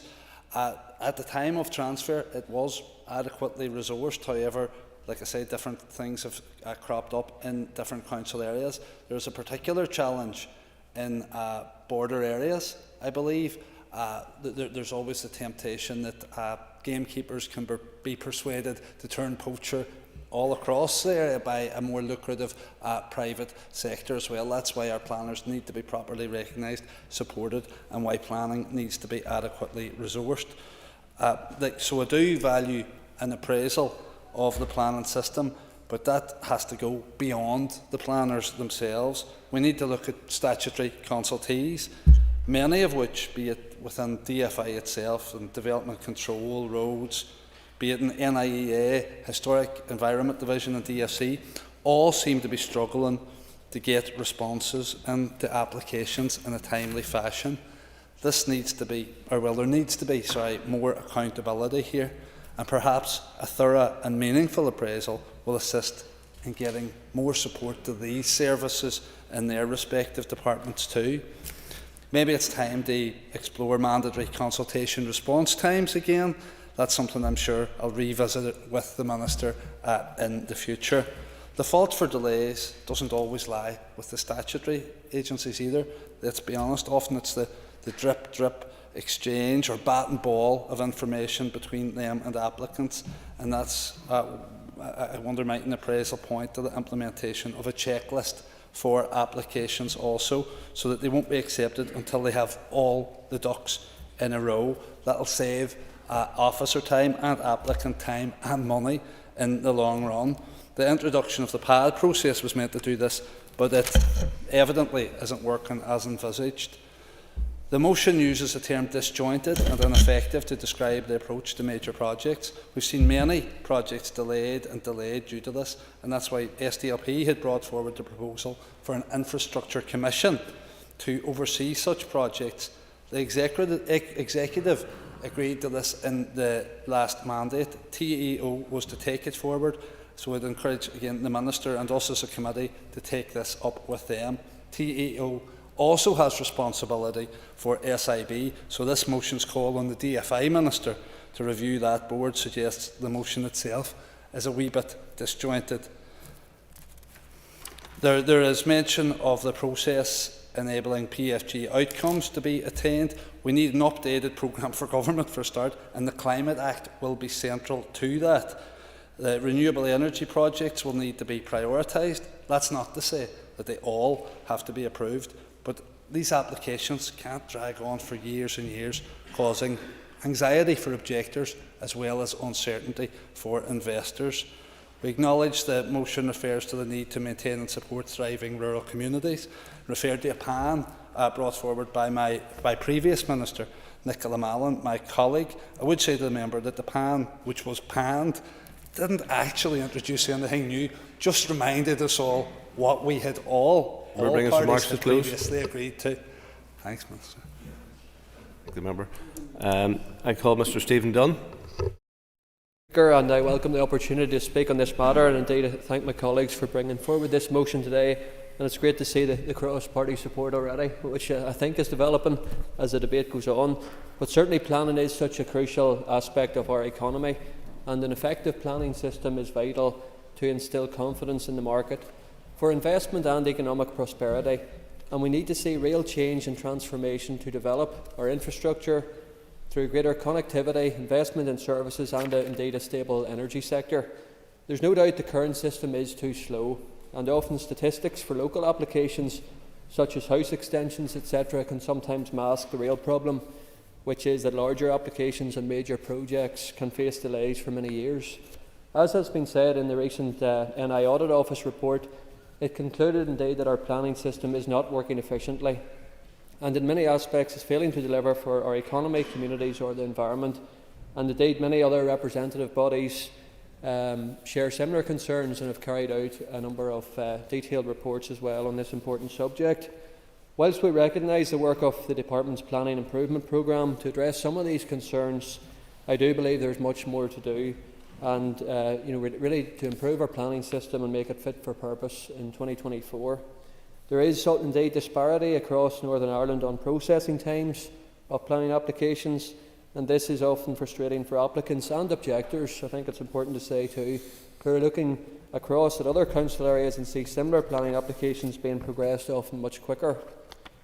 It's alarming that none of our 11 councils met the statutory target for making decisions on major applications during 2022, where the average processing time for major applications is supposed to be 30 weeks. Across all of our councils, the average time taken during 22 was over 57 weeks. Indeed, in Ards and North Down Council coming in with an average of 104 weeks across their 3 major applications. We have 11 different councils, we have 11 different systems, 11 different local development plans, all at different stages of implementation. I know a number of councils have not yet adopted their local development plans, despite councils being responsible solely for planning for almost 9 years.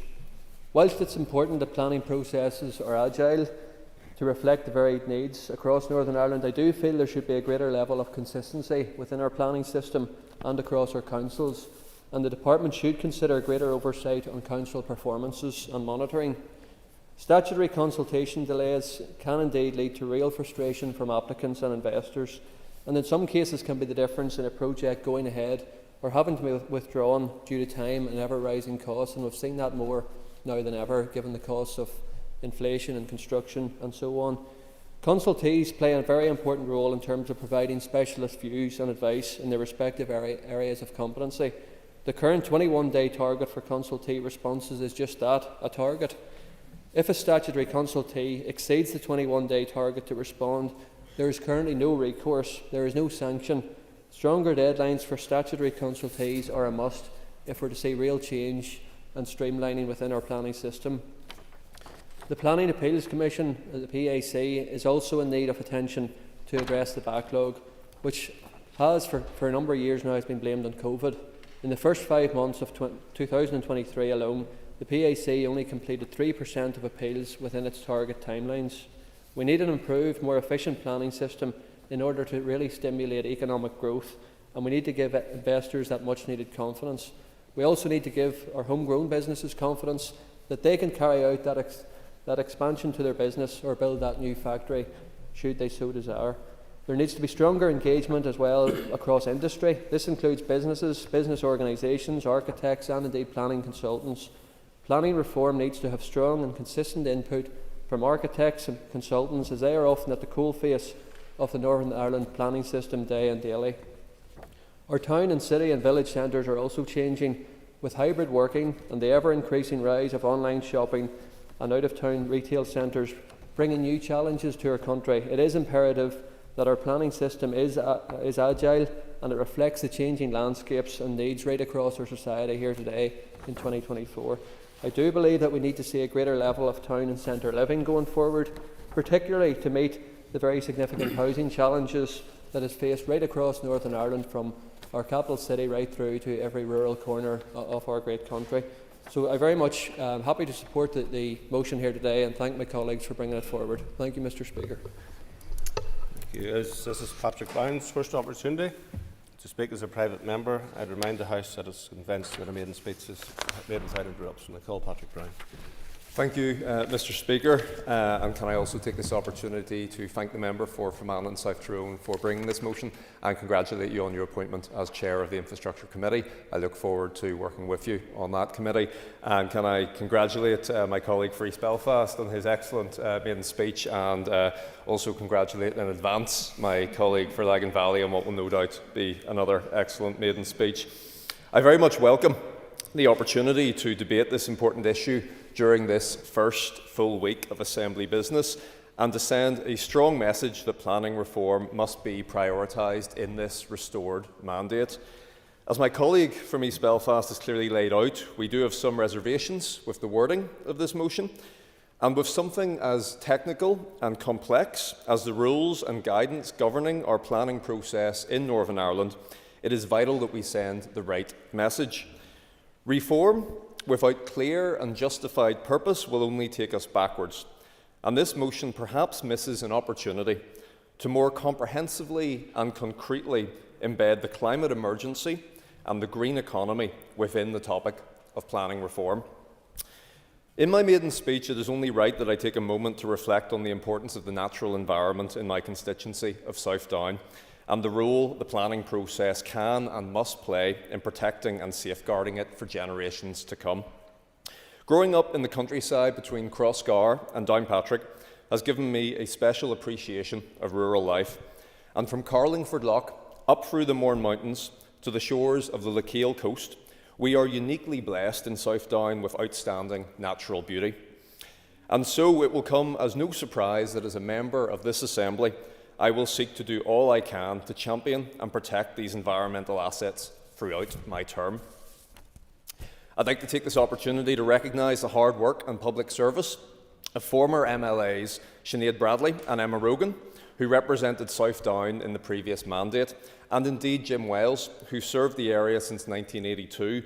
Jim and I disagreed on just about everything you can think of, except the environment and animal welfare, where we actually once found common cause campaigning to try and stop planning permission for an industrial-scale poultry farm outside Ballynahinch. As a councillor at the time, that application really demonstrated to me the fundamental values underpinning our planning system are inherently flawed. For example, it has always concerned me that animal welfare is not a material planning concern, with minimal protections against industrial factory farming or large-scale puppy farming. In any reform, we must ensure the planning system does not become further estranged from the public good. Planning policy must contain the incentives required to help us build a better society, not only growing our economy but addressing homelessness through aiding the delivery of high-quality social and affordable housing. For example, by reforming PPS 21 and ensuring local development plans are finally delivered. We must ensure the climate emergency is deeply and intrinsically embedded within planning policy and local development plans. Far too often, constituents of mine seeking to install renewable energy, particularly farms seeking to diversify their income, have run afoul of an overly conservative interpretation of planning policy, which would deny wind turbines or PV panel installations on the grounds of visual impact in the countryside, not perhaps realising that unless we make microgeneration of renewable energy more accessible, there will be no countryside left to enjoy. We can begin here by exploring permitted development rights for certain small-scale renewable installations and amending policy to ensure renewable applications are streamlined through the planning process. Enhancing trust and transparency in the planning process is also crucial. We need to look at the PAC and include it in any reforms and ensure a fair and open objection process, which can help to balance the asymmetries that often exist between individuals and institutions. We must consider the departmental call-in process and ensure it is transparent and efficient and does not unreasonably delay regionally significant applications, which are so often key drivers of our economy. So in closing, Mr. Speaker, I would add that despite some reservations on the wording of this motion regarding protection of our countryside and the enhancement and support for renewable energy, we are content to support it. And I look forward to working with the Minister and other members to see positive and progressive reform of the planning system in this mandate. Mr. Speaker, and if there's ever been an issue that has caused me great frustration in this place, it is the issue of planning. It's one that I have enjoyed much cross-party support in tackling the issues of the day, whether it be a former minister or indeed in general in the committee. Planning is the thread that knits together so many vital aspects of our civilization. It enables our economy to flourish, raises the cranes, builds the workforce, and it enables modern fit-for-purpose infrastructure and connectivity. It enables local communities to reach their true potential and facilitates community cohesion. It enables government to stand up and meet its targets. Though if we're all being honest, sadly, the Northern Ireland planning system has failed by all accounts. Rather than being an enabler and a facilitator, it has been an anchor on investment and a drag on long-term development, and it's high time we were honest about that. Just don't take my view for it, and I see there's members disgruntled already. It's the view of the Audit Office. It's the view of the PSC. This system is in failure. The red light was flashing long ago. We have reports to stack it up. We have endless recommendations about what could be done to improve the system, but delivery has not happened. Let's look at the Audit Office report. It noted significant silo working to meet many of its main targets. 3/4 of regionally significant and major applications were not completed inside the 30-week target. 50% more than 1 year to progress, and 19% more than 3 years. And I dare to say the 19% are probably some life-changing applications that could really build a workforce and progress Northern Ireland. Let's look at our two-tier approach. Local development plans. It's in the Audit Office report. They were meant to be delivered and expected following the transfer of powers within 3.5 years. Some 8 years on, and we're only starting to see some now, with many still to come, expected not to be delivered before 2028. Abject failure. And it's time responsibility was taken. I'm not here to lambast the current minister. This is not an easy job. Planning will not be easy or a quick fix. But if we don't get to grip with it very, very soon, let's face it, and the reality is clear, we may as well mount on a billboard in Shaftesbury Square, Northern Ireland is closed to investment as its planning system continues to fail to deliver. Renewable targets, 2030, there's not a chance. Let's look at the record. The PSC to date is taking over a year to progress a hearing for individual applications. Absolutely, yeah. The member for giving way. It's just he mentions the PAC as party's motion. Would the member agree that any appraisal of the planning system should encompass the PAC as well, which falls under DOJ? Absolutely, I think that's what a fundamental appraisal should look like. Because let's look at some of the detail that's to date. We look at the report that was commissioned by the Northern Ireland Chamber. It highlighted that there is the ability for the PSC to actually appoint independent investigators to help the backlog. Now, it may not be or as a bulk application, but certainly in individual applications that have the ability to change. Certainly, we can make progress on these issues. And it's not all about criticism. What are the potential rooms for improvement? Consultee response time. We are sick, sore and tired of consultees playing the old chestnut of let's run the clock out as far as we can go. A day before the deadline, let's submit for further information. It's happened continually.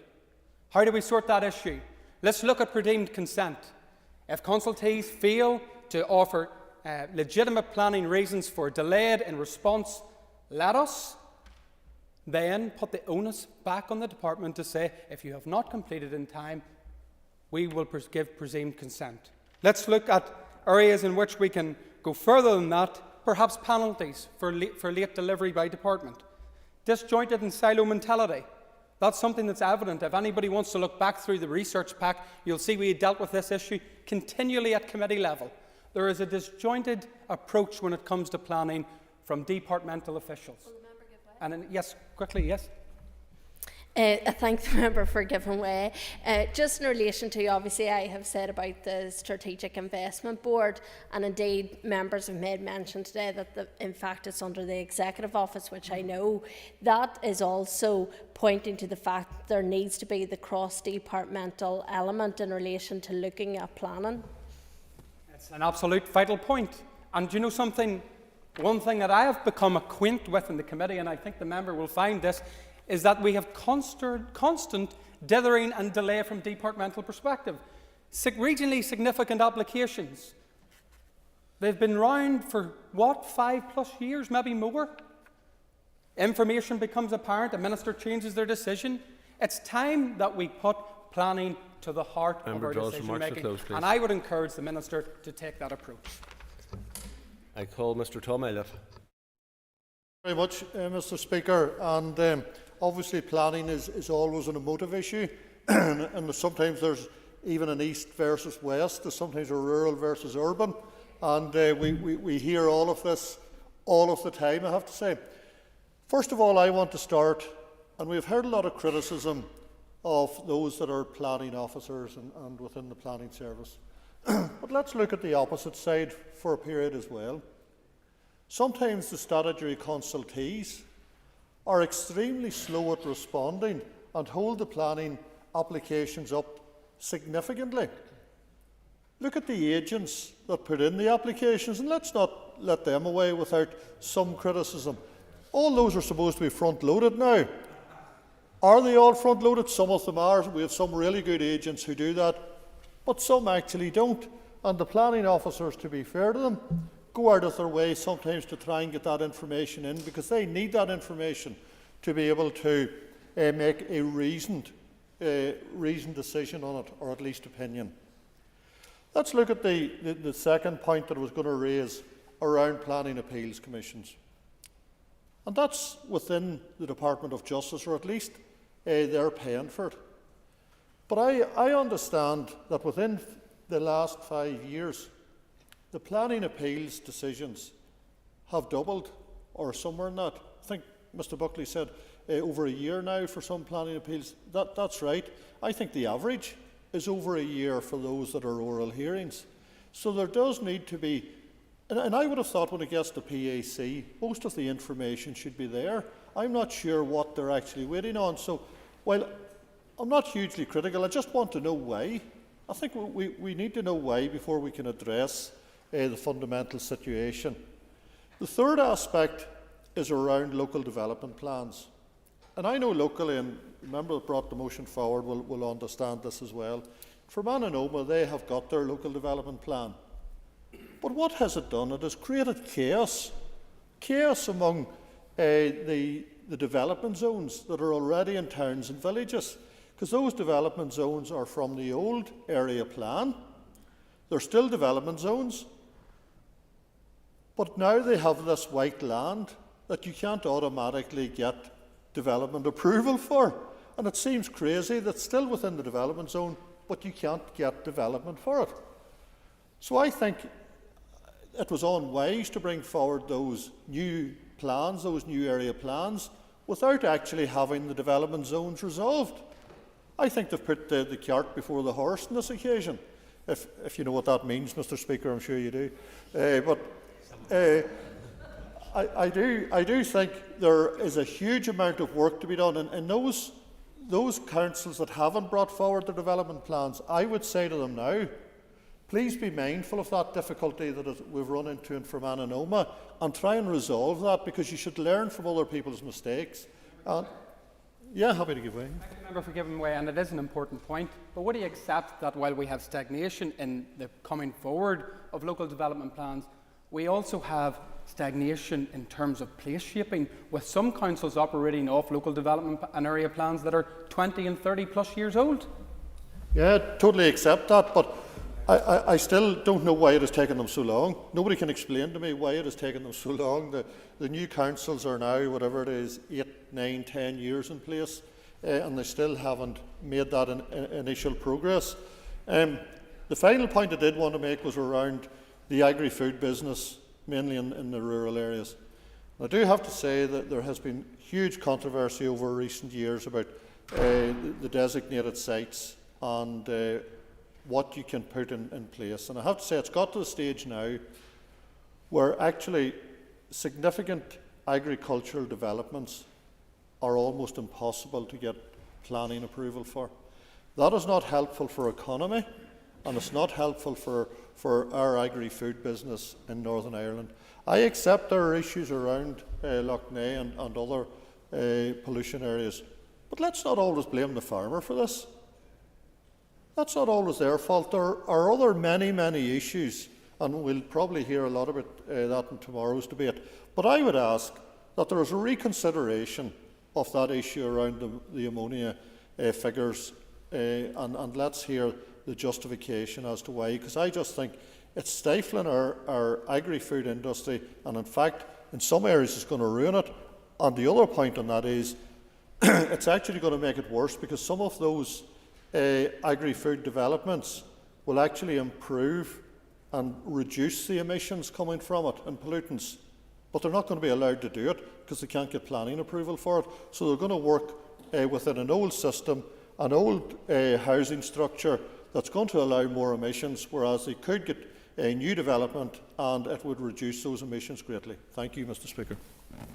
This is David Honeyford's first opportunity to speak as a private member.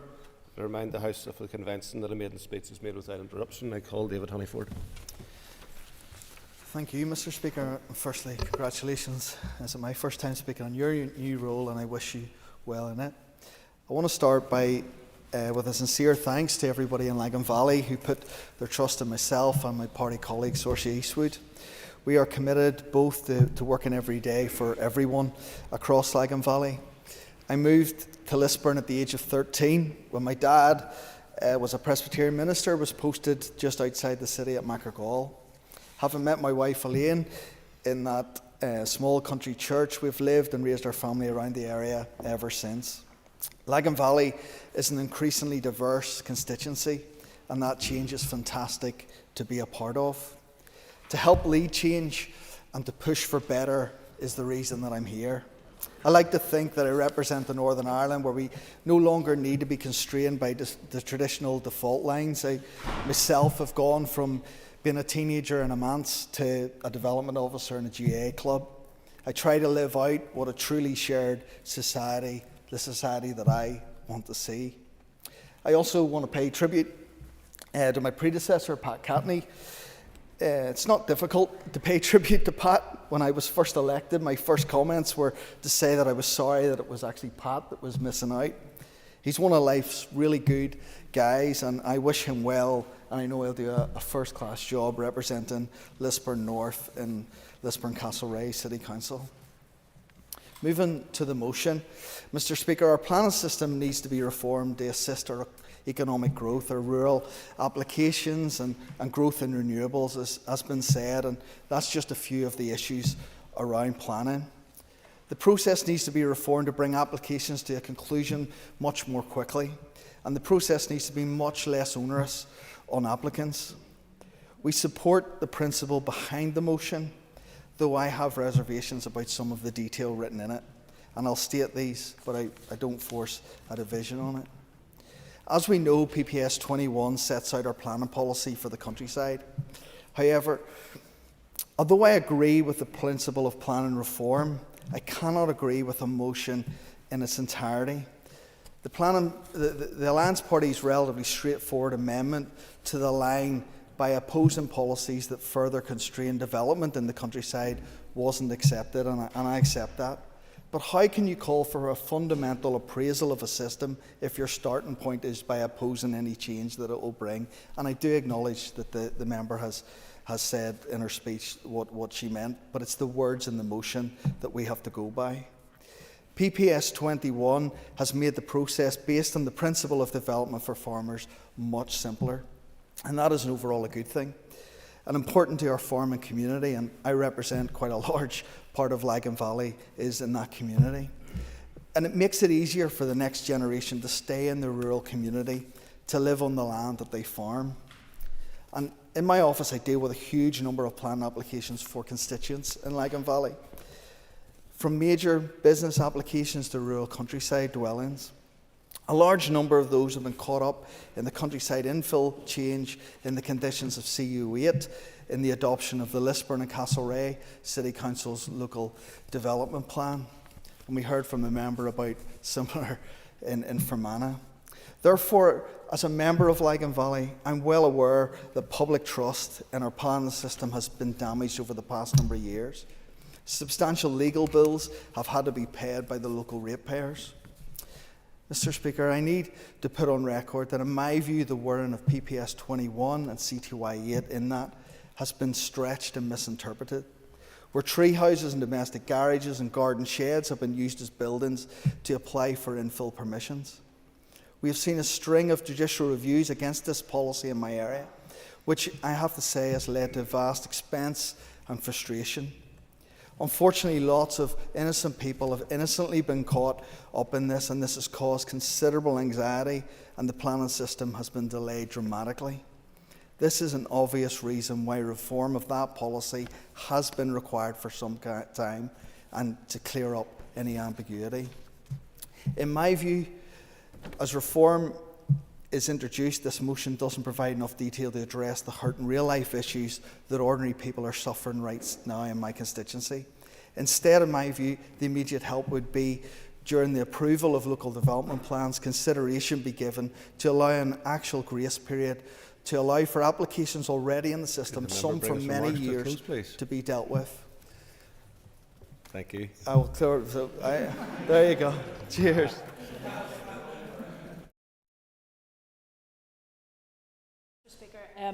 The joy about coming so late in a debate means that a lot of what you had planned saying has already been said, but I just want to reiterate a few things. Thanks, of course, to all those who have made their maiden speeches. I was a lot more cowardly than you, as I've already said, and I did it during a piece of legislation, so I didn't have to worry about the time, but well done to all, and also to the new Chair, Ms Erskine, of the Committee for Infrastructure. Thank you for bringing this forward. Like my others, there's some things within the wording that I have concerns about. As a rural dweller, I don't want a free-for-all in building in my community. However, I do agree that there has to be some sort of reform that allows things like wind turbines, solar panels, heat pumps, for goodness sake, to be allowed to be used in rural areas. I'm seeing those turned down on a regular basis. I'm very lucky that I'm a coastal dweller and I want to see more offshore and including tidal options for energy being brought on board. But coming back to the motion, I wanted to talk just very quickly, and while the Minister's here in the House, about major developments. Major developments I do have a concern about, and this is within the Minister's remit. Previously, there was a decision not taken for the Department to call in a major development, namely an aquarium that was going to be built in the Titanic area of Belfast. Now, why would that concern me? Well, I live in Strangford, and the Ards Peninsula has the Northern Ireland Aquarium, now known as Explorus. And the decision was taken that it wasn't contrary to Regional Planning Strategy, PPS 16, as the proposal did not safeguard a tourism asset and didn't damage rural tourism. That aquarium has never come forward. 2021 has passed, 2022 has passed, and that aquarium still has not been built. The Northern Ireland Aquarium, or Explorus, is still in place.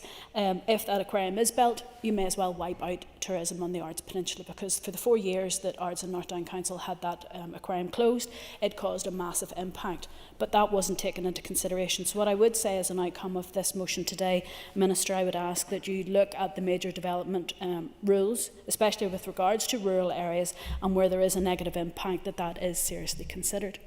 As others have said, there does need to be reform of the planning system.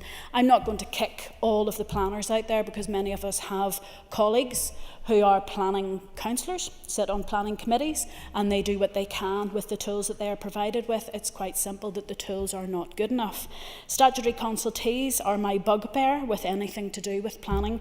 I do believe, as was said by the Northern Ireland Chamber of Commerce, that mandatory timeframes for responses should be brought forward, that those statutory consultees, perhaps, Minister, you could consider this, if they do not respond by X date, X number of weeks, then it is presumed that they have given approval and the responsibility lies on them, not with your department. But I would like to see something done about those statutory consultees. As others have said, local development plans, honestly, the 1st of April 2025, this place handed over planning to our council colleagues, and they have worked so hard. But since the 1st of April 2025, I believe that there are 2 local development plans that have been brought into effect in Northern Ireland. Why is it taking so long? And I would seriously ask in this place that the Minister considers putting a time limit on these. Our rural communities, our urban communities deserve to see those plans.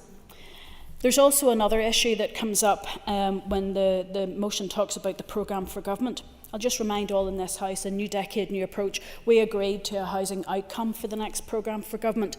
That hasn't been put into play, and I have seen no system that outlines what that housing outcome would be. Now, I imagine it will be for the Communities Minister to take that forward. However, without that housing outcome, what are we going to say about the programme for government when it comes to building? Now, not everything is about housing, but I sit in the Committee for Communities, and housing is a big part of what I'm interested in.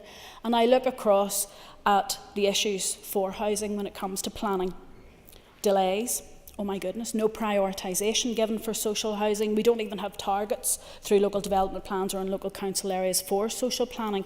And where the motion talks about older people and people with disabilities, and rightly it should, I think we should be adding into that the need for social housing across Northern Ireland. With over 45,500 people in Northern Ireland languishing on the Housing Executive's waiting list, it is beyond time that we have more money pumped into housing and to enable that housing planning to come forward a lot quicker.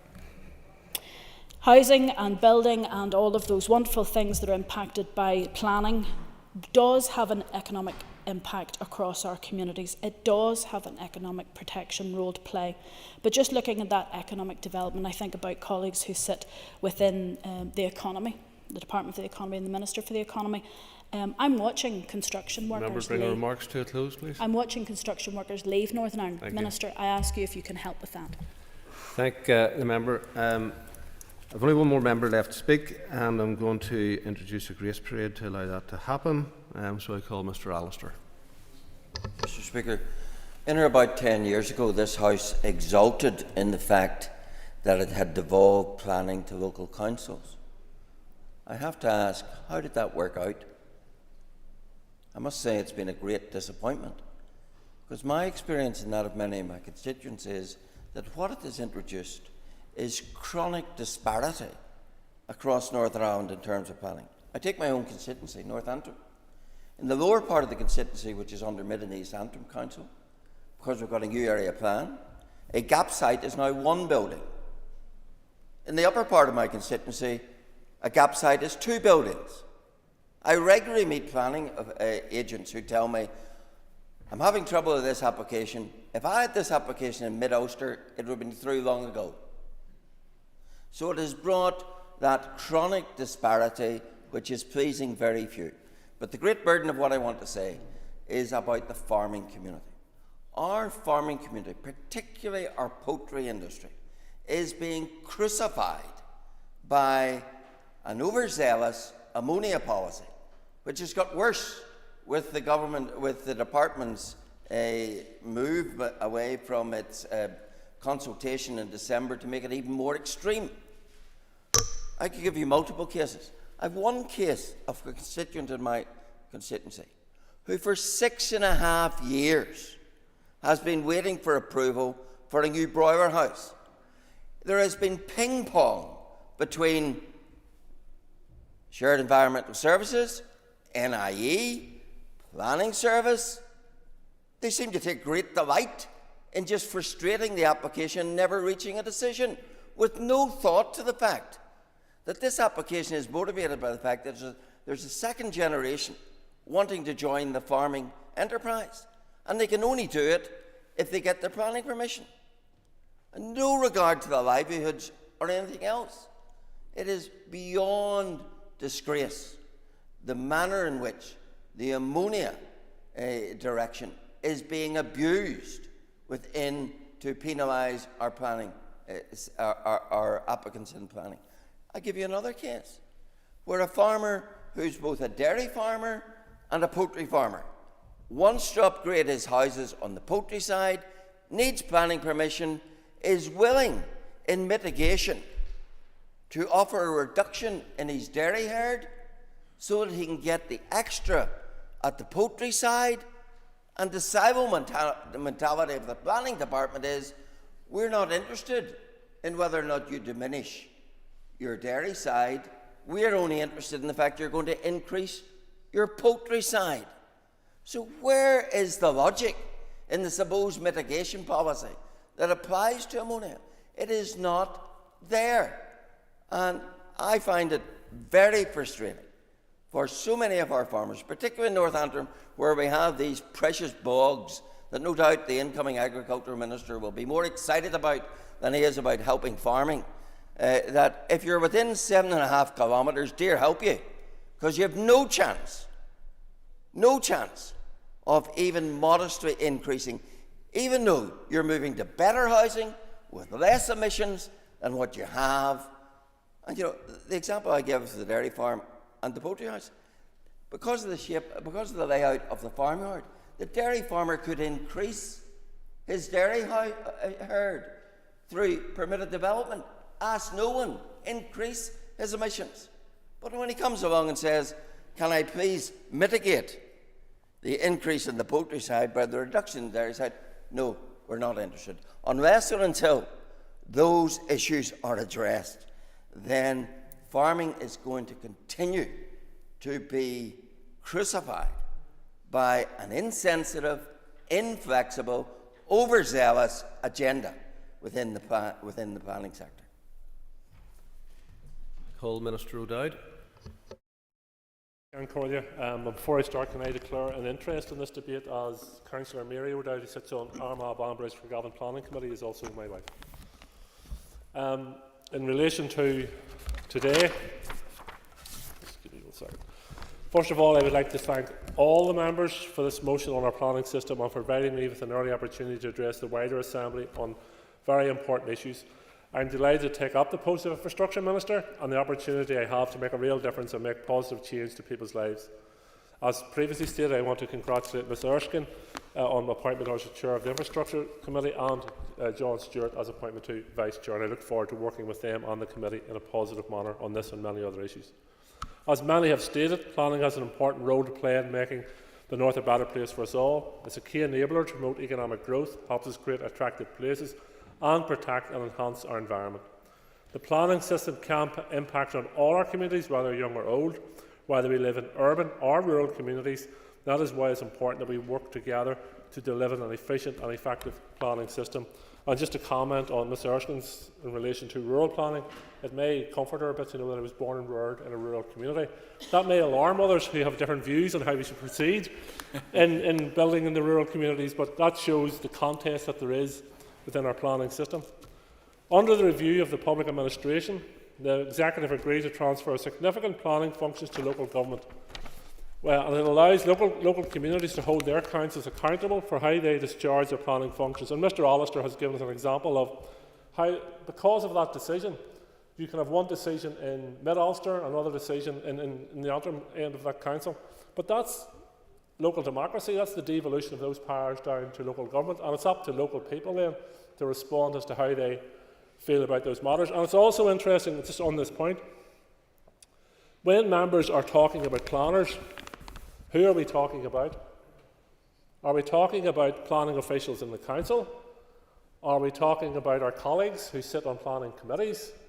Are we talking about the officials who work in my department as planners? Are they talking about me as a planner, in a sense, who has to sign off on planning applications? So our planning system is multifaceted on how we deliver it, and it exposes the responsibilities we all have to improve our planning moving forward. Mr Durkin referred to the resourcing of planning at local council level, and he says it was properly resourced when he transferred it. I'm not in a position to argue with him. He says it was. But our councils have just recently set their rates. How many of our local councils increased their investment in their planning department? I don't know the answer to that question. But if you want to improve planning, you're going to have to improve investment in councils. I'm going to have to improve investment in the department, and to do that we need resources to do so. So even in terms of statutory consultees, our planning system is largely driven by people. Yes, we have to look for investment in new technologies, and we've seen the planning portal, which is now beginning to show its benefits. With all technology, first to reduce those teething problems. But look at statutory consultees. For instance, I use my own department. Road Service and Rivers Agency, both understaffed. So how can we expect them to respond to the multitude of planning applications coming through in a timely fashion if they're understaffed? So we need investment in staffing and move them up. And that brings me to the point a number of members have raised around, should we introduce penalties if consultees do not respond in time? I think that would be self-defeating. Should we move ahead with a planning application if a statutory respondee hasn't responded? I think there could be a significant danger in that. Because if you get it wrong, it can go spectacularly wrong, especially in relation to the environment. So those things need thought through. Yes? Minister Gibbonway, would he agree with me that he has witnessed the gaming of the system by many statutory consultees, waiting right out on their time period, coming at the last minute with a request for further information, and stymieing the system. How will the Department and the Minister going forward address these key concerns? I'm not sure I would describe it in that way. As I said, I can refer to my own department in terms of the statutory consultees I'm responsible for. They do not have the resources. They do not have the people to meet demand. So I have a responsibility to make them sure they're properly resourced, and that's one of the tasks I'll be taking on moving forward. And when we have properly resourced institutions, then I think we go back to the previous conversation around if you miss a deadline, what happens? Is it the plan goes ahead? Do you introduce penalties, etc.? But I think we have to get that right first. So, as I say, whilst my department has an important leadership role in the two-tier planning system, it does not act alone nor have direct responsibility for addressing all those issues highlighted in this motion or by members today. This is a collective issue and one we must work together on. I'm clear that an effective and efficient planning system is key to growing our economy, protecting our environment, addressing the climate change challenge, and ultimately creating successful places where people want to live, work and play, meeting all their needs for generations and for future generations to come. As has been noted, there have been many reports on our planning system, each with their own views on what works well and what is maybe not working so well, and where improvements can be made. Members have noted the Audit Office report on planning system and a further report by the Planning Accounts Committee in March 2022, identifying areas for improvement and change in the planning system. Since those publications, good work has been done by my department, working in collaboration, and this is important, working in collaboration with local government and other stakeholders and to address both those recommendations and those reports, or both reports. Planning Improvement Work Programme has been established and is being taken forward jointly by the local central government. The programme is broken down across key themes, including policy and legislation, local development plans, development management, performance engagement, financial sustainability of the system. And in regards to even an area where we do need improvement, and some refer to it as the MOT theory. You put an application in, see how it goes. Where some people put their car in for MOT, see how it goes. And some people tell me they can't get their car in for MOT, but that's a debate for another day. No doubt you'll have me back on that one. But the validation checklist, I have commissioned, when I was at the post previously, in relation to the validation checklist, work is advanced stage in that. Like any piece of legislation you're bringing forward, we have to make sure we've got it right. We're engaging with partners around this. We're engaging with the Planning Appeals Commission in terms around an appeals mechanism within that. But in this day and age, I have to say, surely planning agents and architects and others know exactly what is needed when you're submitting a planning application. And if you submit the planning application with the required information, the department can deal with it quicker, and the statutory consultees can deal with it quicker as well. So while I'm going to pursue the validation checklist, it is at an advanced stage. It is disappointing that we require legislation to cover it, I have to say, but what has to be, has to be. I will continue to work together to address the challenges, whether that be my department's local government or statutory consultees and the Planning Appeals Commission, which, as you understand, falls under the Justice Department. It's wholly independent, but sponsored by the Justice Department. We could use independent commissioners, as has been pointed out, both in this debate and by a number of other bodies, but it's an expensive route to go down, and at the moment I don't have that option. I would much prefer to continue or to engage with the Department of Justice and see how we can support the Planning Appeals Commission, rather than going down the road of appointing independent commissioners, etc. But it's something we have to keep under review. Delivery of major capital projects by public sector has been long a source of comment by many. There has been some improvement, except one swallow doesn't make a summer, something like that. So the most recent published statistics for the first 6 months of 2023-24 show that the average processing time for local applications was 19.2 weeks across all councils, against a target of 15 weeks, with 4 of the 11 councils meeting the 15-week target. In relation to major applications during this period, was 34.7 weeks across all councils. This represents a decrease of over 15 weeks compared with the same period a year earlier, moving closer to the 30-week target, Results for the 70% of targets for closure of enforcement cases within 39 weeks are not available at this time, but once that information becomes available, I'll make it available to the committee and whoever else requires it. So there has been progress, and I accept that's only measured over 1 year. But I do think, in terms of the various reports that we've had, the recommendations within, and the stop-start implementation of those from a political leadership level, that I do think we're having some change in the right direction, but I'm not going to be complacent about it. I want my department to function at full capacity and to set a pathway for long-term future investment. For my part, I am determined that projects that are a priority for me, like the A5, will move forward and deliver long-awaited benefits to the people who use them. The progress that is already made is a starting point. We need to build on that. We need to ensure that the whole system and all parties to it are properly funded and resourced in terms of capacity and capability in order to deliver the system change that is needed. There is lots to do within my own department, more widely with key stakeholders in the process, and I am up for that challenge. As has already been pointed out, the Strategic Investment Board is a matter for the Executive Office, but I am committed to working with every delivery partner to get the whole system working better for everyone.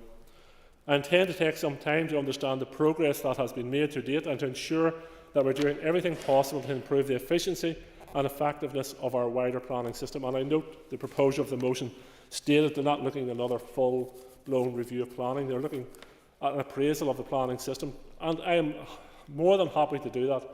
I will continue the work that has been already conducted. The reports that have been published in the most recent period, I will continue to actively pursue and implement. I accept our planning system is not working to its full potential, but I think we need to be careful not to send out a message to either investors here or potential investors overseas that you can't do business here in terms of planning. We can. We will do everything within our power to support the development of new industries, the green economy, wherever it may be. We will do our best and work with them to improve it, but let's not send out the message that this place, you can't do business here. There is challenges for planning systems across these islands. You look at some of the major planning applications going through Britain or down south, there is always a challenge, and it's down to this.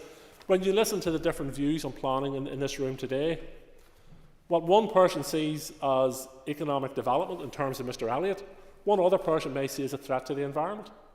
And it's how to get that balance right, and we have to work within the legislation which is before us to get that balance right. Mr. Allister commented in relation to the ammonia and how that's been. That's an issue which is a huge challenge to the farming sector, I accept, but it's also a huge challenge to the environment. And there's various elements that are under investigation. Reports will have to be developed on that as well. So I would ask colleagues to work with me, and I will work with the committee and others to ensure that we bring our planning system forward, we secure the investment that it requires, and that we deliver sustainable development going into the future, which benefits both rural and urban communities. Thank you. I call Mr. Philip Brett to wind. Mr. Brett, you have 10 minutes. Thank you, Mr. Speaker, and can I start by congratulating my friend and colleague Deborah Erskine on her appointment as Chair of the Infrastructure Committee and for replacing me as the party's infrastructure spokesperson. You have a big act to follow, Deborah, so I look forward to watching your progress. Mr. Speaker, my previous role as Chairman of the Planning Committee of Antrim and Newton Abbey Borough Council, where I had the pleasure of working with the now member for South Antrim, Mr. Blair, that was a great example of how when local planning committees and local planners work together, you can get things right. But in my role as DFI spokesperson for the party, I've seen examples across Northern Ireland as when the planning system doesn't work, the impacts that those can certainly have. I just want to touch on a number of points that have been raised by colleagues. Firstly, by Mr. Boylan, I think he summed up perfectly by saying everyone in this House wants to see an effective and efficient planning service, and I think that's what we should all be working together to achieve. To Mr. McReynolds, can I congratulate you on your maiden speech, and well done on making a speech on planning somewhat interesting. It's a very hard thing to be able to do, so I pay tribute for being able to do that. I think, as you rightly say, that those major applications need to be high on all of our agendas. I pay tribute to Mr. Stewart on his election as Vice Chair of the committee. He accused Ms. Erskine of fruit salad and getting many words into her motion. I congratulate him on getting to speak for 6 minutes before capturing the attention of Mr. Speaker.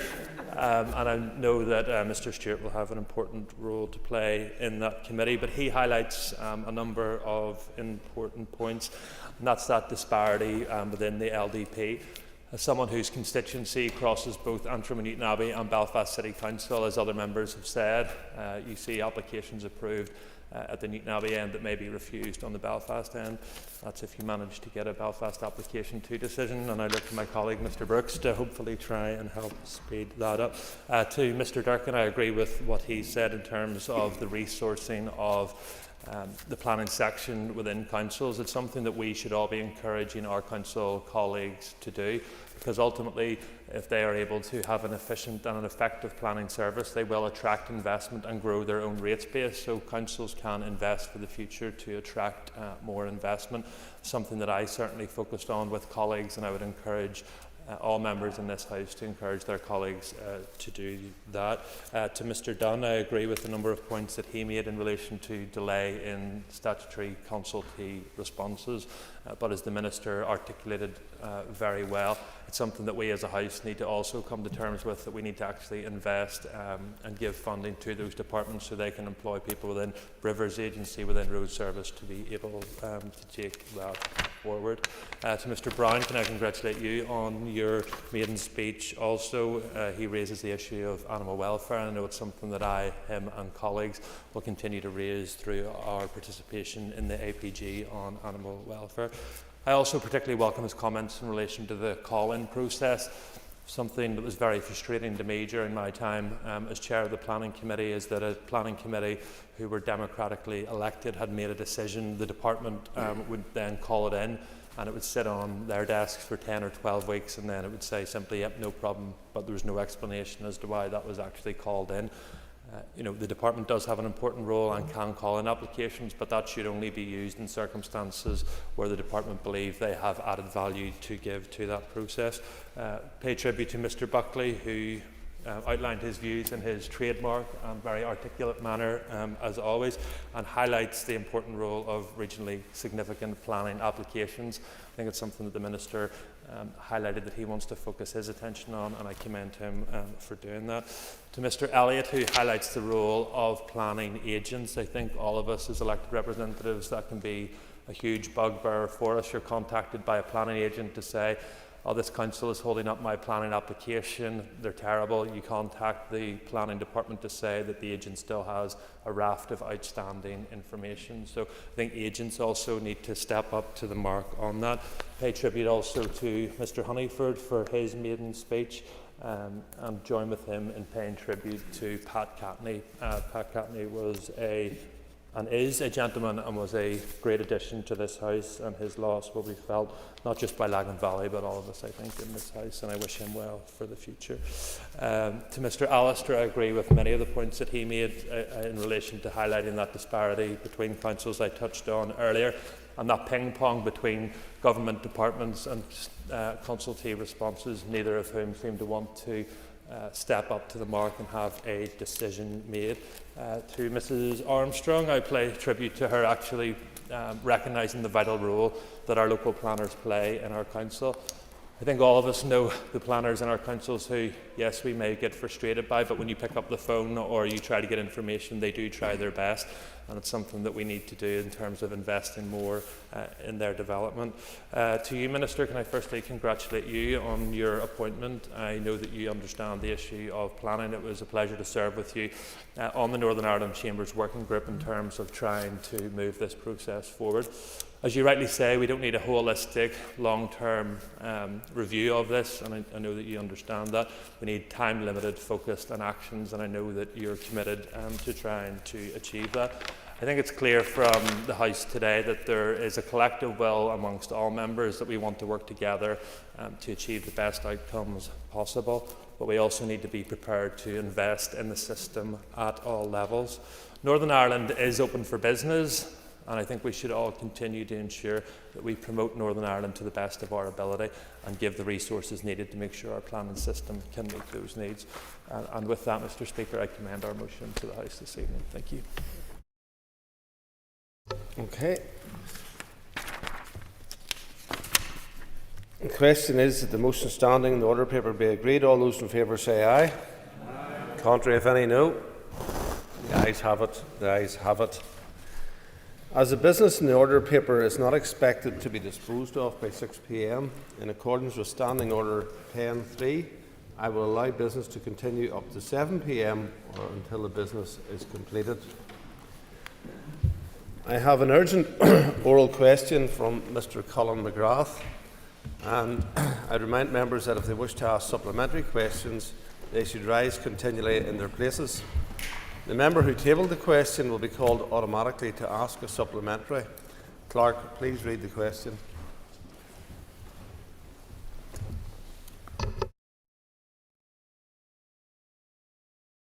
Steps his department is taking to ensure the Northern Ireland Children's Hospice receives the funding needed to reverse the decision to reduce the number of available beds.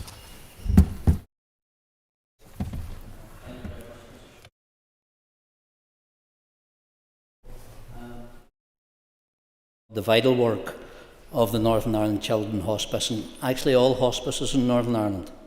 And my officials have engaged in detailed discussions last week with the Northern Ireland Children's Hospital, because it's clear to me that the financial pressures actually facing the Northern Ireland Children's Hospital go much deeper than any reduction of departmental support.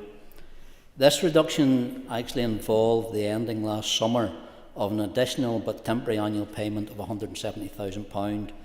The temporary payment being in place since 2018 was to assist the hospice following the closure of a facility in Fermanagh called Horizon West. The funding was for 3 years and was used by the hospice to support the cost of a bed in Belfast. And due to COVID, the funding was extended for a further 2 years until the end of March 23. And the decision to cease the payment was notified to the Children's Hospital in June 23 and took effect from September last year, and that resulted in a reduction of £85,000. I took the decision on Friday, Mr. Speaker, to reinstate that funding in full for this year, as I had committed to respond by the end of last week. This payment is in addition to the core annual funding of £1.6 million, which my department is providing directly to the Children's Hospital this year. That core funding also included £420,000, which hadn't been recurrent, meaning it would have to be subject to confirmation each year. And I can also confirm that going forward this will be made recurrent, given the hospice greater certainty. Because I'm keenly aware that the financial challenges facing the Northern Ireland Children's Hospital go much deeper than this or next year. And like all healthcare providers, it has encountered significantly rising running costs, reflecting inflationary pressures. Regrettably, the Northern Ireland Children's Hospital has advised my department that the restoration of the full £170,000 for this year will not lead to the reversal of the service reduction made public this week. And the Children's Hospital and the Northern Ireland Hospice parent body will need to develop longer-term solutions to which I am sure government will want to be supportive. And given the current absence of a budget for next year and the well-documented financial uncertainties and challenges for government, my department is currently at the limit of what it can do. But I'm also very conscious that other hospice organisations and many other health and care providers are also grappling with growing budget pressures and will be seeking further statutory finance. So I'm grateful for the support and personal interest of the First and Deputy First Minister regarding the Northern Ireland Children's Hospice position. And I'm also aware of the fact that other Northern Ireland departments have provided financial support to the Children's Hospital in the past. But I believe that the long-term need for financial stability across the whole hospice sector would benefit from cross-departmental input, helping to assist organisations in identifying sustainable ways forward. And consequently, I have written to the Finance Minister to seek further discussions between the charities and our two departments. Call Colin McGrath.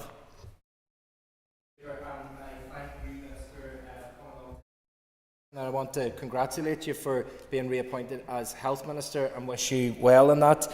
I know that there are many competing issues right throughout the whole health arena, and I look forward to being able to work with you as a constructive opposition health spokesperson in those matters. In terms of this urgent oral question, I appreciate the opportunity to speak on it through the question being taken today. Question, not a speech. I remind you, Mr. McGrath. Thank you. And I appreciate all that you've done to replenish the funding so far. But would the Minister agree that there needs to be some form of legislative protection for palliative care, which currently there isn't, and there is in other parts of these islands, which would enable people and organisations to have a surety as they provide the services for people at that very key stage in their lives? Minister, 2 minutes to answer. Thank you, Mr. Speaker, and I thank the member for his offer to continue working constructively, and that's the relationship we did have in the last mandate as well. As I said in the end of my answer, I think there needs to be a wider discussion, not just across government, but with my department, with the Minister of Finance, in regards to how we support all hospice provision. If we look at the Children's Hospice in regards to how it looks after that respite care as well as the palliative care section of the Children's Hospice provision hasn't been affected in regards to this, so it is about the respite care bit. But there does need to be a wider conversation in regards to palliative care across the entirety of the hospice provision. And I think the unfortunate situation where we've seen with the Children's Hospital actually enables that conversation to be had at a very early stage of this government in regards to what needs to be done, what can be done cross-departmentally as well, but also with the opposition support. Colonel McAllister. Thank you, Mr. Speaker. And thanks to the Minister for coming today. I recognise that you're only in post little over a week, and so it's not something that we want to start apportioning blame here today. We want to work constructively. But I just want to note that in your response, both to Colin and also original, you did say in terms of the longer term solutions, not just on the Children's Hospice, but in all the hospice organisations.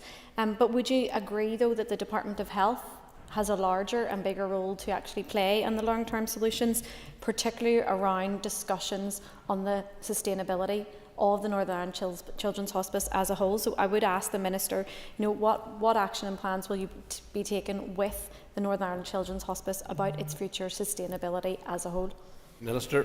Thank you very much, Speaker. In regards to the member's point as well, it is about the wider conversation around palliative care, respite care, and how we actually work with all our hospices. There has been much said in regards to the 50-50 nature of the funding and that understanding that we have with the adult hospices that isn't carried across to the Children's Hospice. That is actually a carryover from direct rule from Gordon Brown's time in 2004, I believe. So, it does go back quite a while. And that relationship, that understanding of funding has predated previous health ministers as well, who have been involved with conversations with the hospice in regards to that. So while my department has the lead, and I am not in any way shirking that we have the lead in that, I think there is a wider cross-governmental remit in regards to how we actually make sure that the funding's in place for hospice. But I think where we're seeing the challenges in funding hospice is also an example of what we're seeing in health. As regards, I don't have a budget at this minute in time. Part of the challenge to the Children's Hospice was the fact of that large proportion, which was non-recurrent, which we've been able to make recurrent. Call Philip Brett. Thank you, Mr. Speaker, and can I thank the Minister for coming along here this evening. I know, like me, he has a particular interest in the Northern Ireland Hospice and the Northern Ireland Children's Hospice, so can I thank him for that. As the Minister will be aware, the Hospice have said that the bed reduction will still continue to be in place, and it's the collective will, I think, of us all to try and overcome that. So could I ask the Minister, has he received a response from the Finance Minister for his invitation to discuss this issue? And secondly, during the budget setting process for his department next year, will he be making a bid to increase funding provided to the Northern Ireland Children's Hospice? Minister. And I thank the member. I haven't received a response as of yet, but as the member will know, this issue moved very quickly last week, actually from early engagement from the First and Deputy First Minister with a meeting on the Tuesday night in regards to how we could approach this as an executive. As for the specifics of my budgetary bid, the member will be well aware that I indicated last year if we even get a flat cash budget in regards to rolling into the next financial year, we're already looking at a deficit of £1 billion in regards to pay pressures, inflationary health pressures and everything else. So it will be a wider conversation I need to have with my ministerial colleagues to make sure that all parties who committed that support to health prior to the restoration last week are honoured. Liz Kimmins. And I thank the Minister for his answers so far, and as he will know, I was speaking to the Children's Hospice just this morning to understand better the situation they're in. So based on the Minister's answers, I would ask, You've mentioned the differentiation between adult hospice funding and children's hospice funding. Will his department be looking at that current funding model for the children's hospice to ensure the long-term sustainability of this vital service? Because, as we know, it is much more than just palliative care, and the implications of that will be far-reaching in terms of ensuring that service stays in place. Thank you.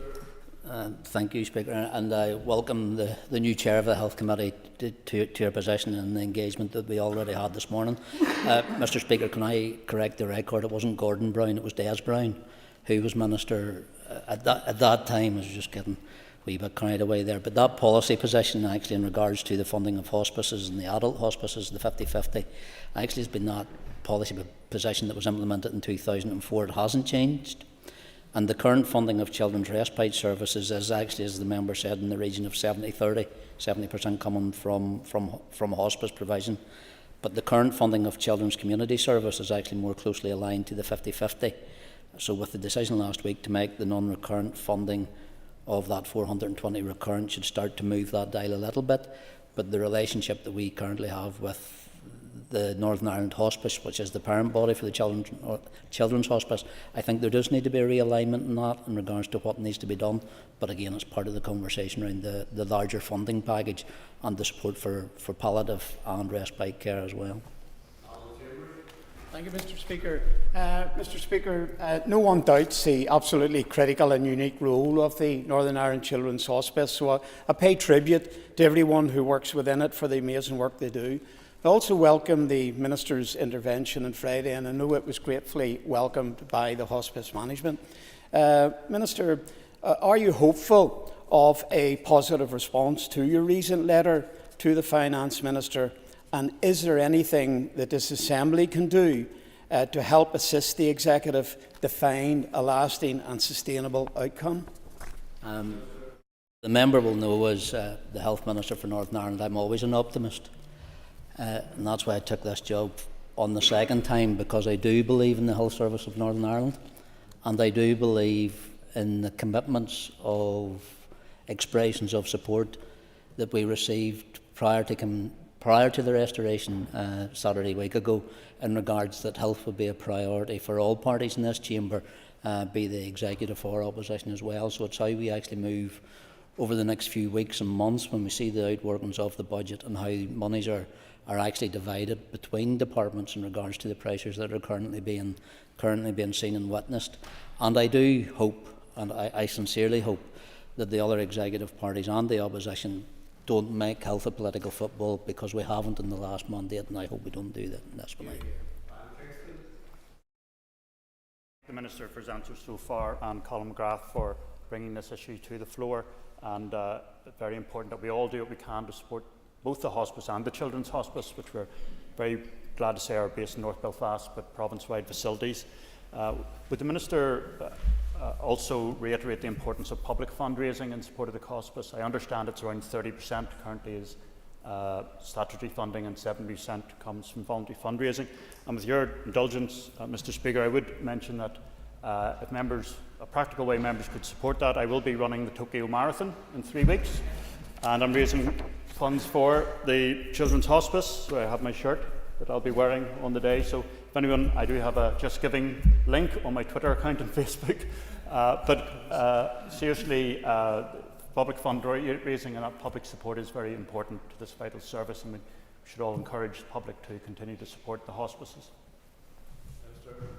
I thank the member for his support, and Speaker, I wouldn't want to indulge any sort of advertising in the chamber, but I do congratulate the member for what he is doing, and if anybody in the chamber or listening does want to support Mr Kingston in his fundraising, I will certainly contribute to that as well, because I think one of the things, while we look at the imperfect balance of the 30-70% mix from statutory to voluntary contributions, I think Children's Hospital has been very clear. It has been due to a downturn in that voluntary subscription to what is a very worthy charity and organisation and the work that they do. So I think, Mr Speaker, and I hope that what has happened in the last week actually raises the profile of Children's Hospice, and we can actually see a benefit in regards to that increase in funding as well, and I commend Mr Kingston for his endeavours.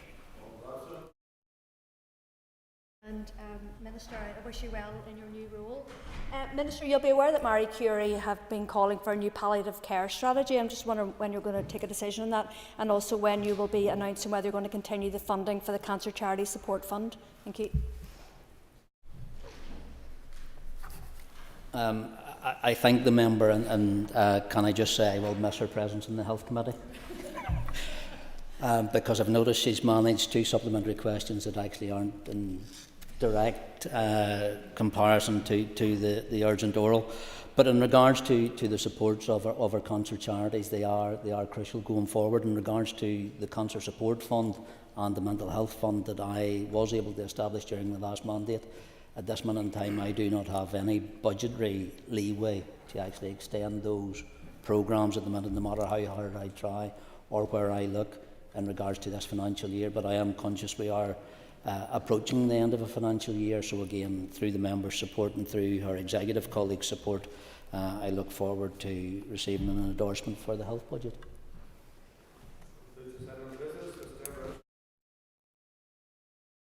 Minister of the Economy.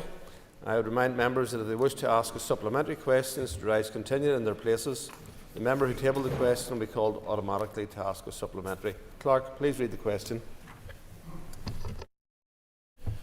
To ask the Minister for the Economy to urgently engage with BT regarding potential job losses at their Enniskillen site. I call the Minister for the Economy.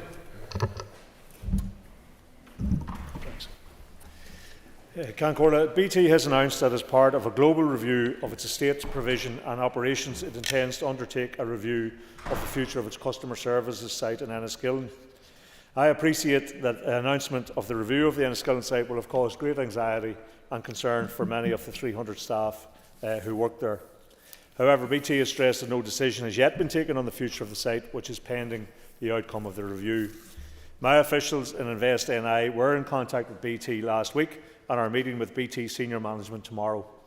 Invest NI will work closely with the company over the coming weeks and explore all opportunities to influence a positive outcome for the staff who may be impacted by any decision taken.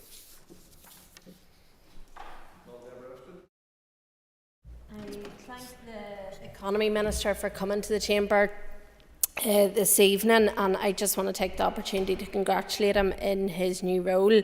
The potential of losing 300 jobs from Enniskillen is hugely significant to my constituency, given the large proportion of workers employed by the BT Group in Fermanagh and South Tyrone. I regret that the Minister has not said anything publicly about this until this evening. He can correct me if I'm wrong.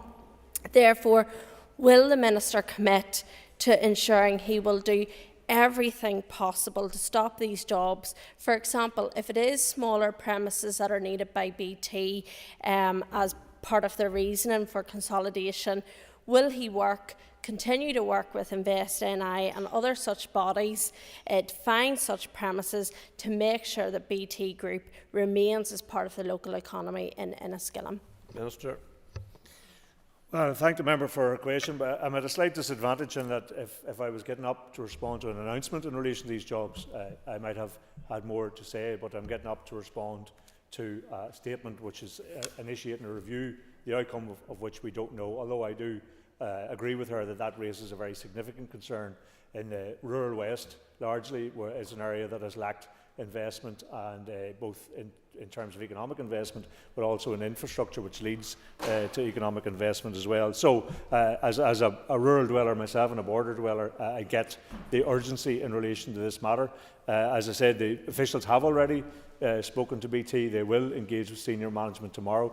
This is part of an estates review, so I'm not aware that it is a search for a different type of premises, rather than this is a global exercise that BT are undertaking in relation to their operations and their estate review. But of course we will try and endeavour all we can do to try and ensure that jobs are kept in Enniskillen and to ensure that those people who may become at some future date subject to decision taken here get all of the support that they can. But in the first instance, the priority will be to try and ensure that jobs are kept where they are needed. Mr. Speaker, and I welcome the Minister to his place and welcome him as Minister for the Economy, and I wish you well. It did state in the BT announcement that they have invested with brilliant new refurbished buildings. I'm wondering if the Minister has any idea where those brilliant refurbished buildings are. Is it only in Belfast, or is it in other rural areas? And why did they not invest in Enniskillen? I know it's difficult at this stage for you, but I'm just wondering if you have any idea, or you will pose that question. Well, again, I find myself hamstrung by the fact that I'm responding to an announcement of review rather than an announcement of a decision, but the question was taken and here we are. So I would say I'm not aware of what state they're currently looking at, other than this is part of a global review into their operations on the state. But my officials in Investing are dealing with them. They will be meeting with them tomorrow, and if I have any further update, I'll be able to inform the member.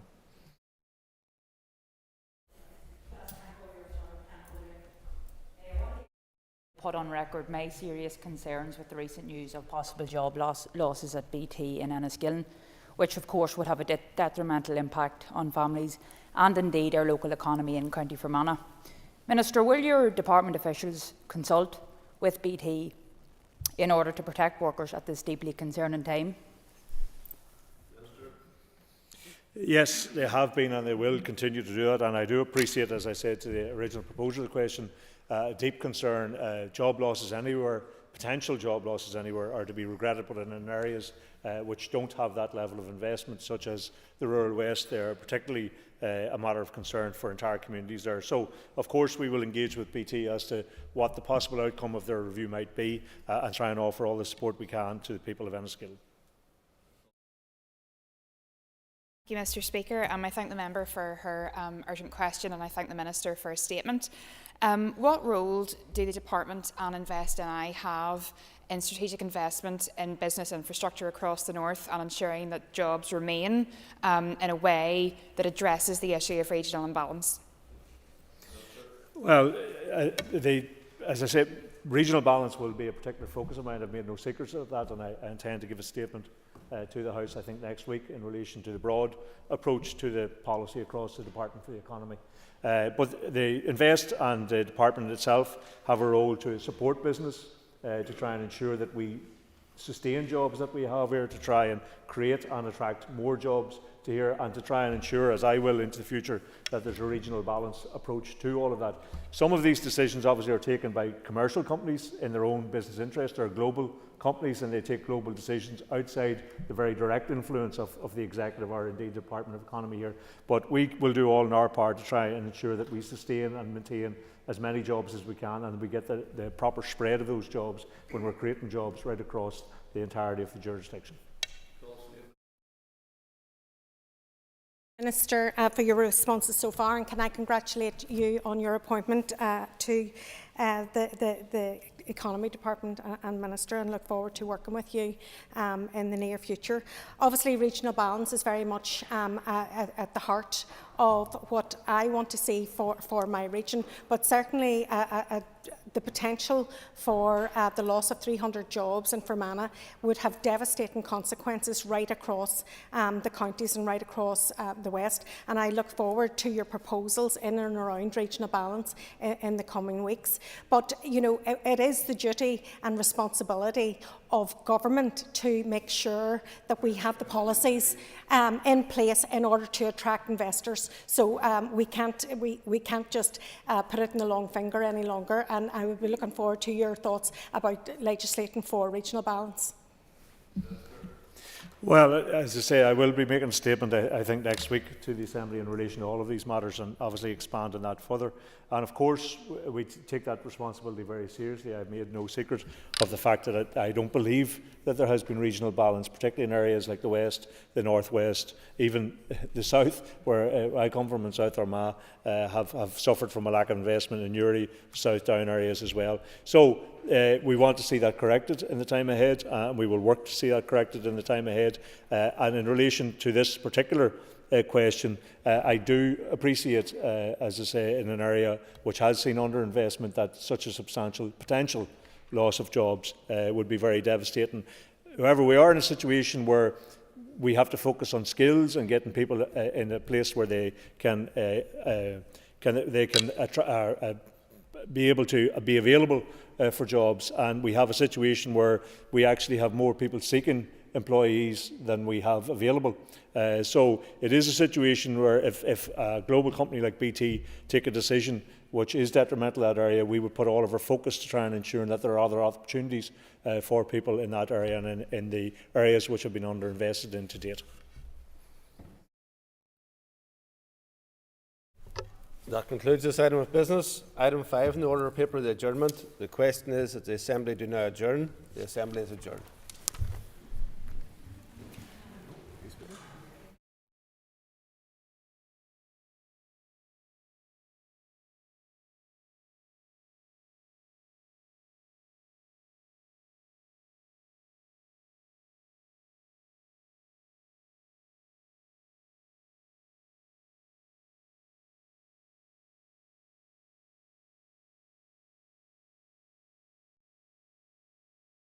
Assembly Chamber.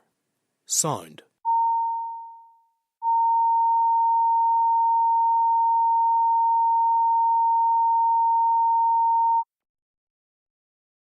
Assembly Chamber. Sound.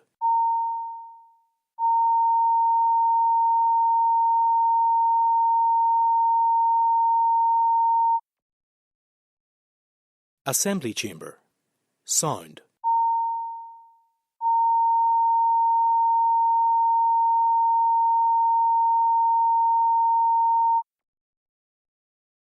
Assembly Chamber. Sound.